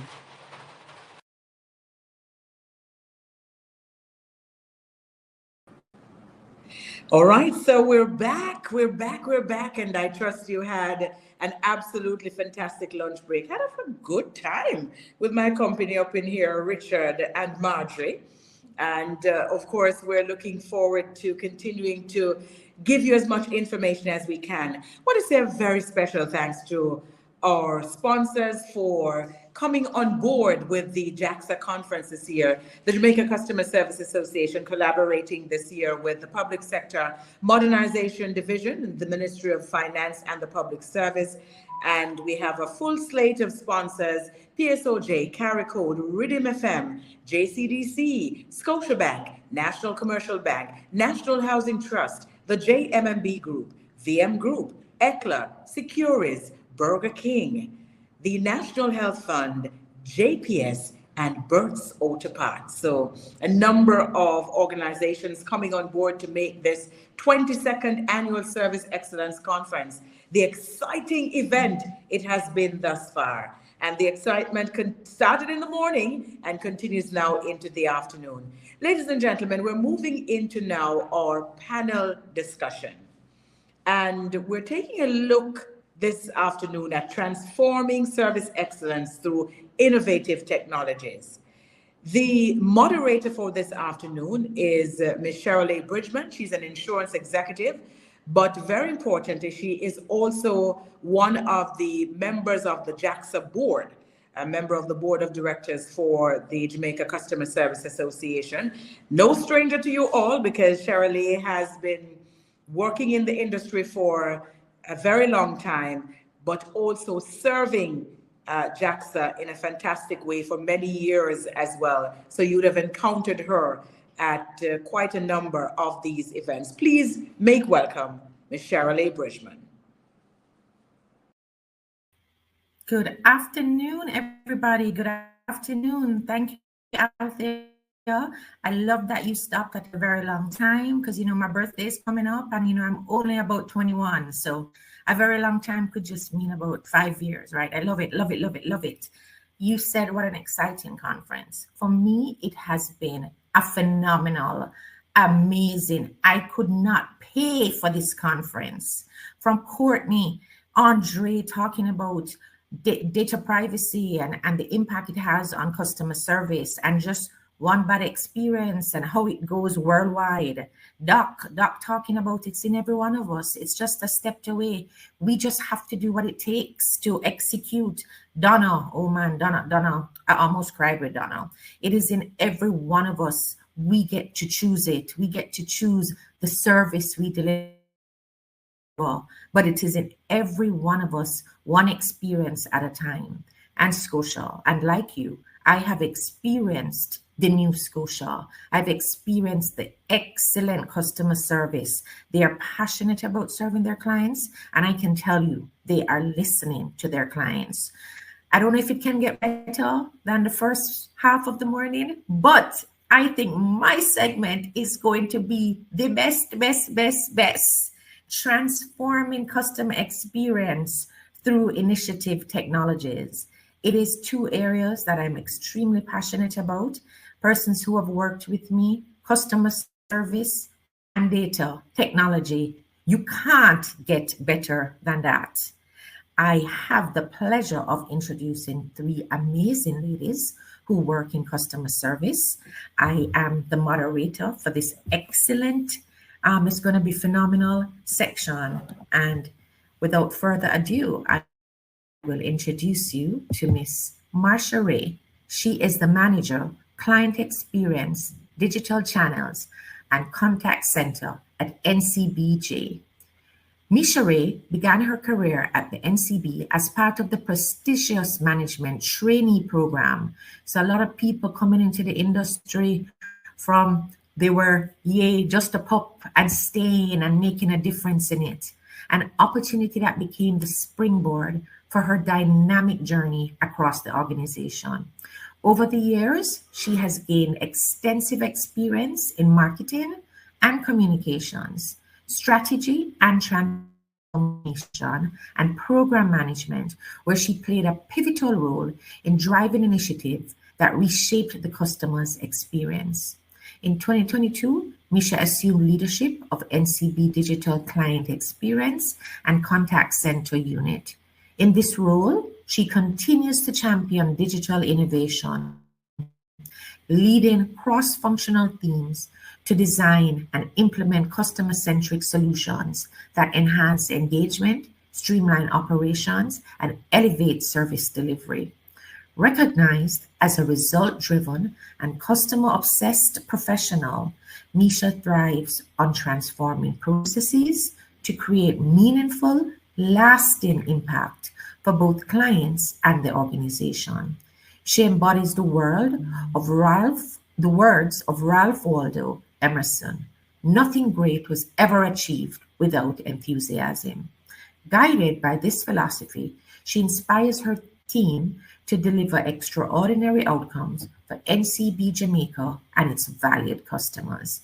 Ladies and gentlemen, please join me in giving Misha Ray a warm welcome. Thank you, Shirley. Good afternoon, everyone. It's a pleasure to be here. So today we're gonna spend a little time just looking at innovations implemented to improve customer experience at NCB, right? So when we do think of customer experience, what do we think of today? Customer experience today, it isn't just about resolving an issue, it's about convenience, personalization, and trust. Just think about delivering seamless experiences across the channel. How many of us actually have Netflix? So customers today, they want a service like Netflix. How many of us can agree, right? They want available anytime on any device and personalized to their preferences. Can you relate to going on to Netflix and it says, okay, you've just watched X, now would you like to watch like your next favorites? So how many of us would really want that? So at NCB, our journey toward customer experience transformation is powered by technology that helps us to serve our customers, serving them where they are, when they need us, how they want to be served. So we're going to share a little in terms of how it is that we're doing more at NCB. So innovation as our service mindset, it doesn't start with the latest gadget or app. It starts with a deep understanding of what the customer truly wants, not just on your phone, but beyond just going what's on your phone, how you're using the phone to conduct your banking needs. So we view technology as a tool to really elevate our services and not a replacement for it. Or every digital initiative is really guided by one question. Do we know what that question is? How does this initiative improve our customer experience? So for example, NCB has Manage My Card portal. Not sure how many of us would have used it, but it really empowers our customers in terms of solving real challenges. It empowers them to block their card, unblock their card, replace. It just really removes the hassle out of visiting a branch or calling the contact center. So just last month or recently, we would have introduced our AI voice bots. We speak about digital innovations that really empower our customer. The AI bot is one such that we would have introduced recently, in addition to our email bot on NCB Info. If it is that you email us, interact with us, you may be speaking with a bot first. Or if it is that you interact with us via our live chat channel, you may be speaking with a bot. Right now, we just rolled out our AI voice bot. So just a small percentage of customers will be speaking with the bot now. We're in the testing phases, and then we will roll it out to a wider segment, right? So the goal is not just going digital for digital's sake. What we want to do is to ensure that customers can actually have answers at their fingertip, answers immediately. You can be on the road or at the supermarket or at midnight. What we want to ensure is that our services are available to you. So it's really keeping up to our promise, which is fast, reliable, and consistent assistance wherever our customers need it. Likewise, we would have updated our mobile banking app. I mean, you can go in there, you can use NCB Assist on the online. You're able to view your statements, you're able to view disputes, all of that. So just remember, technology is a vehicle. Well, technology is the vehicle, but the service excellence is really the destination. So powering possibilities through accessibility. We have actually seen powerful examples of how service can break barriers and open doors. How many of us can relate, right? Accessibility is one area where NCB has made real strides. We introduced our Braille kits and an audio guidance solution at our ABM earlier this year. And trust me, we have been getting tremendous feedback about that. So it caters to the blind, of course. It's in technology. They're able to put on a headphone and it's private and secure for them. So this is something that they've never experienced before, and they're really appreciative of that. We've received training from Jamaica Sign Language, and we're using this to just inclusivity right around. So this is what dignity really looks like. We also, our commitment to ensuring all customers can independently, we're building systems that promise self-serve and self-sufficiency. So customers, they don't have to depend on an agent or an actual person, but they're ensuring that they're able, their everyday needs are met without, of course, compromising support. Then, of course, there are other ways in which CX, customer experience, is transforming through innovative technology, through constant monitoring of our ABM. We have the largest market share of ABMs across Jamaica. So, of course, we have to ensure that these are up at least almost 100% of the time. We have an impressive 96% uptime, and we continue to work on that because we understand that our customers go to the ABM because there is a need. If it is that you go for a need, we should be able to fulfill and deliver on our part to give you that need, right?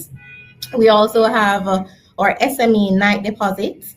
We're making banking more convenient. So we have 6 new branches. We have Mandeville, Fairview, New Kingston, and some others where we now allow customers to see their deposits reflected in their accounts immediately after.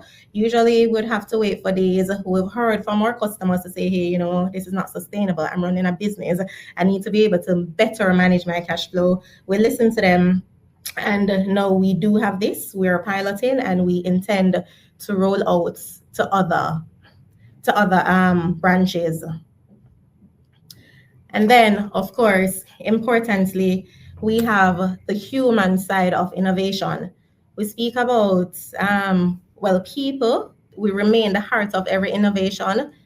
There's continuous training in empathy, problem solving, and digital fluency, and we combine technology with compassion to deliver exceptional service. So our approach, no matter how advanced the technology, people remain at the center, or customers, or employees, or communities.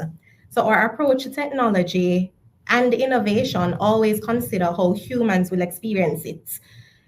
So we'll test solutions, we'll test it with real users, we'll call some of our customers, we engage them in testing, we train our staff to really manage digital tools with empathy, and continuously we seek feedback and we take those feedback into consideration. So of course, technology connects us, but it's our people who really create that, and the trust and the passion to really deliver exceptional customer experience and delivery, right?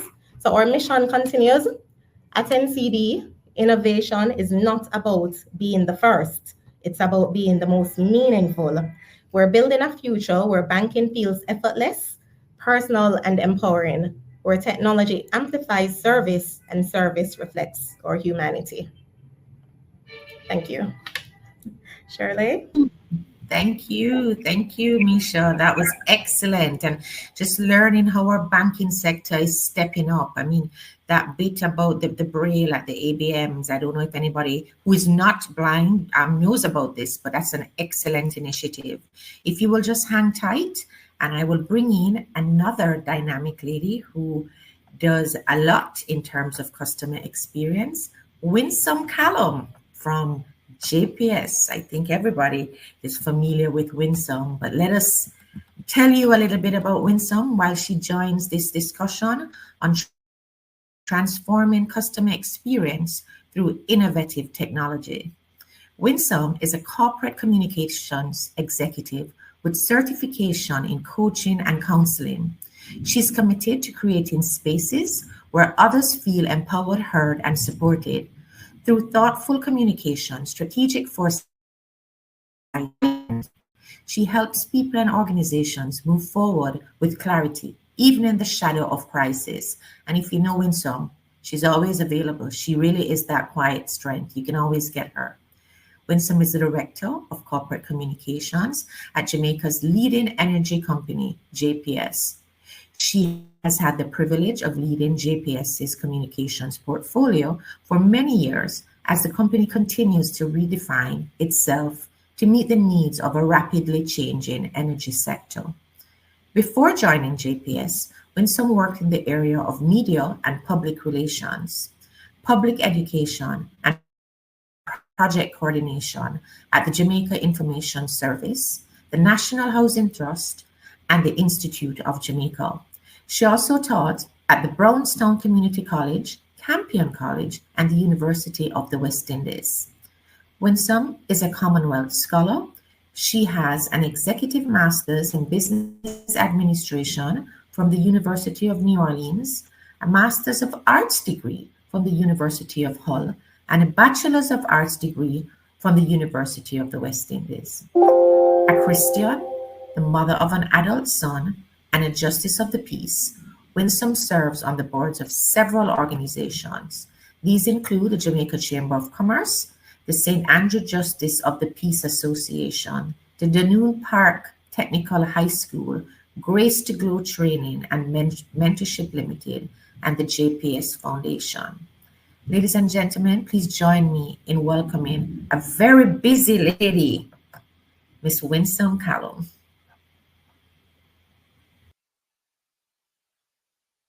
Thank you so very much, Shirley. Good afternoon, everyone. I know that you have been absorbing a lot today, and it's been an excellent conference so far. Today, I will be talking about the role of communication in the customer experience. As we innovate and introduce new technology in the customer service area of our operations, we also are working to improve communication and to innovate in communication. Now, we believe that communication is a service channel. It's an integral part of service delivery, from marketing and public relations to CSR, customer education, event support, and crisis management. Communication is a part of the customer experience. And it's not just support. Communication helps to influence ease of doing business. It actually smooths the customer experience. So we believe that every message is an opportunity to serve our customers. Why does it matter now? Our customers are demanding more of every single organization, not just the utility, because we've gotten so used to real-time information, the internet, digital platforms. Customers are demanding more. And for us at JPS, because energy is so essential, touching every single aspect of our lives, they expect more. And in many cases, poor communication is often seen as poor customer service. And when you have poor customer service, it's often seen as a lack of communication, either mass communication or communication between the agent you're dealing with and the customer. A recent study by J.D. Power, based in the US, reveals that 86% of customers say that clear communication helps to build trust with their organization. Now, communication is integral to every single step of our customer journey. Starting with awareness. This is where you're not yet really a customer of JPS. You might be consuming the product, but you don't have an account. But you are aware of JPS because of the communication that's out there. The perception that you have of the organization as a service delivery company is largely built based on the storytelling of the company itself and by others' experiences. So what we say is very important even before you are a customer. Say you've just left university or you're moving out and you are now interested in getting your own account with JPS. This is when the information that JPS pushes out becomes even more relevant to you as a potential customer. We provide information for our potential customers via multiple platforms, and this information is intended to make it easier for you to do business with us. And when you get to stage 3 in the customer journey, where you actually apply for service, you are now using the technology that's available, our web portal, our mobile app. But it is the information that we provide that tells you what you need, the requirements for service, that will make it easier for you to actually advance your application and get your service really quickly.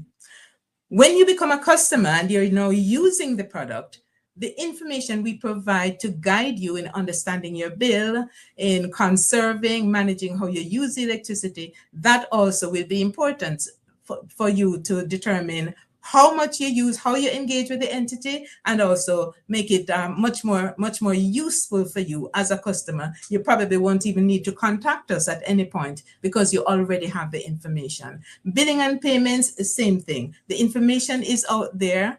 You can actually access this information. You don't have to contact the company. You can pay online using the technology that's available, and that also will save you time and money. In many cases, you don't have to travel from your location to an office because the technology is available. And the communication helps you to appreciate what is available to you. And of course, as the journey continues, we need feedback from our customers, and we're very intentional about the voice of the customer through surveys, through point of contact interaction, and through feedback, informal or formal communication every step of the journey. As we innovate in service delivery, we ensure that we use every single platform that is available. We know that our customers, regardless of their age, their demographics, they are on some platform. Many are using traditional media to get their information, but many are using digital platforms. And what we find is that through our surveys is that our customers don't stay in one place. They use multiple platforms depending on what they want.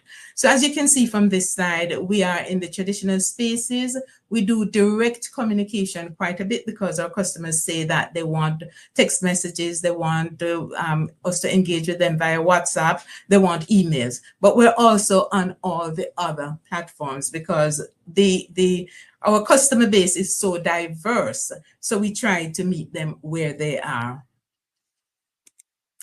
And I won't dwell on this slide, but what we have found is that customers choose a particular channel to communicate with us, to engage with us, depending on what they want. And many customers still like face-to-face when it comes to complex issues. And we find that when we have events, we have community engagements, a lot of customers come to us just to have the conversation. They like the human contact, even though they appreciate the convenience of not having to come into the office. So there is a place for face-to-face.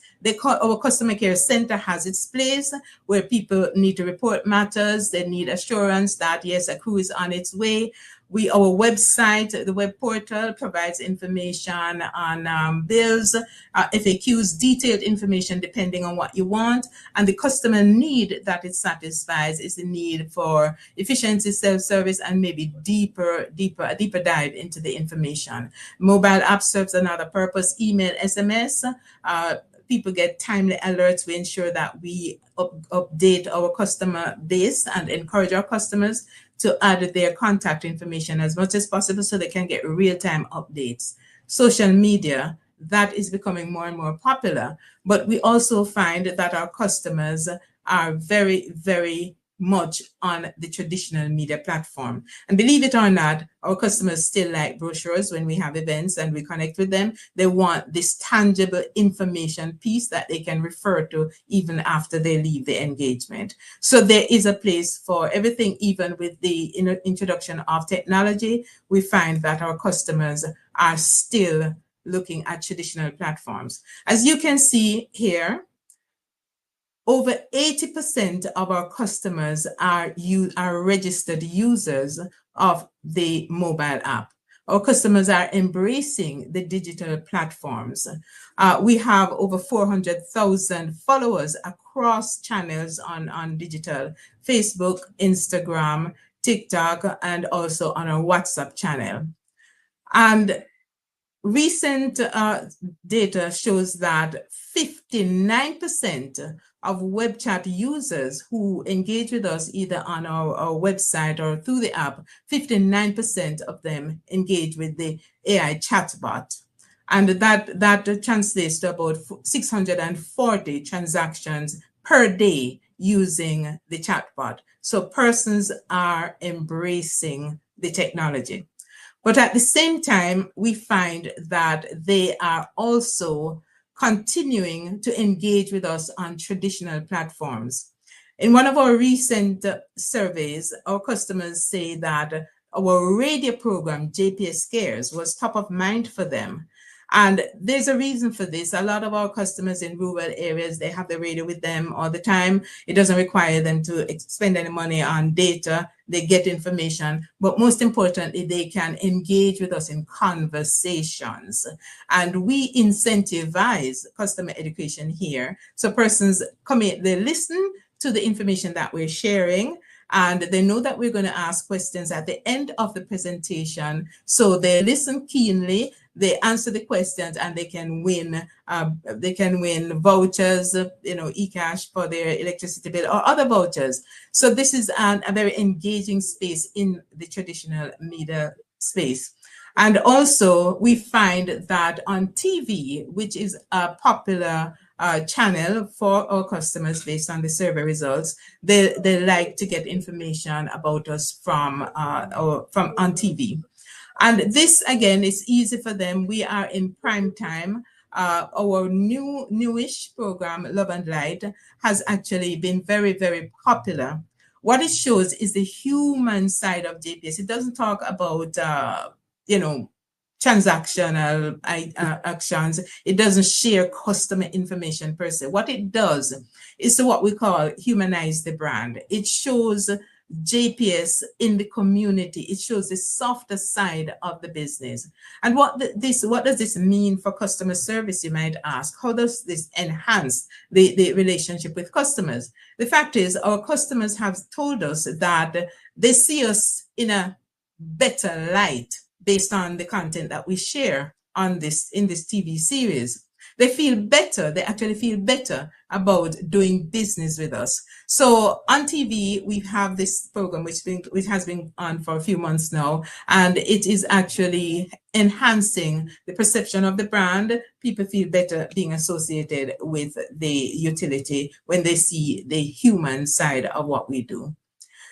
In times of crisis, communication becomes even more critical. We had a recent event in August where there was a train wreck that damaged a section of our transmission and distribution infrastructure, and a potential 18 to 20,000 customers were without power for an extended period of time. Now, people understood that the service was not available, and they knew the reason why it was not available. But because we were proactive in providing the information, we shared information by text messages on social media. We contacted by telephone persons in the communities, the leaders, the MPs, and so on. We were on the ball with proactive information and provided regular updates. And one of the most precious feedback quotes that we have received is where the customer says, in the absence of the product, information is the next best thing. And we appreciate that, because when the service, electricity is an interruptible service, people understand that. There might be a motor vehicle accident, the service goes down. They want to know what is happening. They want to know when it's coming back. So information, communication is the next best thing. So the onus is on us to find the best way, the quickest way, the most effective way of getting this information to our customers where they're at. Feedback is very, very important. We don't plan our communication. We don't introduce new communication platforms in a vacuum. We ask our customers what they want and how they feel about the information we provide. I'm not sure if you're able to see these slides, but the first one, the one on the left, it actually asks our customers what the preferred method of receiving information is for them. And this is part of a quarterly brand perception survey that we do. And we do this 2 to 4 times a year because people's behavior change. And we find that in one quarter, they might want this kind of approach, this kind of information, but it might change over the next 3 months. So we do this kind of voice of the customer survey regularly to ensure that we are keeping up with the needs of our customers, with the demands of our customers. So on the right, they tell us what kind of information they want from us. And the information could be information to help them to manage their energy, the service that we provide, or it is to help them to make it easier for them to do business with us when it comes to the transactions. So the feedback from our customers really, really matter. And this one, we asked, what is the value of the information that we are providing? Sometimes, as somebody said earlier, feedback is always good, whether it's positive or negative. So on this slide, you see they find most persons find the information useful. Here we find, and this is a June survey, 55% of the respondents said that they found the information either very useful or useful. We had a 24% group that were neutral, neither here or there. And then you had 11% that said the information wasn't useful at all. We did a little deep dive here to find out why. And some said that they knew it already, so it wasn't really useful. But this kind of feedback is very important to us to help us to improve our service delivery, whether it is the communication, the messaging, the platforms we're using, or it is an adjustment that we need to make in the actual delivery of the customer service at the touch points that we have available. At the end of the day, there are some things that we believe are essential. It's important to know your audience. We have over 700,000 customers, and it's a very diverse group. They receive information differently. They receive service differently. So we try as best as possible. We're not perfect. We're not there yet, but we are trying to segment our audiences, get the information to them in the way that they will best receive it, whether it be through videos, interactive conversations, emailers. We try to get to them where they're at.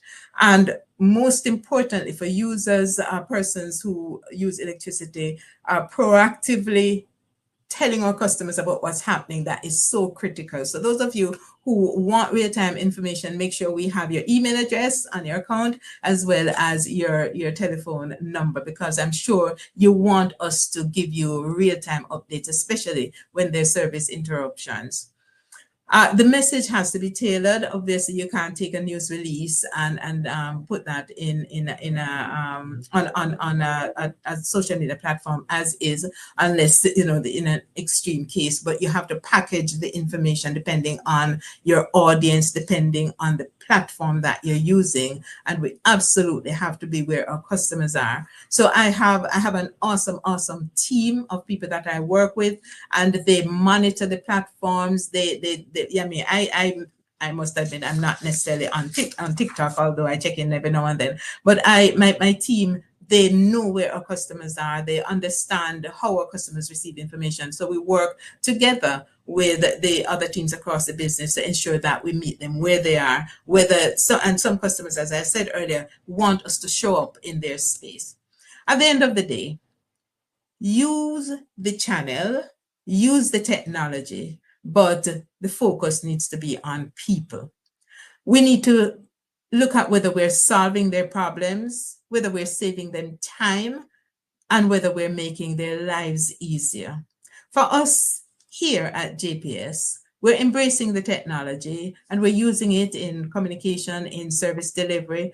But in a world of wires, watts, and poles, the most powerful connection for us is the human connection. So even though we're going high tech, keep it human. Thank you so much. Thank you, Winsome. The chat is lighting up. Everyone is praising JPS, the great work that you're doing, the changes they're seeing. I saw someone, LaShawn said she put in a complaint on the app, and within 3 days, her problem was fixed. I had a similar experience. I love the app. I love that I don't have to be calling and waiting online on the call forever. Somebody else said they just absolutely love the work JPS is doing, especially the budget and reporting feature. Everyone is loving the app. And let me tell you, for me personally, when some spoke about communication, anybody I give in my money, and we have to give JPS a little bit of a pay every month. I love my birthday greeting. I look forward to my birthday greeting from JPS because they take my money every month. I don't care that I'm paying them for a service, but they make me feel special. I feel so unique. I feel like I matter to them because I get that little birthday greeting. So Winsome, keep up the great work. Hang tight. We're going to have some questions and answers after. Just let me bring in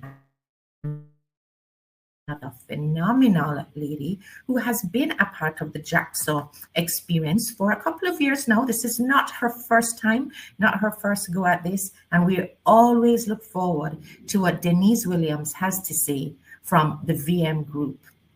So Denise has been in the financial services industry for most of her career.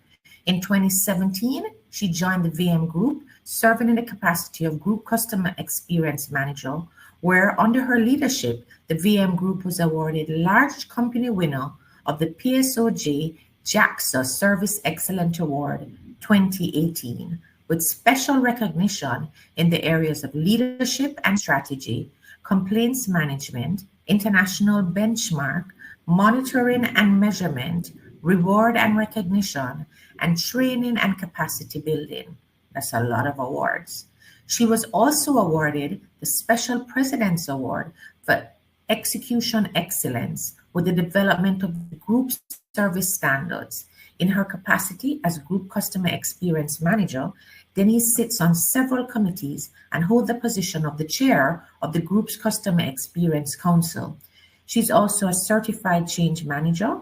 She has led the charge in VM Group's recent Bureau of Standards of Award for customer-focused service. Denise is indeed passionate about service and seeks to spread that message in whatever she does.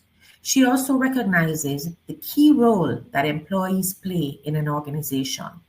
Denise is a past student of the St. Andrew High School for Girls and continues to give back to the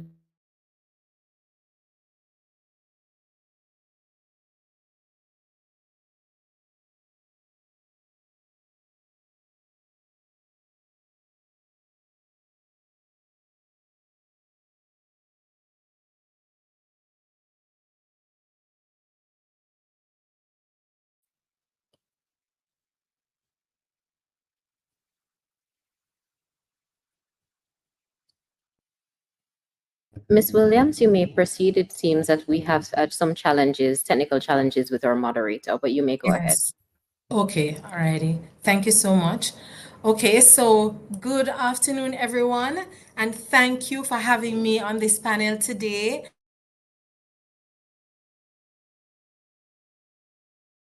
I want to talk about the transformative power of innovative technologies in customer experience. So at the VM Group, we are guided by our core values: member focus, integrity, teamwork, innovation, and excellence. And I know that Courtney spoke about this earlier in his keynote speech. These are the values that shape our approach to customer experience and drives our commitment to delivering exceptional experiences. So let's talk a little bit about the power of innovation. Innovative technologies have the potential to revolutionize customer experience. They enable us to better understand our customers, personalize their experiences, and deliver seamless interactions across all touch points. So by leveraging technologies like AI, cloud, data analytics, we can create experiences that are more intuitive, efficient, and enjoyable. So what's our approach at VM? The member-focused tenet in our core values is at the heart of everything we do. We prioritize our customers' needs and expectations, and we're committed to delivering experiences that meet and exceed them. We operate with integrity, transparency, and honesty in all our interactions. And through teamwork, we collaborate and share knowledge to drive innovation and excellence within this group of companies. So through innovative technology, we're able to deliver more to our customers, much more. So let us look at some ways in which we do that. Our customers, for example, in the VM Group, are able to start their account opening process online. They're able to ask questions of our chatbot to get support from the chatbot in relation to, issues or concerns that they may have. We also have our live chat where they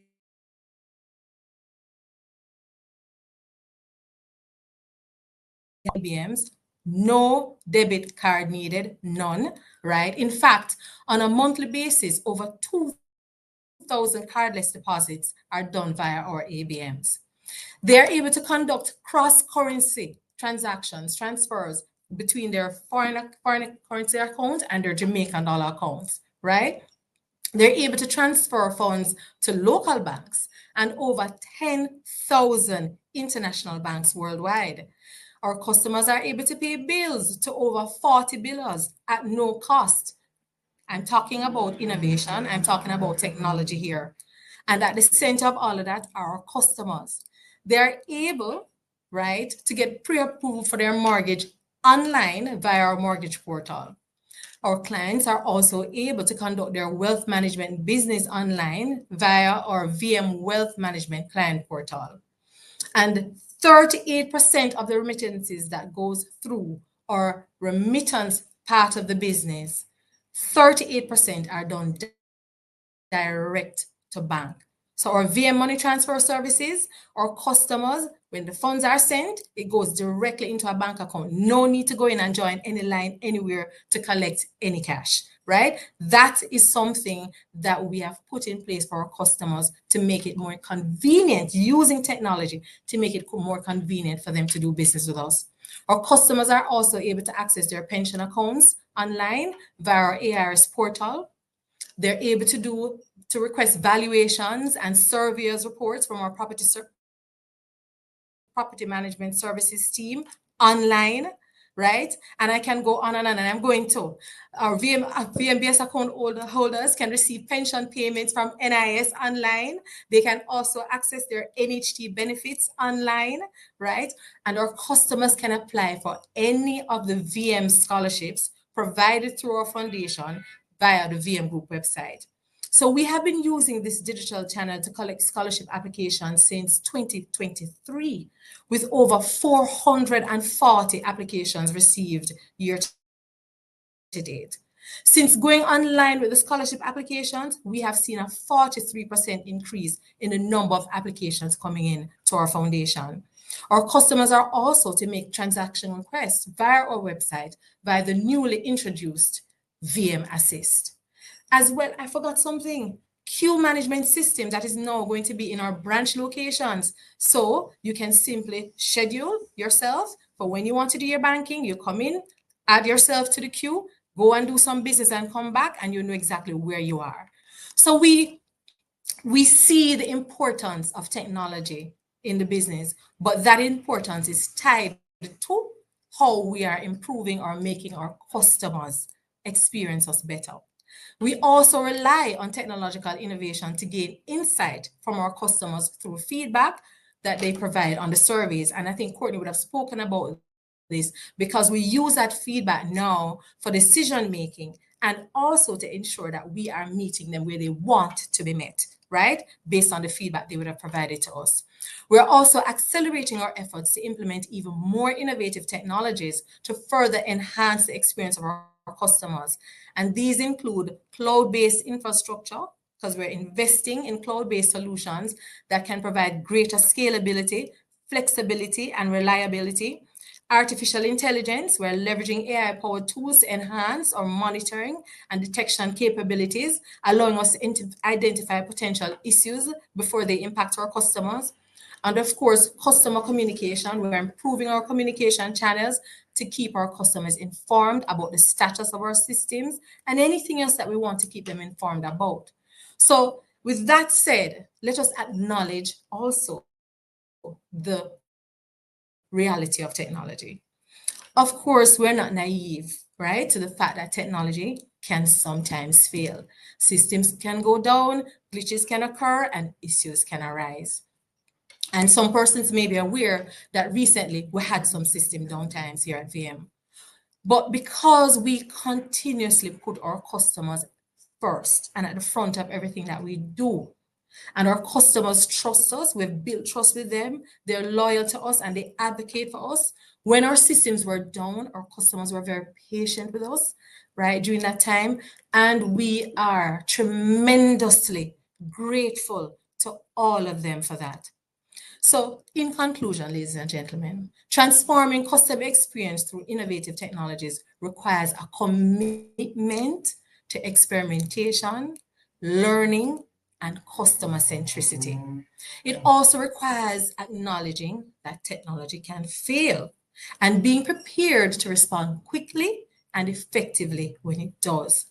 So by embracing innovation, prioritizing our customers' needs, let me repeat that, prioritizing our customers' needs and living our core values, we intend to always deliver experiences that exceed their expectations and set new standards for the industry. And that is the end of my presentation. Thank you. Looking forward to the questions. Thank you so much, Denise. Engaging as usual, telling us what's happening at VM and how you are transforming your customer experience through technology. I am just going to randomly ask some questions that we have gotten. I think I'm going to start with Denise as she was on the floor. So let's start with Denise first. Denise, what advice would you give to companies? We know that VM is a stalwart in this, but what advice would you give to companies that are just starting their customer experience transformation journey? Well, my advice would start by saying to those entities, always ensure that you put the customer first, right? It's about the customer, it's about their needs. So put their needs first. And that also starts with listening to the customers, acting on their feedback, going back to them and getting, feedback on whether or not what you're planning to do is really and truly going to fill the gaps or ensure that it, deals with the needs that they have, right? The other thing is that you also want to understand their preferences, their pain points, and you want to try to design experiences that meet and exceed those expectations. And experimenting too, right? Things are not always perfect. You can try and try again, right, Michelle, and win some. It's not always perfect, but you go out there, you show effort, and you try again if it doesn't work the way that our customers want it to work, and we ask them again for their absolute feedback before we roll things out. And it's also essential to measure at the end of the day, right? How well is this doing? How well is this doing for the customer? How well is this doing for the business? And we're able to repeat that, right? As time goes by and as you're making changes and adjustments. But to me, at the core of everything that we do must always be the customer. They're the ones that we're working for. Thank you. Thank you so much, Denise. Michelle, I'm coming to you. So you spoke about innovation being more than just technology at NCB. It's also about empathy and purpose. Can you walk us through a moment, give us an example where that really came to life for NCB and its customers and the difference it's making in your organization? Oh, absolutely. Thank you, Shirley. So I would say one of the best examples is, I have several examples, but I'd probably refer to the introduction of our accessibility solutions, which is the Braille kits and audio guidance at our ABMs. This is one that we recently rolled out. When we launched, we saw customers who are blind at the ABM. They're able to use the ABM independently for the first time. Just watching that happen, it reminds our team in terms of why it is we innovate. We see that it's not just to make things go faster, but to make it possible for them. And we see that there's a need. It's problem solving. Where's the pain points? Addressing those pain points for our customers. So that's what empathy-driven innovation looks like. Just understanding the barriers do exist and designing solutions that make people feel included and empowered is really what they need. And as Denise said, if you get it wrong the first time, you just keep listening to the feedback and doing it again. That's right. Awesome. Winsome, with a customer base and as diverse, I think you said you had 700,000 plus customers. How do you ensure that your message get to the different customer segments? Well, the fact is we have over 1,300 employees deployed right across the island. And we depend on our employees to give us the feedback from the customers and also to be our ambassadors who share information with our customers. We consistently monitor where our customers are through surveys, the voice of the customer. We do CSAT survey, that's a customer satisfaction survey that does a deep dive to find out where our customers are and how they're receiving the information. When we have events, community pop-up events, we collect data there. And so we find that a lot of our customers just want to talk. And so we have been facilitating that segment of customers by turning up for them in community meetings and a new hub that we opened in Portmore recently. So it really is ongoing conversations with our customers, surveys, customer feedback, and using feedback from our internal ambassadors to do our planning in terms of service delivery and communication. And I must say you're doing an excellent job. So thank you. Thank you. Thank you. Denise, back to you. How does the VM Group, how would you say you measure success? How do you measure the success of your customer experience?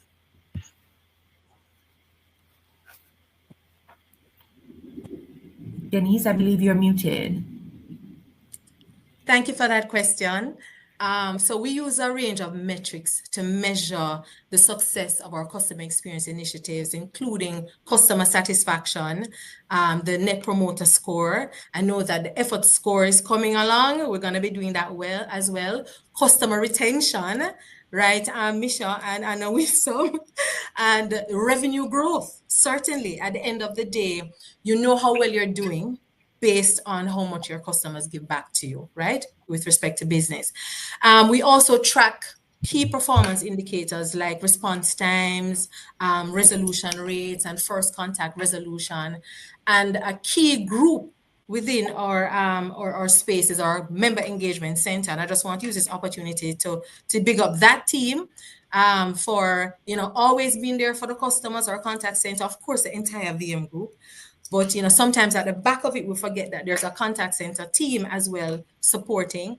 And we measure the handle time for that team with respect to how long a customer has to hold, you know, before someone is on the phone talking to them. And of course, at the end of the day, the expectation is that our customers will, you know, get through and get whatever it is that they're calling about resolved. And I absolutely love that. Before, what you would hear is that people are measuring the time it takes on the call. But if the customer needs the time, the customer needs the time. So I absolutely applaud that you're measuring the time it takes the customer to get through. So well done, well done. Misha, back to you.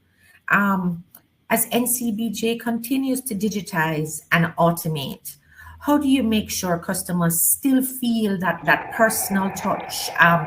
Winsome just alluded to it. How do you ensure that service is not only driven through technology, but you're still keeping that personal touch? That's a great question, Shirley. So, and honestly, that's where balance comes in. So technology will help us to deliver faster, but people make the service and the experience meaningful. So at NCB, we train our team members to use the digital tool so they're able to, well, they're using the digital tool as an extension of empathy and not a replacement. So we're very intentional about just keeping the human in the loop, because no matter how advanced the technology becomes, people still want to feel seen and heard. So I look at my birthday greeting. Yes, we want that birthday greeting. Oh, yes. So we look at customer experience. It's like an airline journey, right? Customers, they expect smooth check-ins, clear updates, comfortable journey just throughout the trip. But then if it is that something goes wrong, there's a turbulence, or how it is that we communicate, and how we communicate that we care, it really determines the experience, whether it's a disastrous experience or is it a delightful one. So really, communication and empathy, it defines our customer perception, even during service failures. And so, even if it's a disastrous experience, we learn from it, huh? We make it better. And as Amber said in her presentation, we go at it again and we go at it again until we get it right. That's amazing. Good stuff, good stuff. Winsome, what role does data and customer insight, I mean, you spoke about using the data analysis. What role does it play in your customer communication? Thanks for that. We have multiple points of information gathering. So we have in our customer experience team, we have a customer analytics performance group that actually pulls the data from the interactions. So we also look at how long it's taking our customers to get through. We look at what they are calling about. That is critical for us in terms of planning our communication messaging. So we will observe what our when we get that report, what our customers calling about, what are the pain points, and then we develop our communication to address those pain points as much as possible.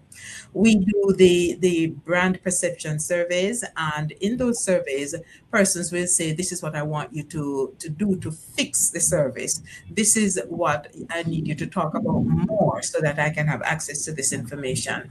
And our annual customer satisfaction survey is very, very fundamental in helping our operations groups to identify where the problems are, whether it's an energy delivery issue, whether it's a customer service interaction issue. So it plays a critical role. It's an ongoing performance improvement strategy that we have that's based on our customer feedback, and it's data driven, and we're just very, very meticulous about monitoring every element of our operations. Even at the point of contact in our customer service offices, when you make the call, there is some kind of voice of the customer feedback that we require.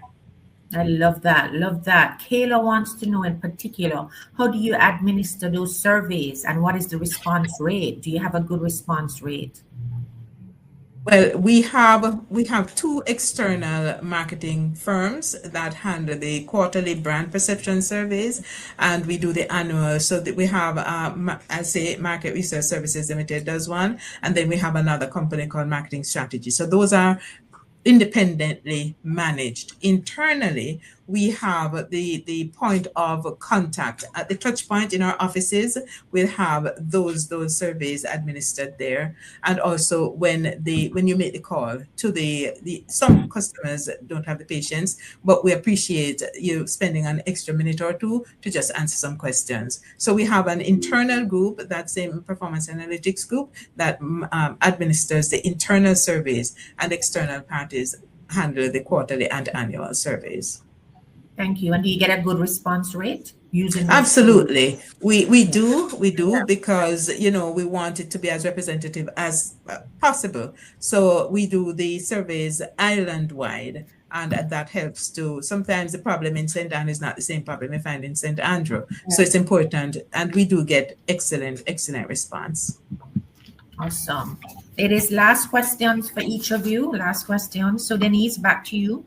How do you see the role of technology evolving in customer experience, and what innovations are you most excited about that is to come? Well, definitely. Thank you for that question, Shirley. Technology is going to play a critical role in what's happening with shaping CX. AI. Everybody is excited about AI, right? Excited and sometimes a little bit scared too, because you see all of these things are happening, and then you wonder to yourself, who's going to be here still? Yep. Is it only going to be computers?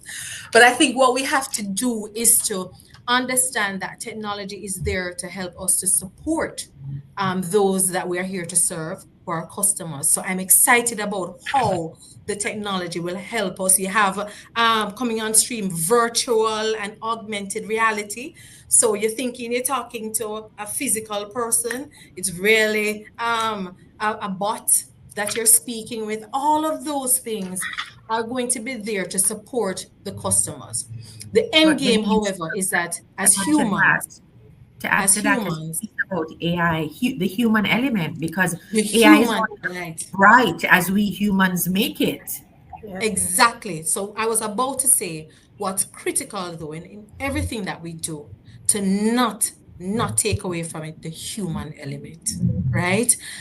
We all love to feel that connection, right, with each other. It's only supposed to be there to support, to help us to help more, but not to bring a coldness to the space. That's what I want to call it, right? So we've been around, this organization has been around 146 going to 147 years because of how we treat our people. Internal, meaning our team members, and external, meaning our customers.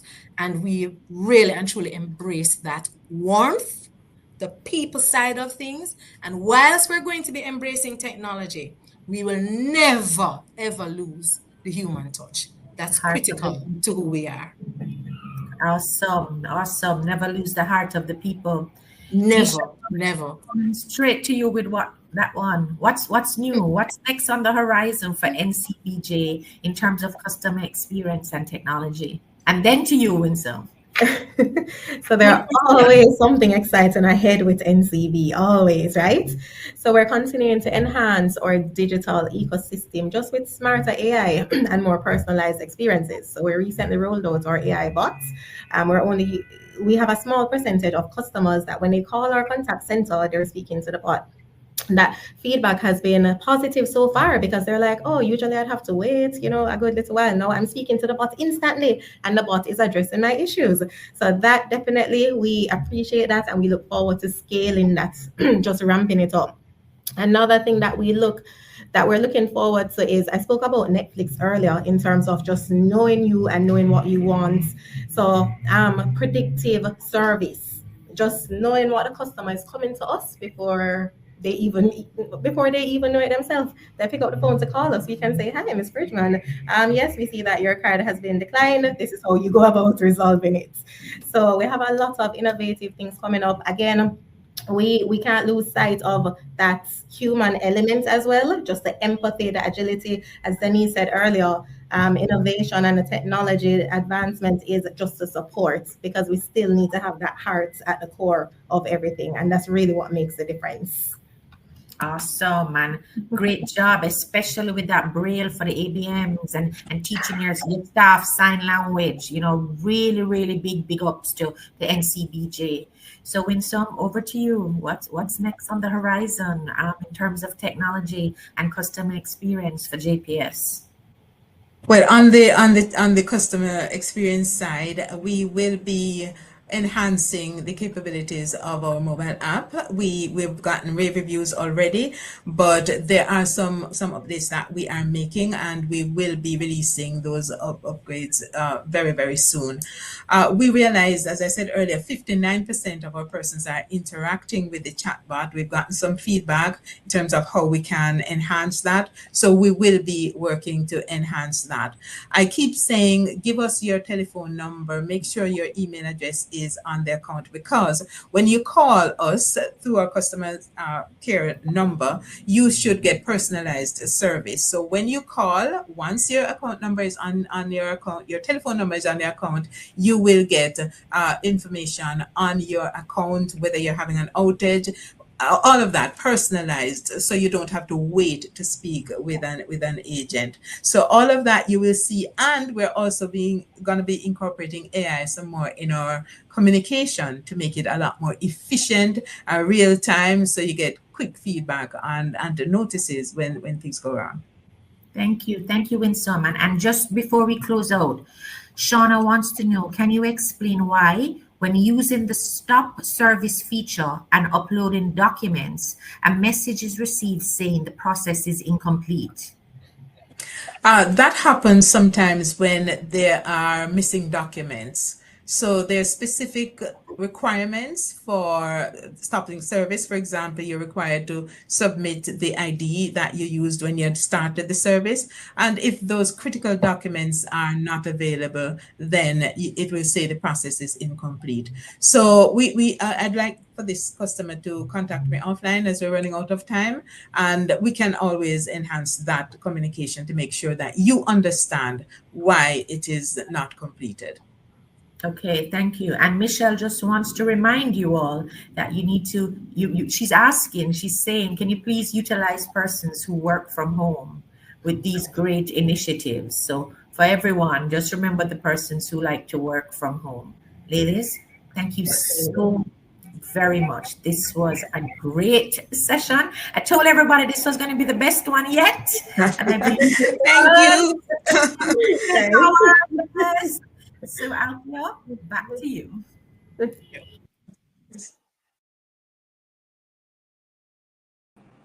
Thank you, Shirley. I love the energy. This is absolutely fantastic information that is being shared. I think we all are very appreciative. We use the services, and it is good to hear where it is that the organizations, they're taking the services that they have on offer. And so thank you, ladies, all for a fantastic session. Just before I do some giveaways, because we're going to do that, and I should tell you that our final speaker is standing by, he's ready, but we have some giveaways to do before we have him come to engage you.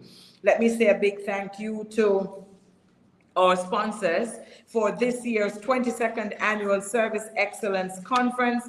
This is being done, the Jamaica Customer Service Association, in collaboration with the Public Sector Modernization Division of the Ministry of Finance and the Public Service.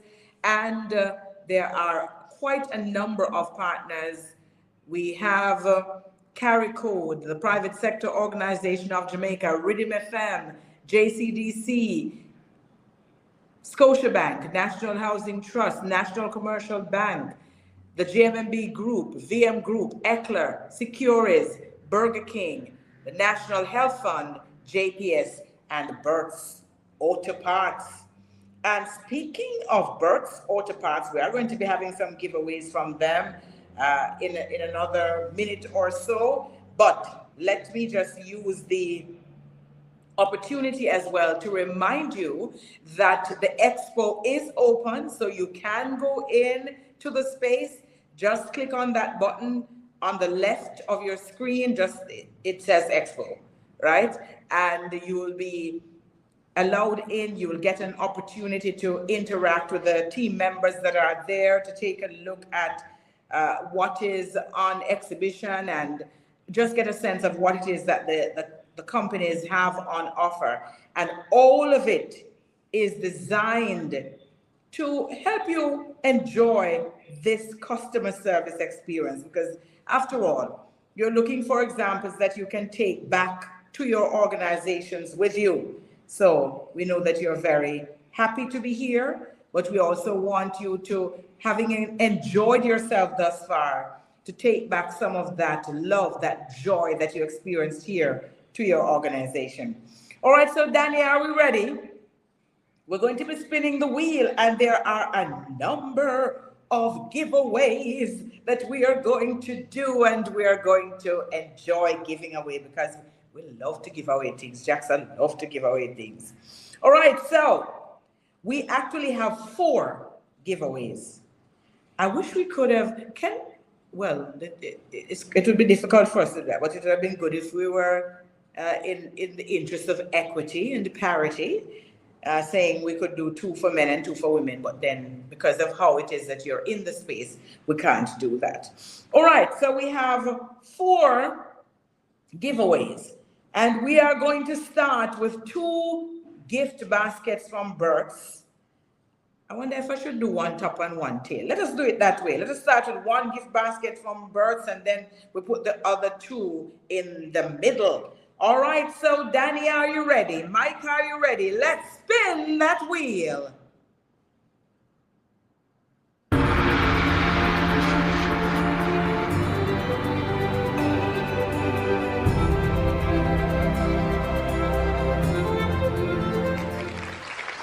And we say congratulations to Velika Young. And Velika, of course, the team will reach out to you so you can know how it is that you pick up your basket. So that is the first of 2 baskets that we're giving away from Burt's, 2 gift baskets. And so I'm going to give away the other one at the end of this segment. We're putting 2 other giveaways in the middle here. And the next thing that we have to give away, 1 year free JAXA membership. 1 year free JAXA membership. Can we just spin the wheel? We're spinning the wheel.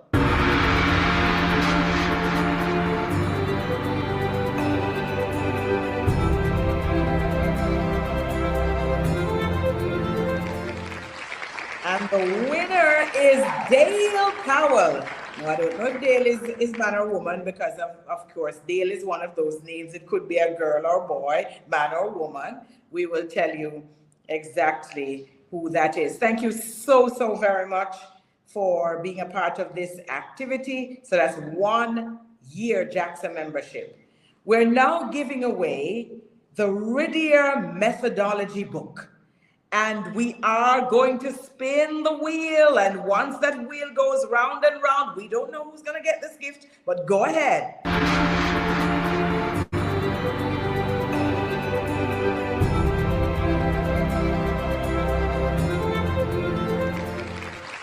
And the winner is Debian Warren. Congratulations, Debian. So you have won for yourself the Ridier methodology book. And we have one final giveaway for today, courtesy of Burt's Auto Parts. And the wheel is coming up. We're going to spin that wheel and see who has won.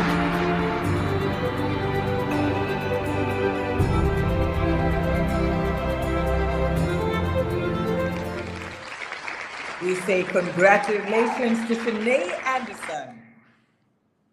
Congratulations, Shanae, and on winning that other gift basket from Burt's. So, ladies and gentlemen, we're not only information givers. We are gift givers as well, and we're very happy to be able to do that. All right, so we're moving now. I can't believe that we're at this time already. Yes, we're at our final presentation. In fact, let me check to make sure because I'm I'm missing something. Yes, I am. We're going to give you a little bit of a musical presentation first before we go to our final presentation. Dr. Thompson, I know, he's going to take it home. And he usually, when he comes on, he puts you in that place of meditation and relaxation. And that, of course, should take you into the overnight period. And then you're going to come back tomorrow for more. But we are going to share some musical inspiration with you now as you prepare for the final presentation from Dr. Aja Thompson.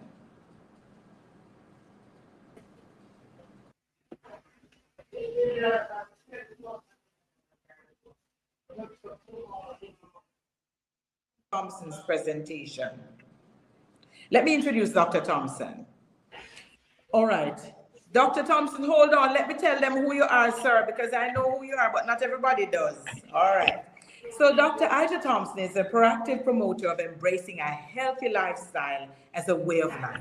He is Chief Executive Officer of Essential Medical Services. He has been delivering clinical excellence in general practice for over 20 years and positive results in organizational development and team facilitation for 10 years. His postgraduate and executive education focus are resilience, work stress, leadership, workplace wellness, behavioral policy, appreciative inquiry, and coaching. He leads fellow medical, wellness, and organizational professionals within his Thrive at Work team to develop and implement comprehensive standards-based workplace wellness solutions for a diverse range of organizations. He is an advocate of having a balanced and rounded Christian life. So I'm not a boring Christian. His hobbies include reading, gardening, and jogging. He is a proud married father of 3 who is passionately striving to be a better humanitarian. Ladies and gentlemen, Dr. Aja Thompson. Thank you so much, Althea, and the team for having me. I hope you guys can hear me clearly. It's always a pleasure to be here and to really try to find meaningful ways to add value to all the participants and attendees who stick around for the conversation. Today, we want to continue on where we left off last year, talking about workplace wellness and service excellence. Last year, we took you through some best practices around workplace wellness, and we'll review a couple of them. But we want to take you a little bit further this year in terms of how to set up a plan. And of course, you heard so much about technology a while ago, and how to add more technology to your customer service experience. And it brings into sharp focus this whole idea of digital wellness. And so I wanted to mention a little bit about that as we go through. So let's start now. I do recall that the last time the platform didn't play the YouTube videos, and I'm going to guess it's not going to do that again. But I'm hoping that everybody can see this question on the screen. When you think of wellness at work, what comes to mind? Drop that in the chat for me, and let me see the comments that come through. And anybody who wanted to get a prize that didn't get a prize, I'm sure we can figure out how to ensure that you get some prizes from being a good participant. So we're looking in the chat. Let me know what comes to mind when you think of wellness at work.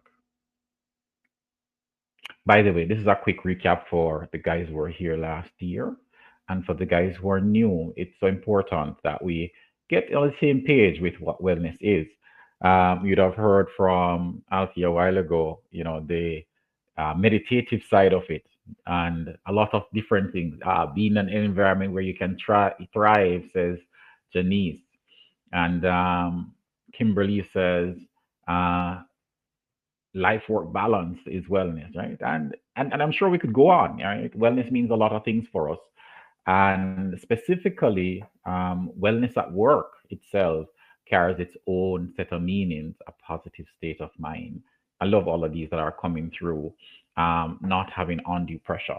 So we're going to hope to enlighten those of you who are new, and for those of you who are not so new, give you a recap.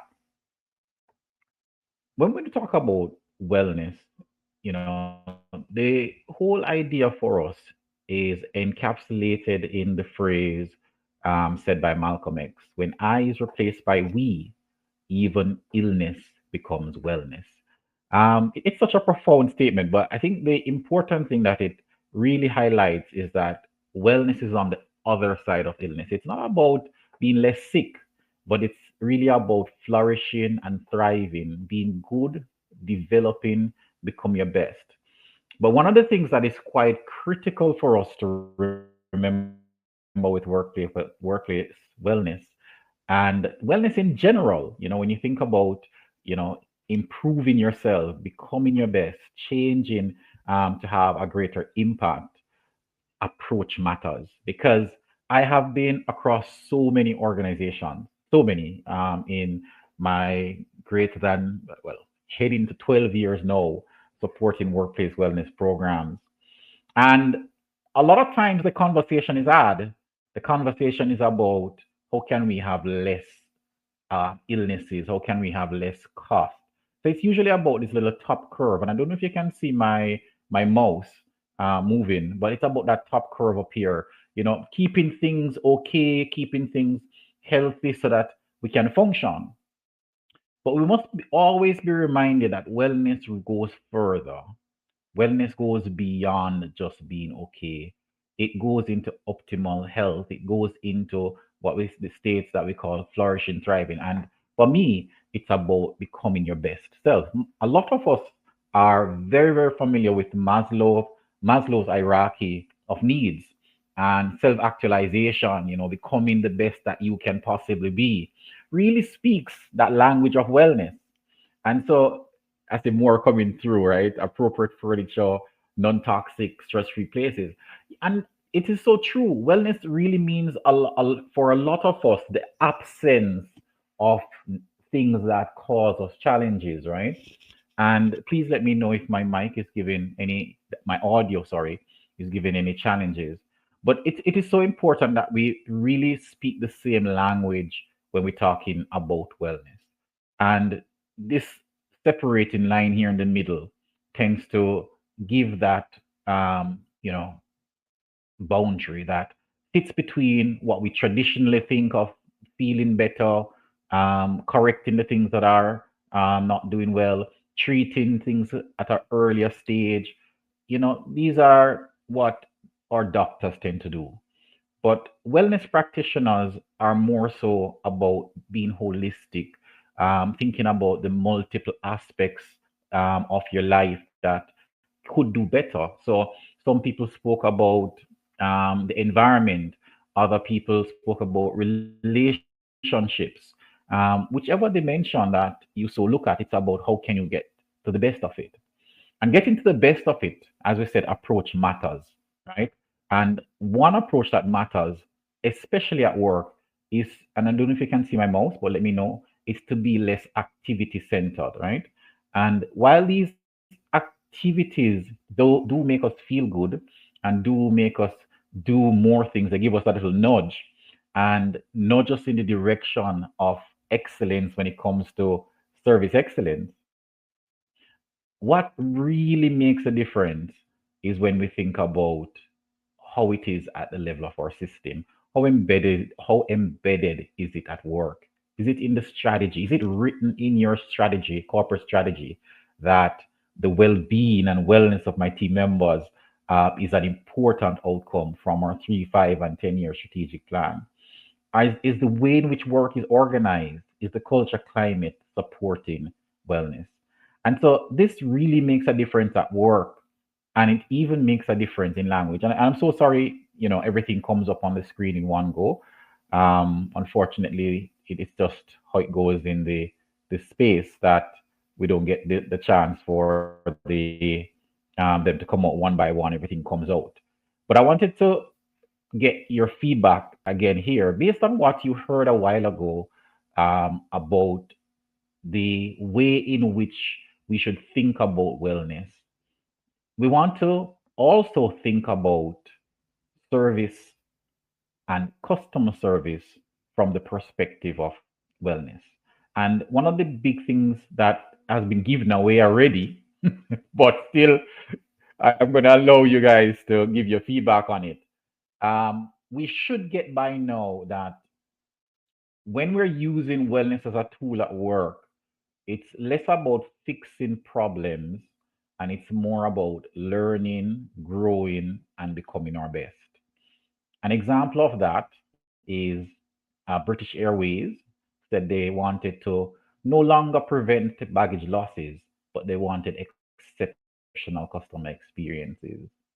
Cleveland said they did no longer wanted to eradicate pollution and economic challenges, but they wanted a green city on a blue lake. So what about customer service? What should that statement say? What do we want when it comes to customer service? Drop it in the chat for me.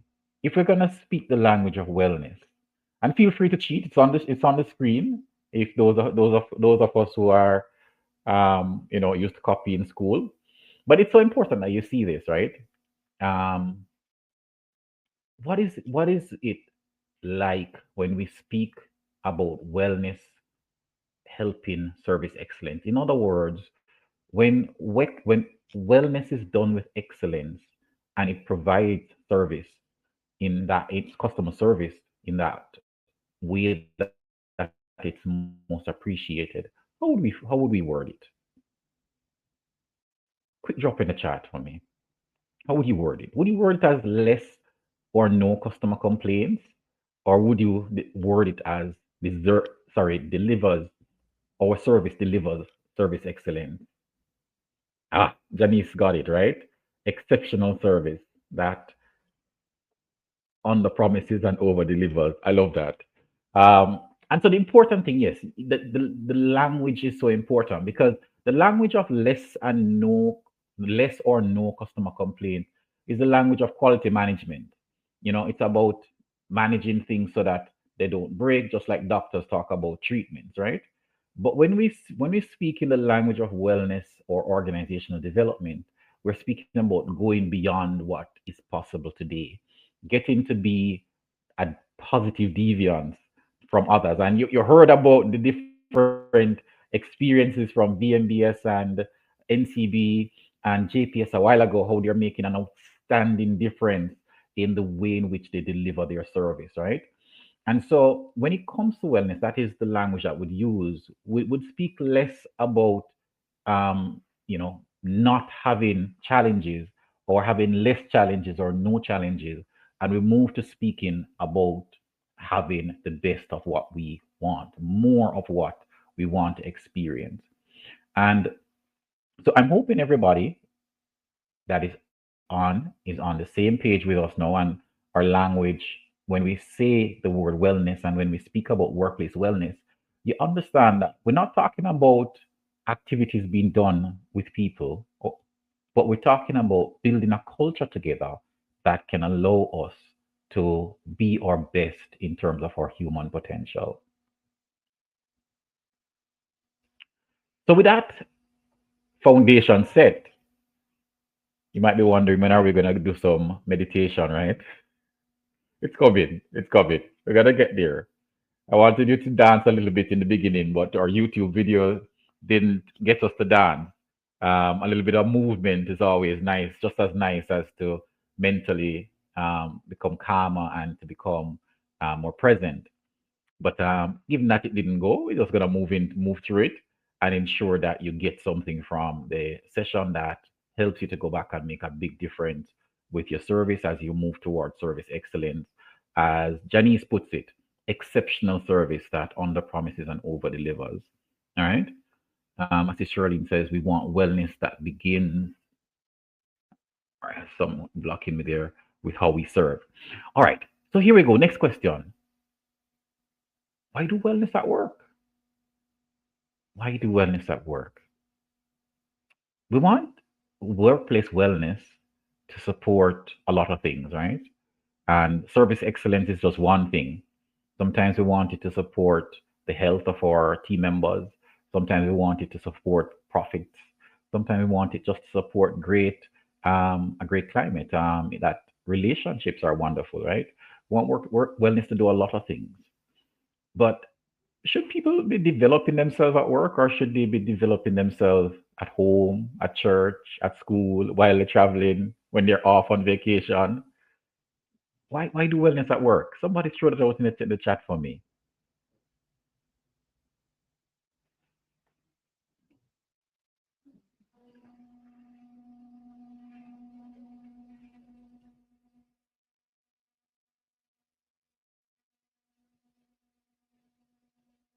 Well, while we wait on the chat to come through, because technology sometimes has glitches, and I'm hoping you guys can hear me clearly.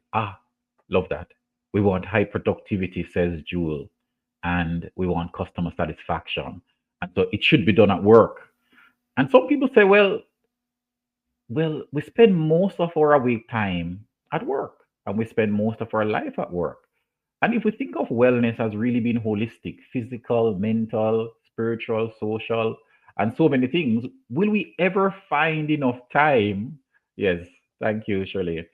Will we ever find enough time to do all that we need to do to balance life, work, and get fit, have awesome relationships in all the 10 different areas of our life, and have the finances that give us freedom, and be able to be as smart as Einstein, and have that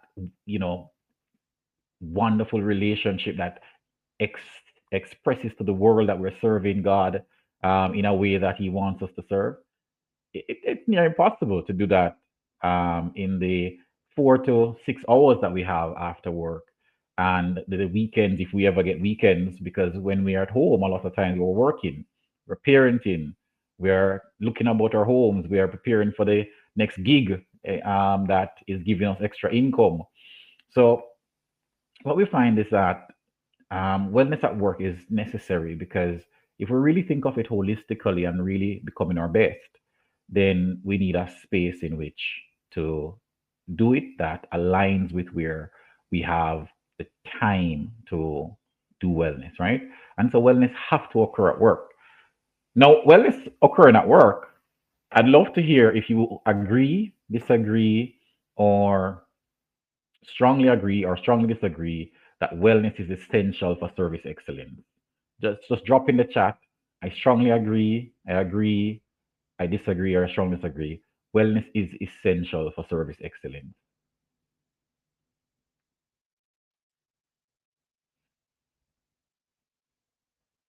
And we see lots more responses coming in through. It builds resilience. I think we could argue this from so many points, right?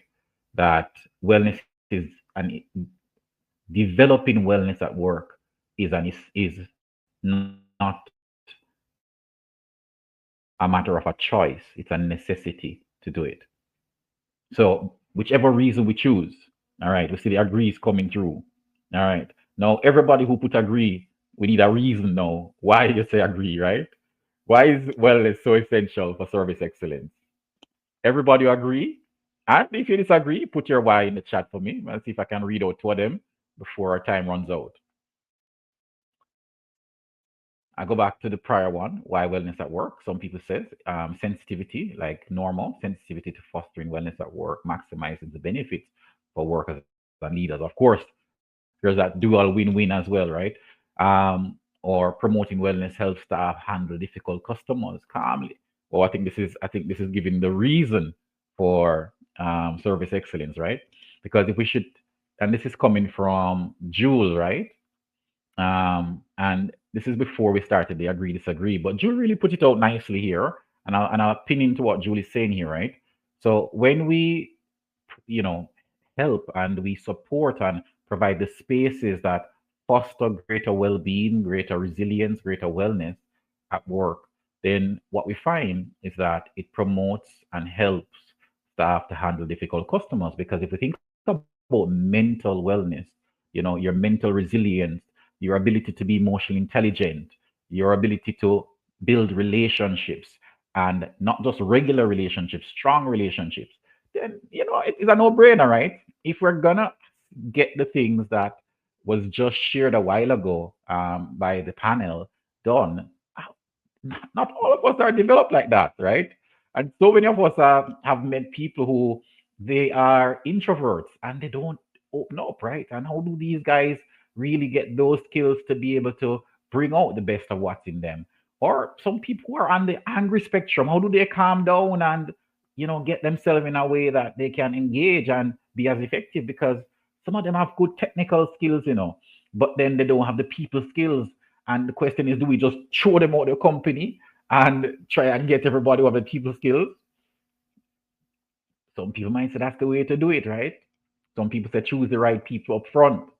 But what I found is that when you have to employ thousands of people, sometimes you're going to have to deal with a few that you're going to have to develop, right? Because in employing so much, then you will always have that need.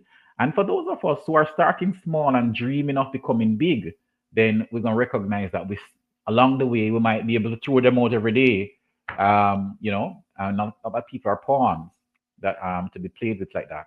But it's sometimes the reality that we experience at work, right? So we see time is going on us. All right. It enhances emotional intelligence. Excellent, Charlene. All right. So we all agree that it is critical, but how do we do it, right? So wellness is the fuel that drives the human spirit. It is the fuel that we need, just like a car needs gasoline. We need to build and put in and around us the environments that fosters us to achieve our greater self. And it does mean then that we must put wellness to work. And I'm going to say that statement again. We need to put wellness to work at work. It is often the laziest worker because we leave wellness on the bench, right? And so we need to put wellness at work to make it work to bring service excellence. So if we're going to have the best service team, and we shared this quote last year, we must recognize that we must always treat our employees exactly the way we want to have our best customers treated. And in looking at what that could look like, I want to walk you through a process. So this is where we pick up this year now. So that was a little recap last year. So we're going to pick up how we can put a process in place and how we can look at digital wellness. I think we're all in the same mind space now. Wellness is necessary at work. We must put wellness to work at work. And we are clear that wellness is not just about getting rid of the things that are causing us discomfort, but it's about growing towards the things that represents our dreams and aspirations for each other, but in a holistic way in the different areas. And so our programs tend to be whole person. It's quite rounded in looking at our whole life and our whole lifetime, as a matter of fact. Treat your employees well. Employees will treat their clients well. I love that, Marine. Well said. All right.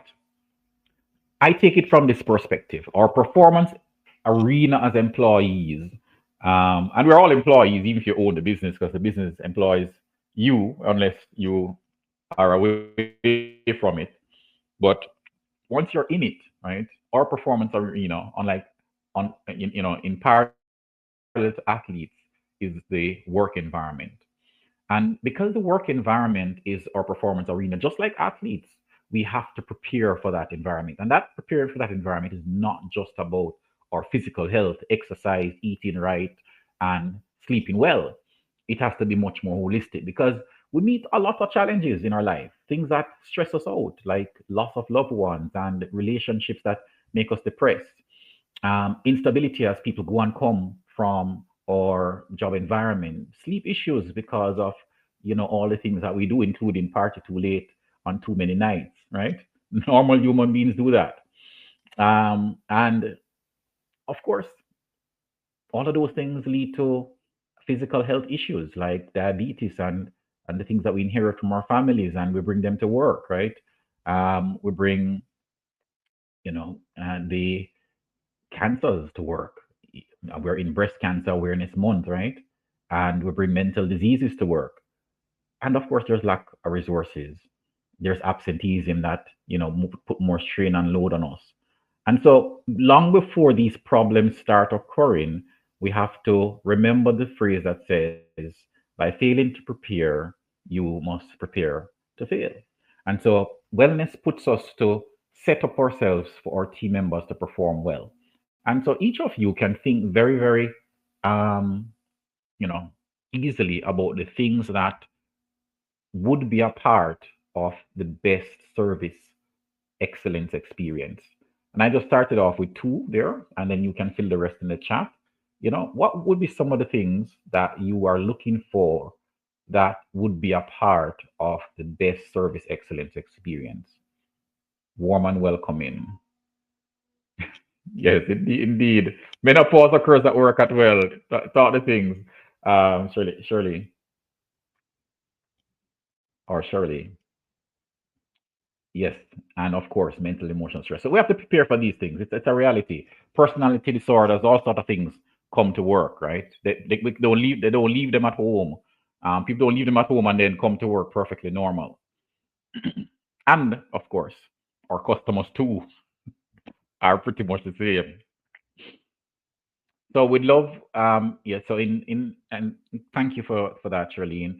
So continuous update, responsiveness is an important trait. And you guys can continue to add here, right? And the whole idea is that this list can go on with 100 items and probably 1,000 items that we want in our best service excellence experience, whether an inner service or outer service that faces the customers, right? Ongoing training and so forth. But question is, how do we get that? What are the steps that we would have to take to move from wherever we are in our workplace to get to a point that we can have these things in terms of service excellence? What's the steps? Just put that out for me. As the training came up earlier, so some people would say we'd have to train our people. Knowledgeable employees, add some knowledge, part of the training. What are the steps that we'd have to take? Good listening would go into the list from before. But I'd love to hear from if you guys could drop in the chat. I know time going on us. But what are the steps that we'd have to take? And this is for me, the gem from this year's session, giving you a process you can use and helping you to think a little bit about the new era of the digital wellness as we try to grasp how to deal with both the gifts and challenges that come with it. All right, so we see here, get involved the stakeholders, Nadine says, right? That's a good start point. That's a good number 1, right? Involve the stakeholders. We know that if we're going to get something spread, it's important to have some collaboration with the people who are going to lead it and the people who are going to benefit from it. I love that one. That's a good start off one, Nadine. I think you deserve a prize for that one. And if you continue to drop in the chat, it's important to start to sort of reflect on what your thoughts are as to how do I actually achieve the value that I want from a tool or from a process, which for wellness, the process is a process of developing human beings, right? How do I do it? And so empower them, employees, yes. That was training, so empower them, but empowerment can come in many ways, resources as well. And then, of course, I see here maintain company image with good customer service. Probably that was for the prior question that's coming through now. All right, awesome. So we get at least 2 steps, right? Get the stakeholders involved, empower the employees, all right? Assess the needs, do a needs assessment, staff training. And these are the traditional things that we think of. So let me see if I can help you to meditation and exercise throughout the day. Love that. So, have some activities that work. Thanks very much for that, Shirley. All right. So let's see if I can give you a process. And the process uses the word best. If I want the best service excellence experience and I want the best from wellness, I want you to use the word best to remember a process. So the process says, first, it begins with you. Be the change and begin where you are. So be the change. In other words, you be the example.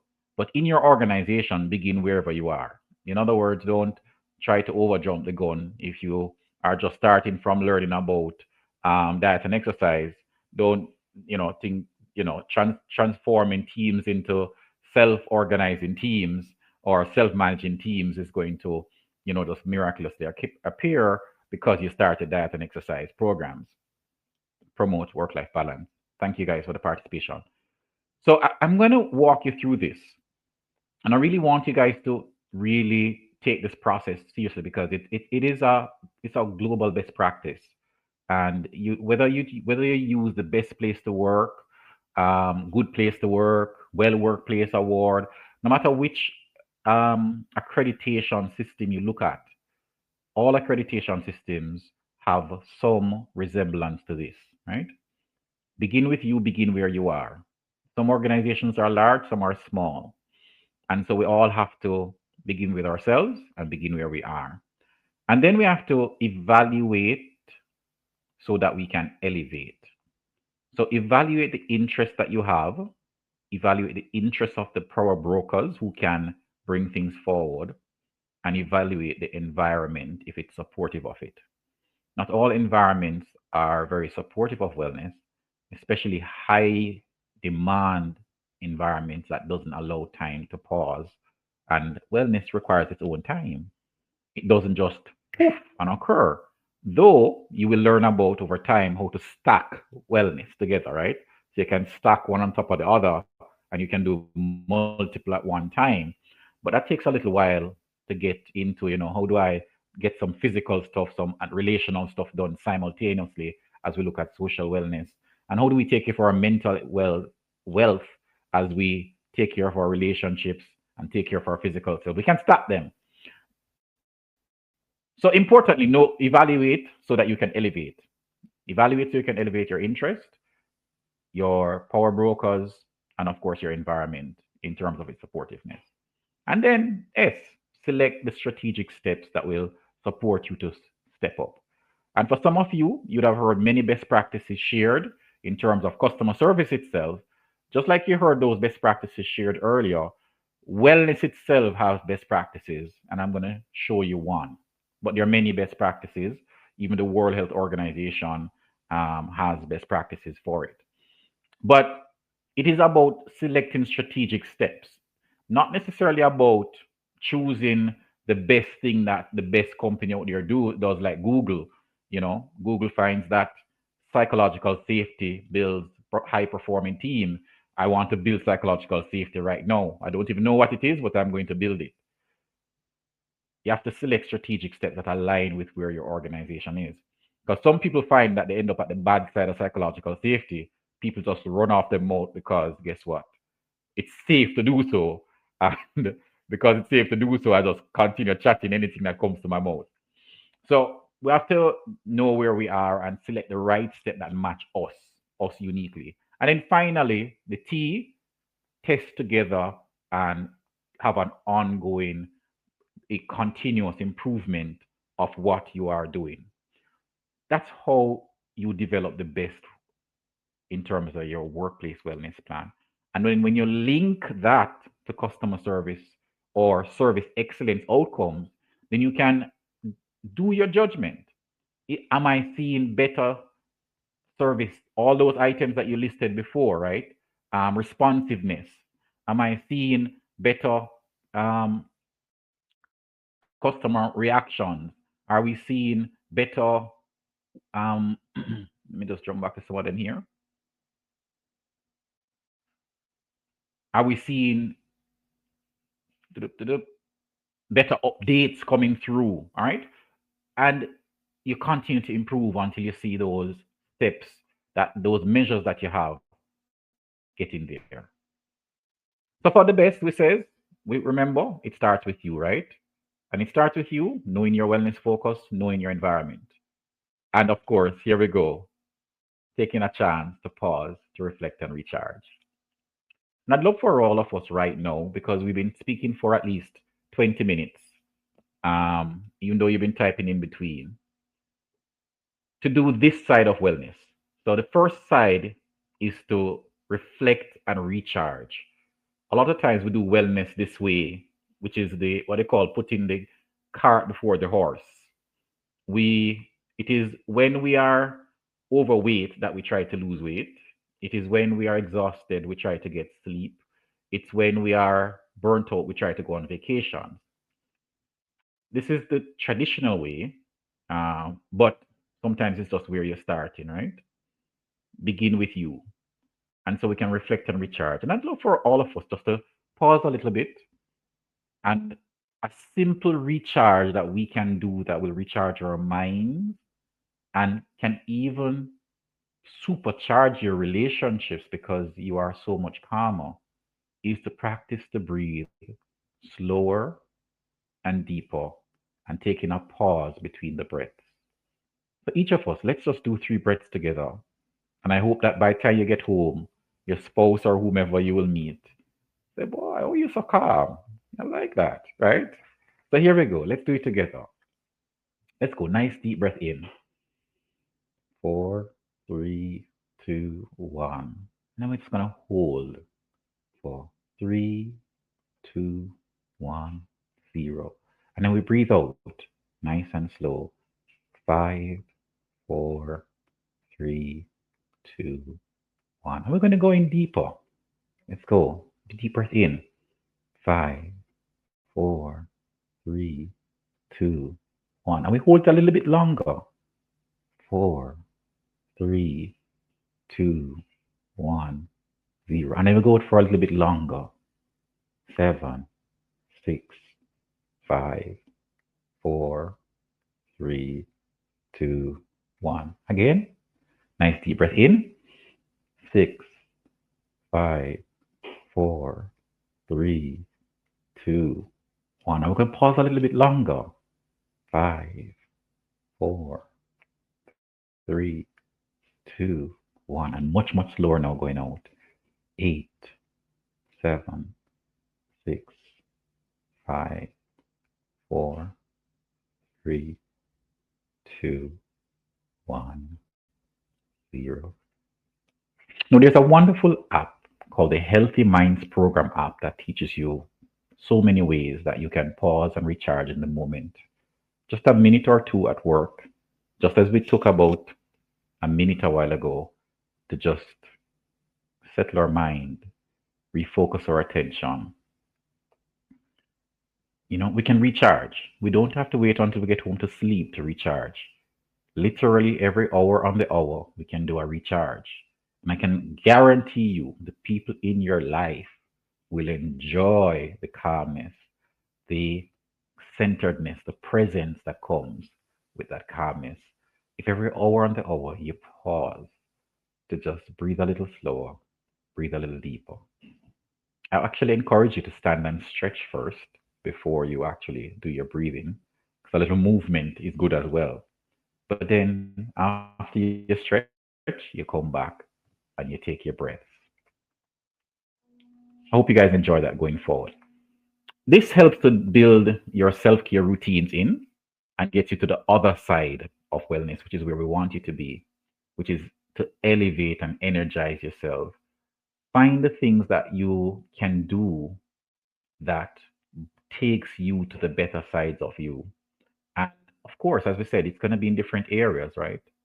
And for these things, you're going to have to block the time, because it takes time to become your better self. And so you may say, every morning I give myself a half an hour for my physical health, for my spouse, for God. And lunchtime, I give myself some time. After work, I give myself some time. During work, when it comes to occupational well-being, I'm putting some effort in. When it comes to digital well-being, I'm putting some effort in. During work, when it comes to relational well-being, I'm putting some effort in. And so I can think of ways in which I can elevate and energize So this one is putting the horse before the carriage now, that the horse can pull you, right? So you are preparing yourself. So you're ready today for whatever comes tomorrow. All right. And this is the other side of building you. The E, as we said, evaluate and elevate, right? And what I want to touch on here is the digital wellness. So with time, I think we have about 3 minutes. Workplace wellness has shifted in its emphasis from fruits and veg to mental health, to mindfulness, to financial wellness. It's shifted away from having less diseases, as I would have spoken about earlier. It's even shifted from just simply looking at 8 dimensions. It's gotten to become very specific to what you need, where you are uniquely positioned as an organization, as a service. And so for customer service, that might involve emotional intelligence, emotional resilience, personal and professional accountability, conflict skills, whatever it is. But it's very, very focused into the areas that meet the thing that you need to improve.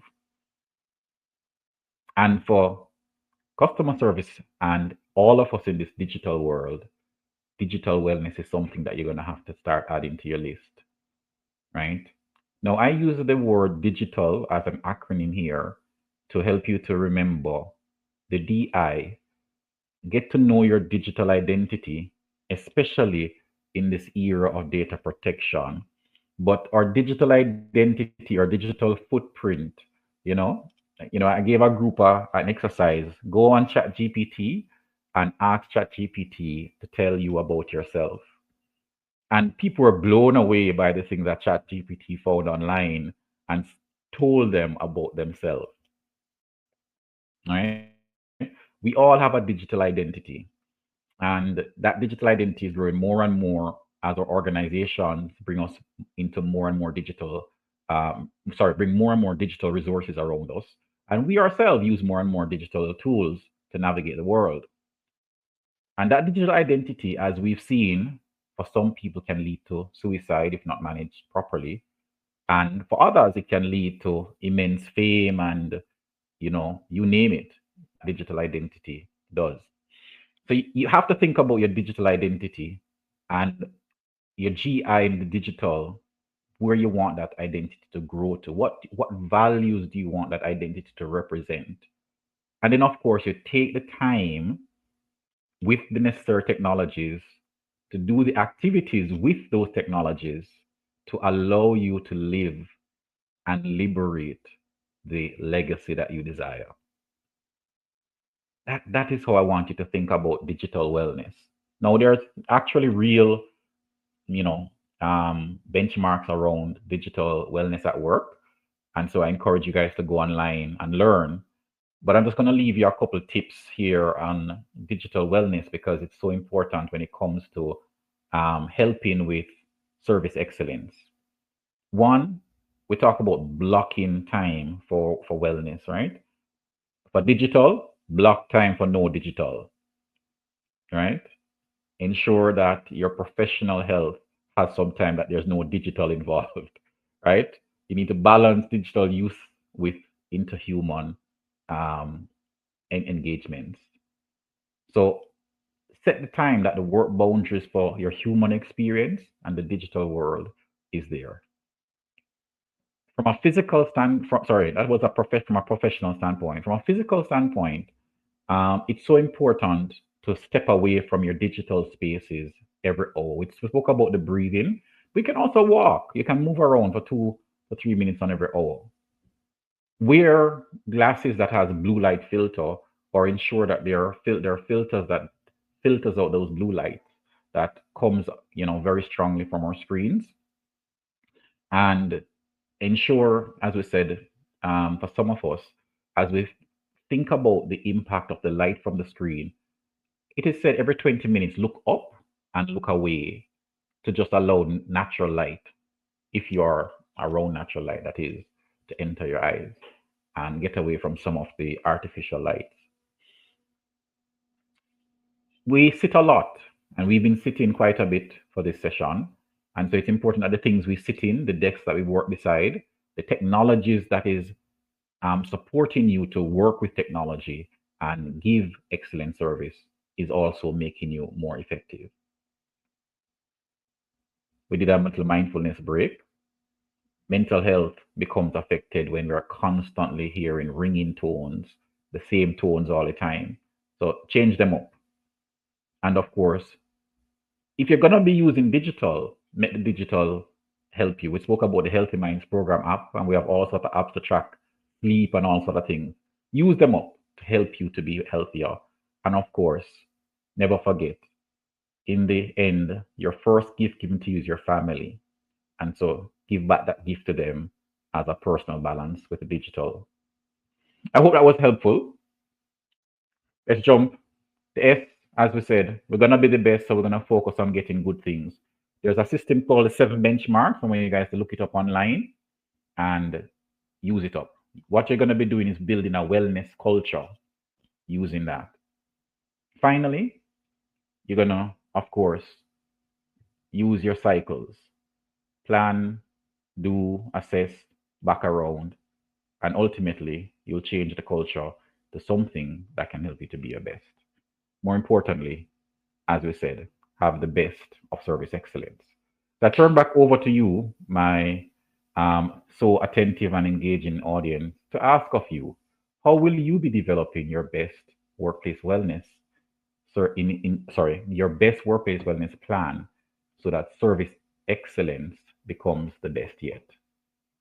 How will you be developing your best workplace wellness plan so service excellence becomes the best yet? Drop that in the chat, and I send back over to Halthia to take us away. Boy, my belly full. I tell you, I was saying to Richard, Dr. Thompson, that when you do that mindfulness exercise, and you're taking me to rest, and we did just drink coffee. The caffeine going against the parasympathetic response. I am telling you, but Yes. this is very important. I think we find that a lot of us get caught up in our day-to-day activities, and we don't remember that we really need to unwind and relax and take some time for ourselves. And if for those people who have full-time work and full-time family responsibilities, it can be a lot to take on. There's also the issue of what is happening, Dr. Thompson, now with us not paying enough attention to mental health in this country. I think a lot of what we've seen over the past week and a half, it's a wake-up call for us to sit up and pay attention to what is happening, not just to other people, but to all of us, and recognizing that we all have the propensity to slip into that place, as we would say, but for the grace of God. So we have to protect ourselves. How do we do that? We must always remember that our ears is always open. Our emotions run in an open loop. Our unconscious mind is always receiving information, even as we sleep, we are processing it. And so, as the Bible says about guarding our heart because everything flows through it, we must also remember, if you don't choose the sources of information that comes to you, if you don't choose the experiences that you get into, then they will be chosen for you by others. And so you have to be intentional. Be intentional about the spaces you spend for relaxation, the ways in which you choose to, as we said, put the horse before the carriage. Be intentional to find the things that elevate and energize you versus be pulled by what your friends and family do. Because you have a lot of open circuits given to you by God. Open ears, open emotions, open subconscious mind. But what you become and how you are influenced by it is determined by your own intentional choices. Yes. You know what is interesting is how we don't recognize how one thing that is happening in our lives can impact the other. I came here, I'm at PSOJ headquarters. That is where we're doing this, our broadcast from. And I'm so accustomed to getting shocked by the doors at my office because of all of the electrical equipment that is around, that I was almost afraid to touch the doors in here because those door handles always shock me. And I thought to myself, but it is also about conditioning of the mind. So you recognize that you're not conflating one situation with the other. You're able to make that separation because your mind is attuned to making the separation. Is that a difficult thing to do? Well, I think first and foremost, let's go to the shocking, right? I think you're a shocking person, and probably what. all right, that's just for fun, guys, right? But we must remember, our mind is primed by almost every experience we encounter. And as I was saying a while ago and building on it, if you don't choose the things that enter your mind, it will be chosen for you. We see right now we have campaigns about sugar in schools, sugary drinking schools, and the advertisements that flow as we watch the news and all these things that we are exposed to. Our environment primes us to be healthy. I spoke about stacking health and wellness, right? Habits. In terms of physical, mental, and otherwise.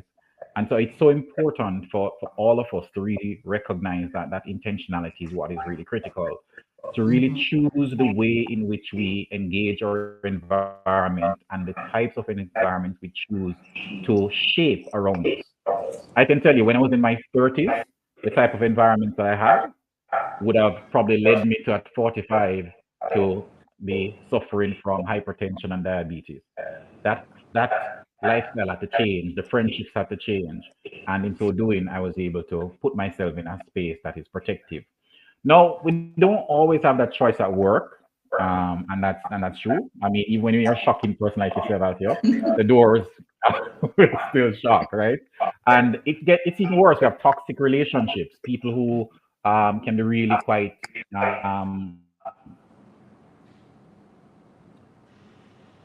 they're far from warm and wonderful to talk to. They're not nice people, and they really put us down and degrade us.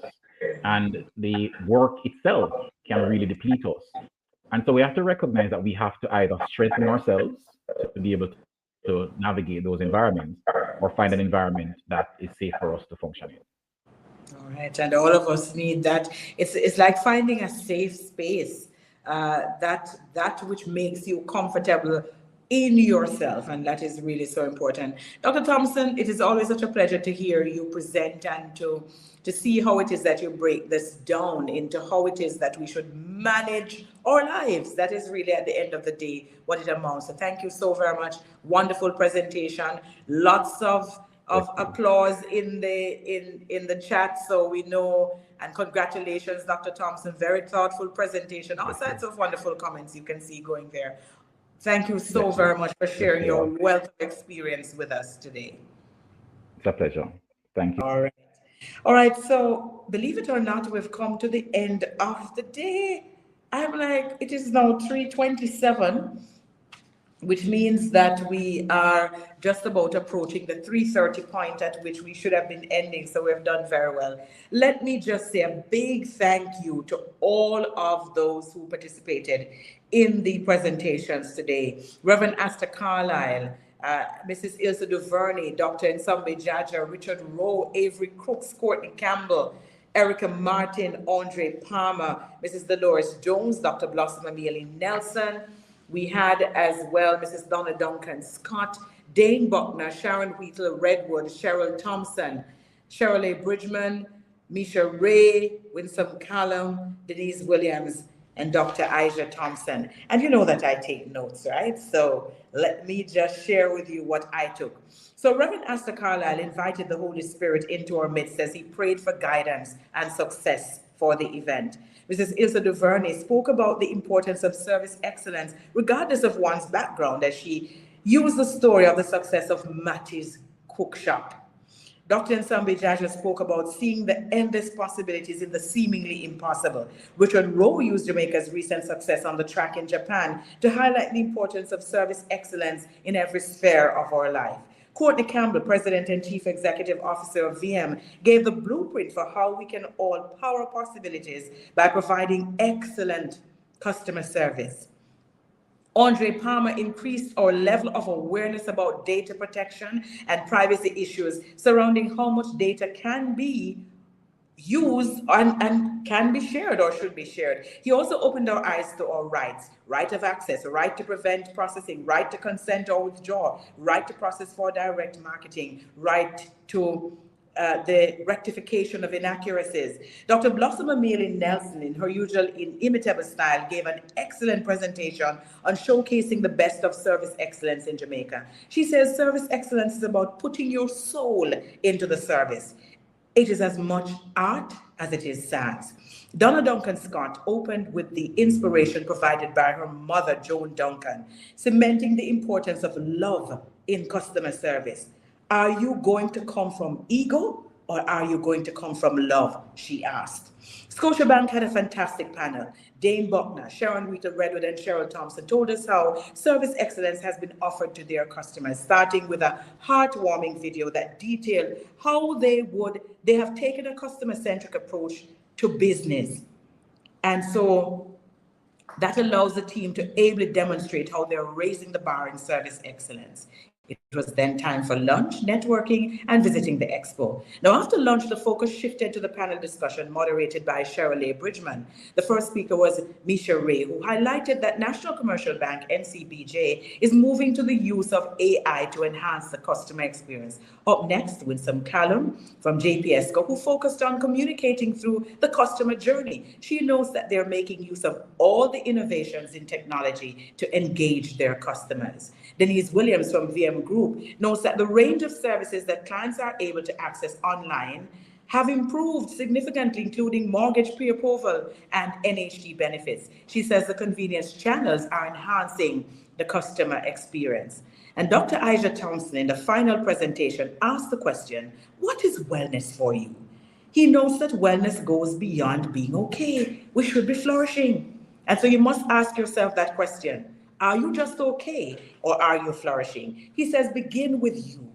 Evaluate to elevate. Select strategic steps, test together, and transform to iterative turns towards targets. This is absolutely fantastic. If you paid whatever you paid for to come here today, you got more than your money's worth. And we could tell you not to come back tomorrow because you get 2 days worth of conference in just day one. This has been an absolutely fantastic experience. I also want to point out to you that we did very well in terms of the numbers. We had 926 people registered, over 600 and odd of those attending today, and 426 online at one time. It speaks volumes about the work that is being done by the Jamaica Customer Service Association and their partners in promoting, promulgating, pushing forward service excellence. And speaking of partners, we must say a big thank you to partners. The Jamaica Customer Service Association, they have collaborated on this one with the Public Sector Modernization Division, the Ministry of Finance, and the Public Service. The Service Excellence Conference theme, Mission Possible, Powering Possibilities, one experience at a time. Big thank you as well to the sponsorship of PSOJ, Private Sector Organization of Jamaica, Carry Code, Iridium FM, Scotiabank, National Commercial Bank, National Housing Trust, the JMMB Group, VM Group, ECLA, Securities, Burger King, the National Health Fund, JPS, and Burt's Auto Parts. So, I did tell you about a survey. We're going to make sure that you have that survey tomorrow so you can answer the questions and tell us how it is that we have done. And I don't know, perhaps, I don't know how we can organize it. So maybe you can do a little bit of that surveying in the early part of tomorrow and then do the other part of the survey at the end part of tomorrow. But we will certainly fit all of that in. But let me tell you something. This whole issue of customer service and excellence in customer service is something that we have to live. We have to live the experience, because if we're not living it, we're not going to be able to share it. And so in your homes, those are your internal customers, your husband, your wife, your children, your partner, your mother, your father, your sister, your brother. If you learn to live with them and share with them with love and respect, that is what is going to come back to you. And guess what? When you go out into the society and you're serving others, then that is what you're going to give them, because that is what you've gotten accustomed to giving. So make sure that service is a core value across all departments in your organization.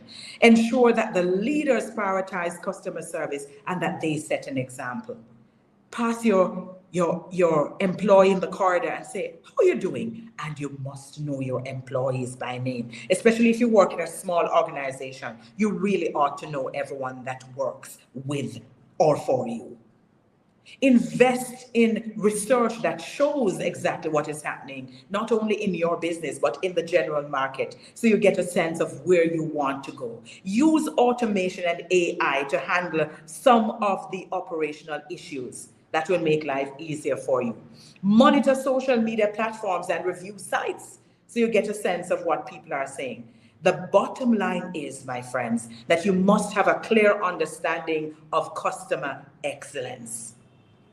It becomes easier to assess your business and services to determine how close you are to achieving the highest level of service possible if you are taking a look on a daily basis at what you're doing right and what you might be getting wrong. Tomorrow is another day. It is going to be exciting. I promise you. You can take my word for it. But if you don't believe me, take Richard's word for it, or Nsombi Jaja word for it, or Marjanita's word for it. Tomorrow is going to be fantastic. We'll be back here.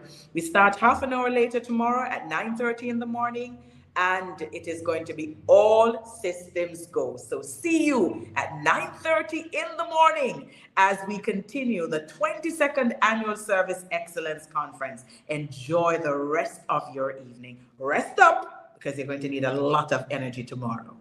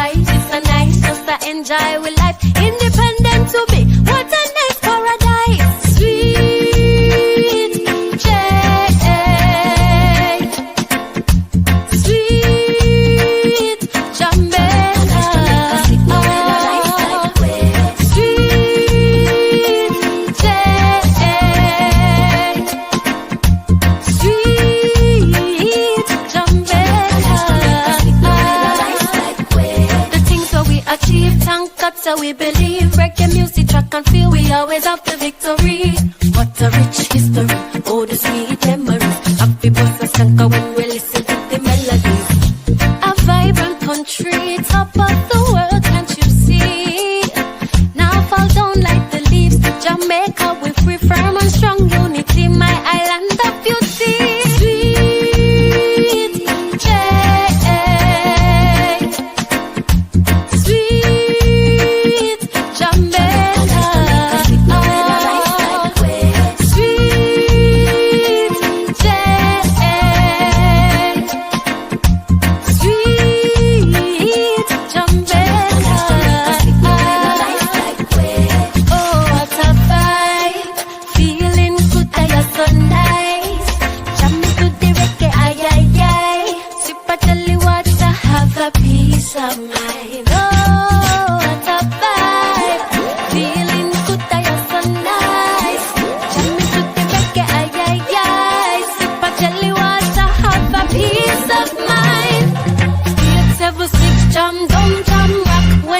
Jamaica at the cream of the crop.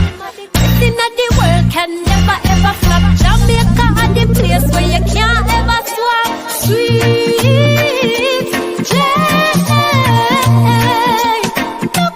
Sweet Jamaica.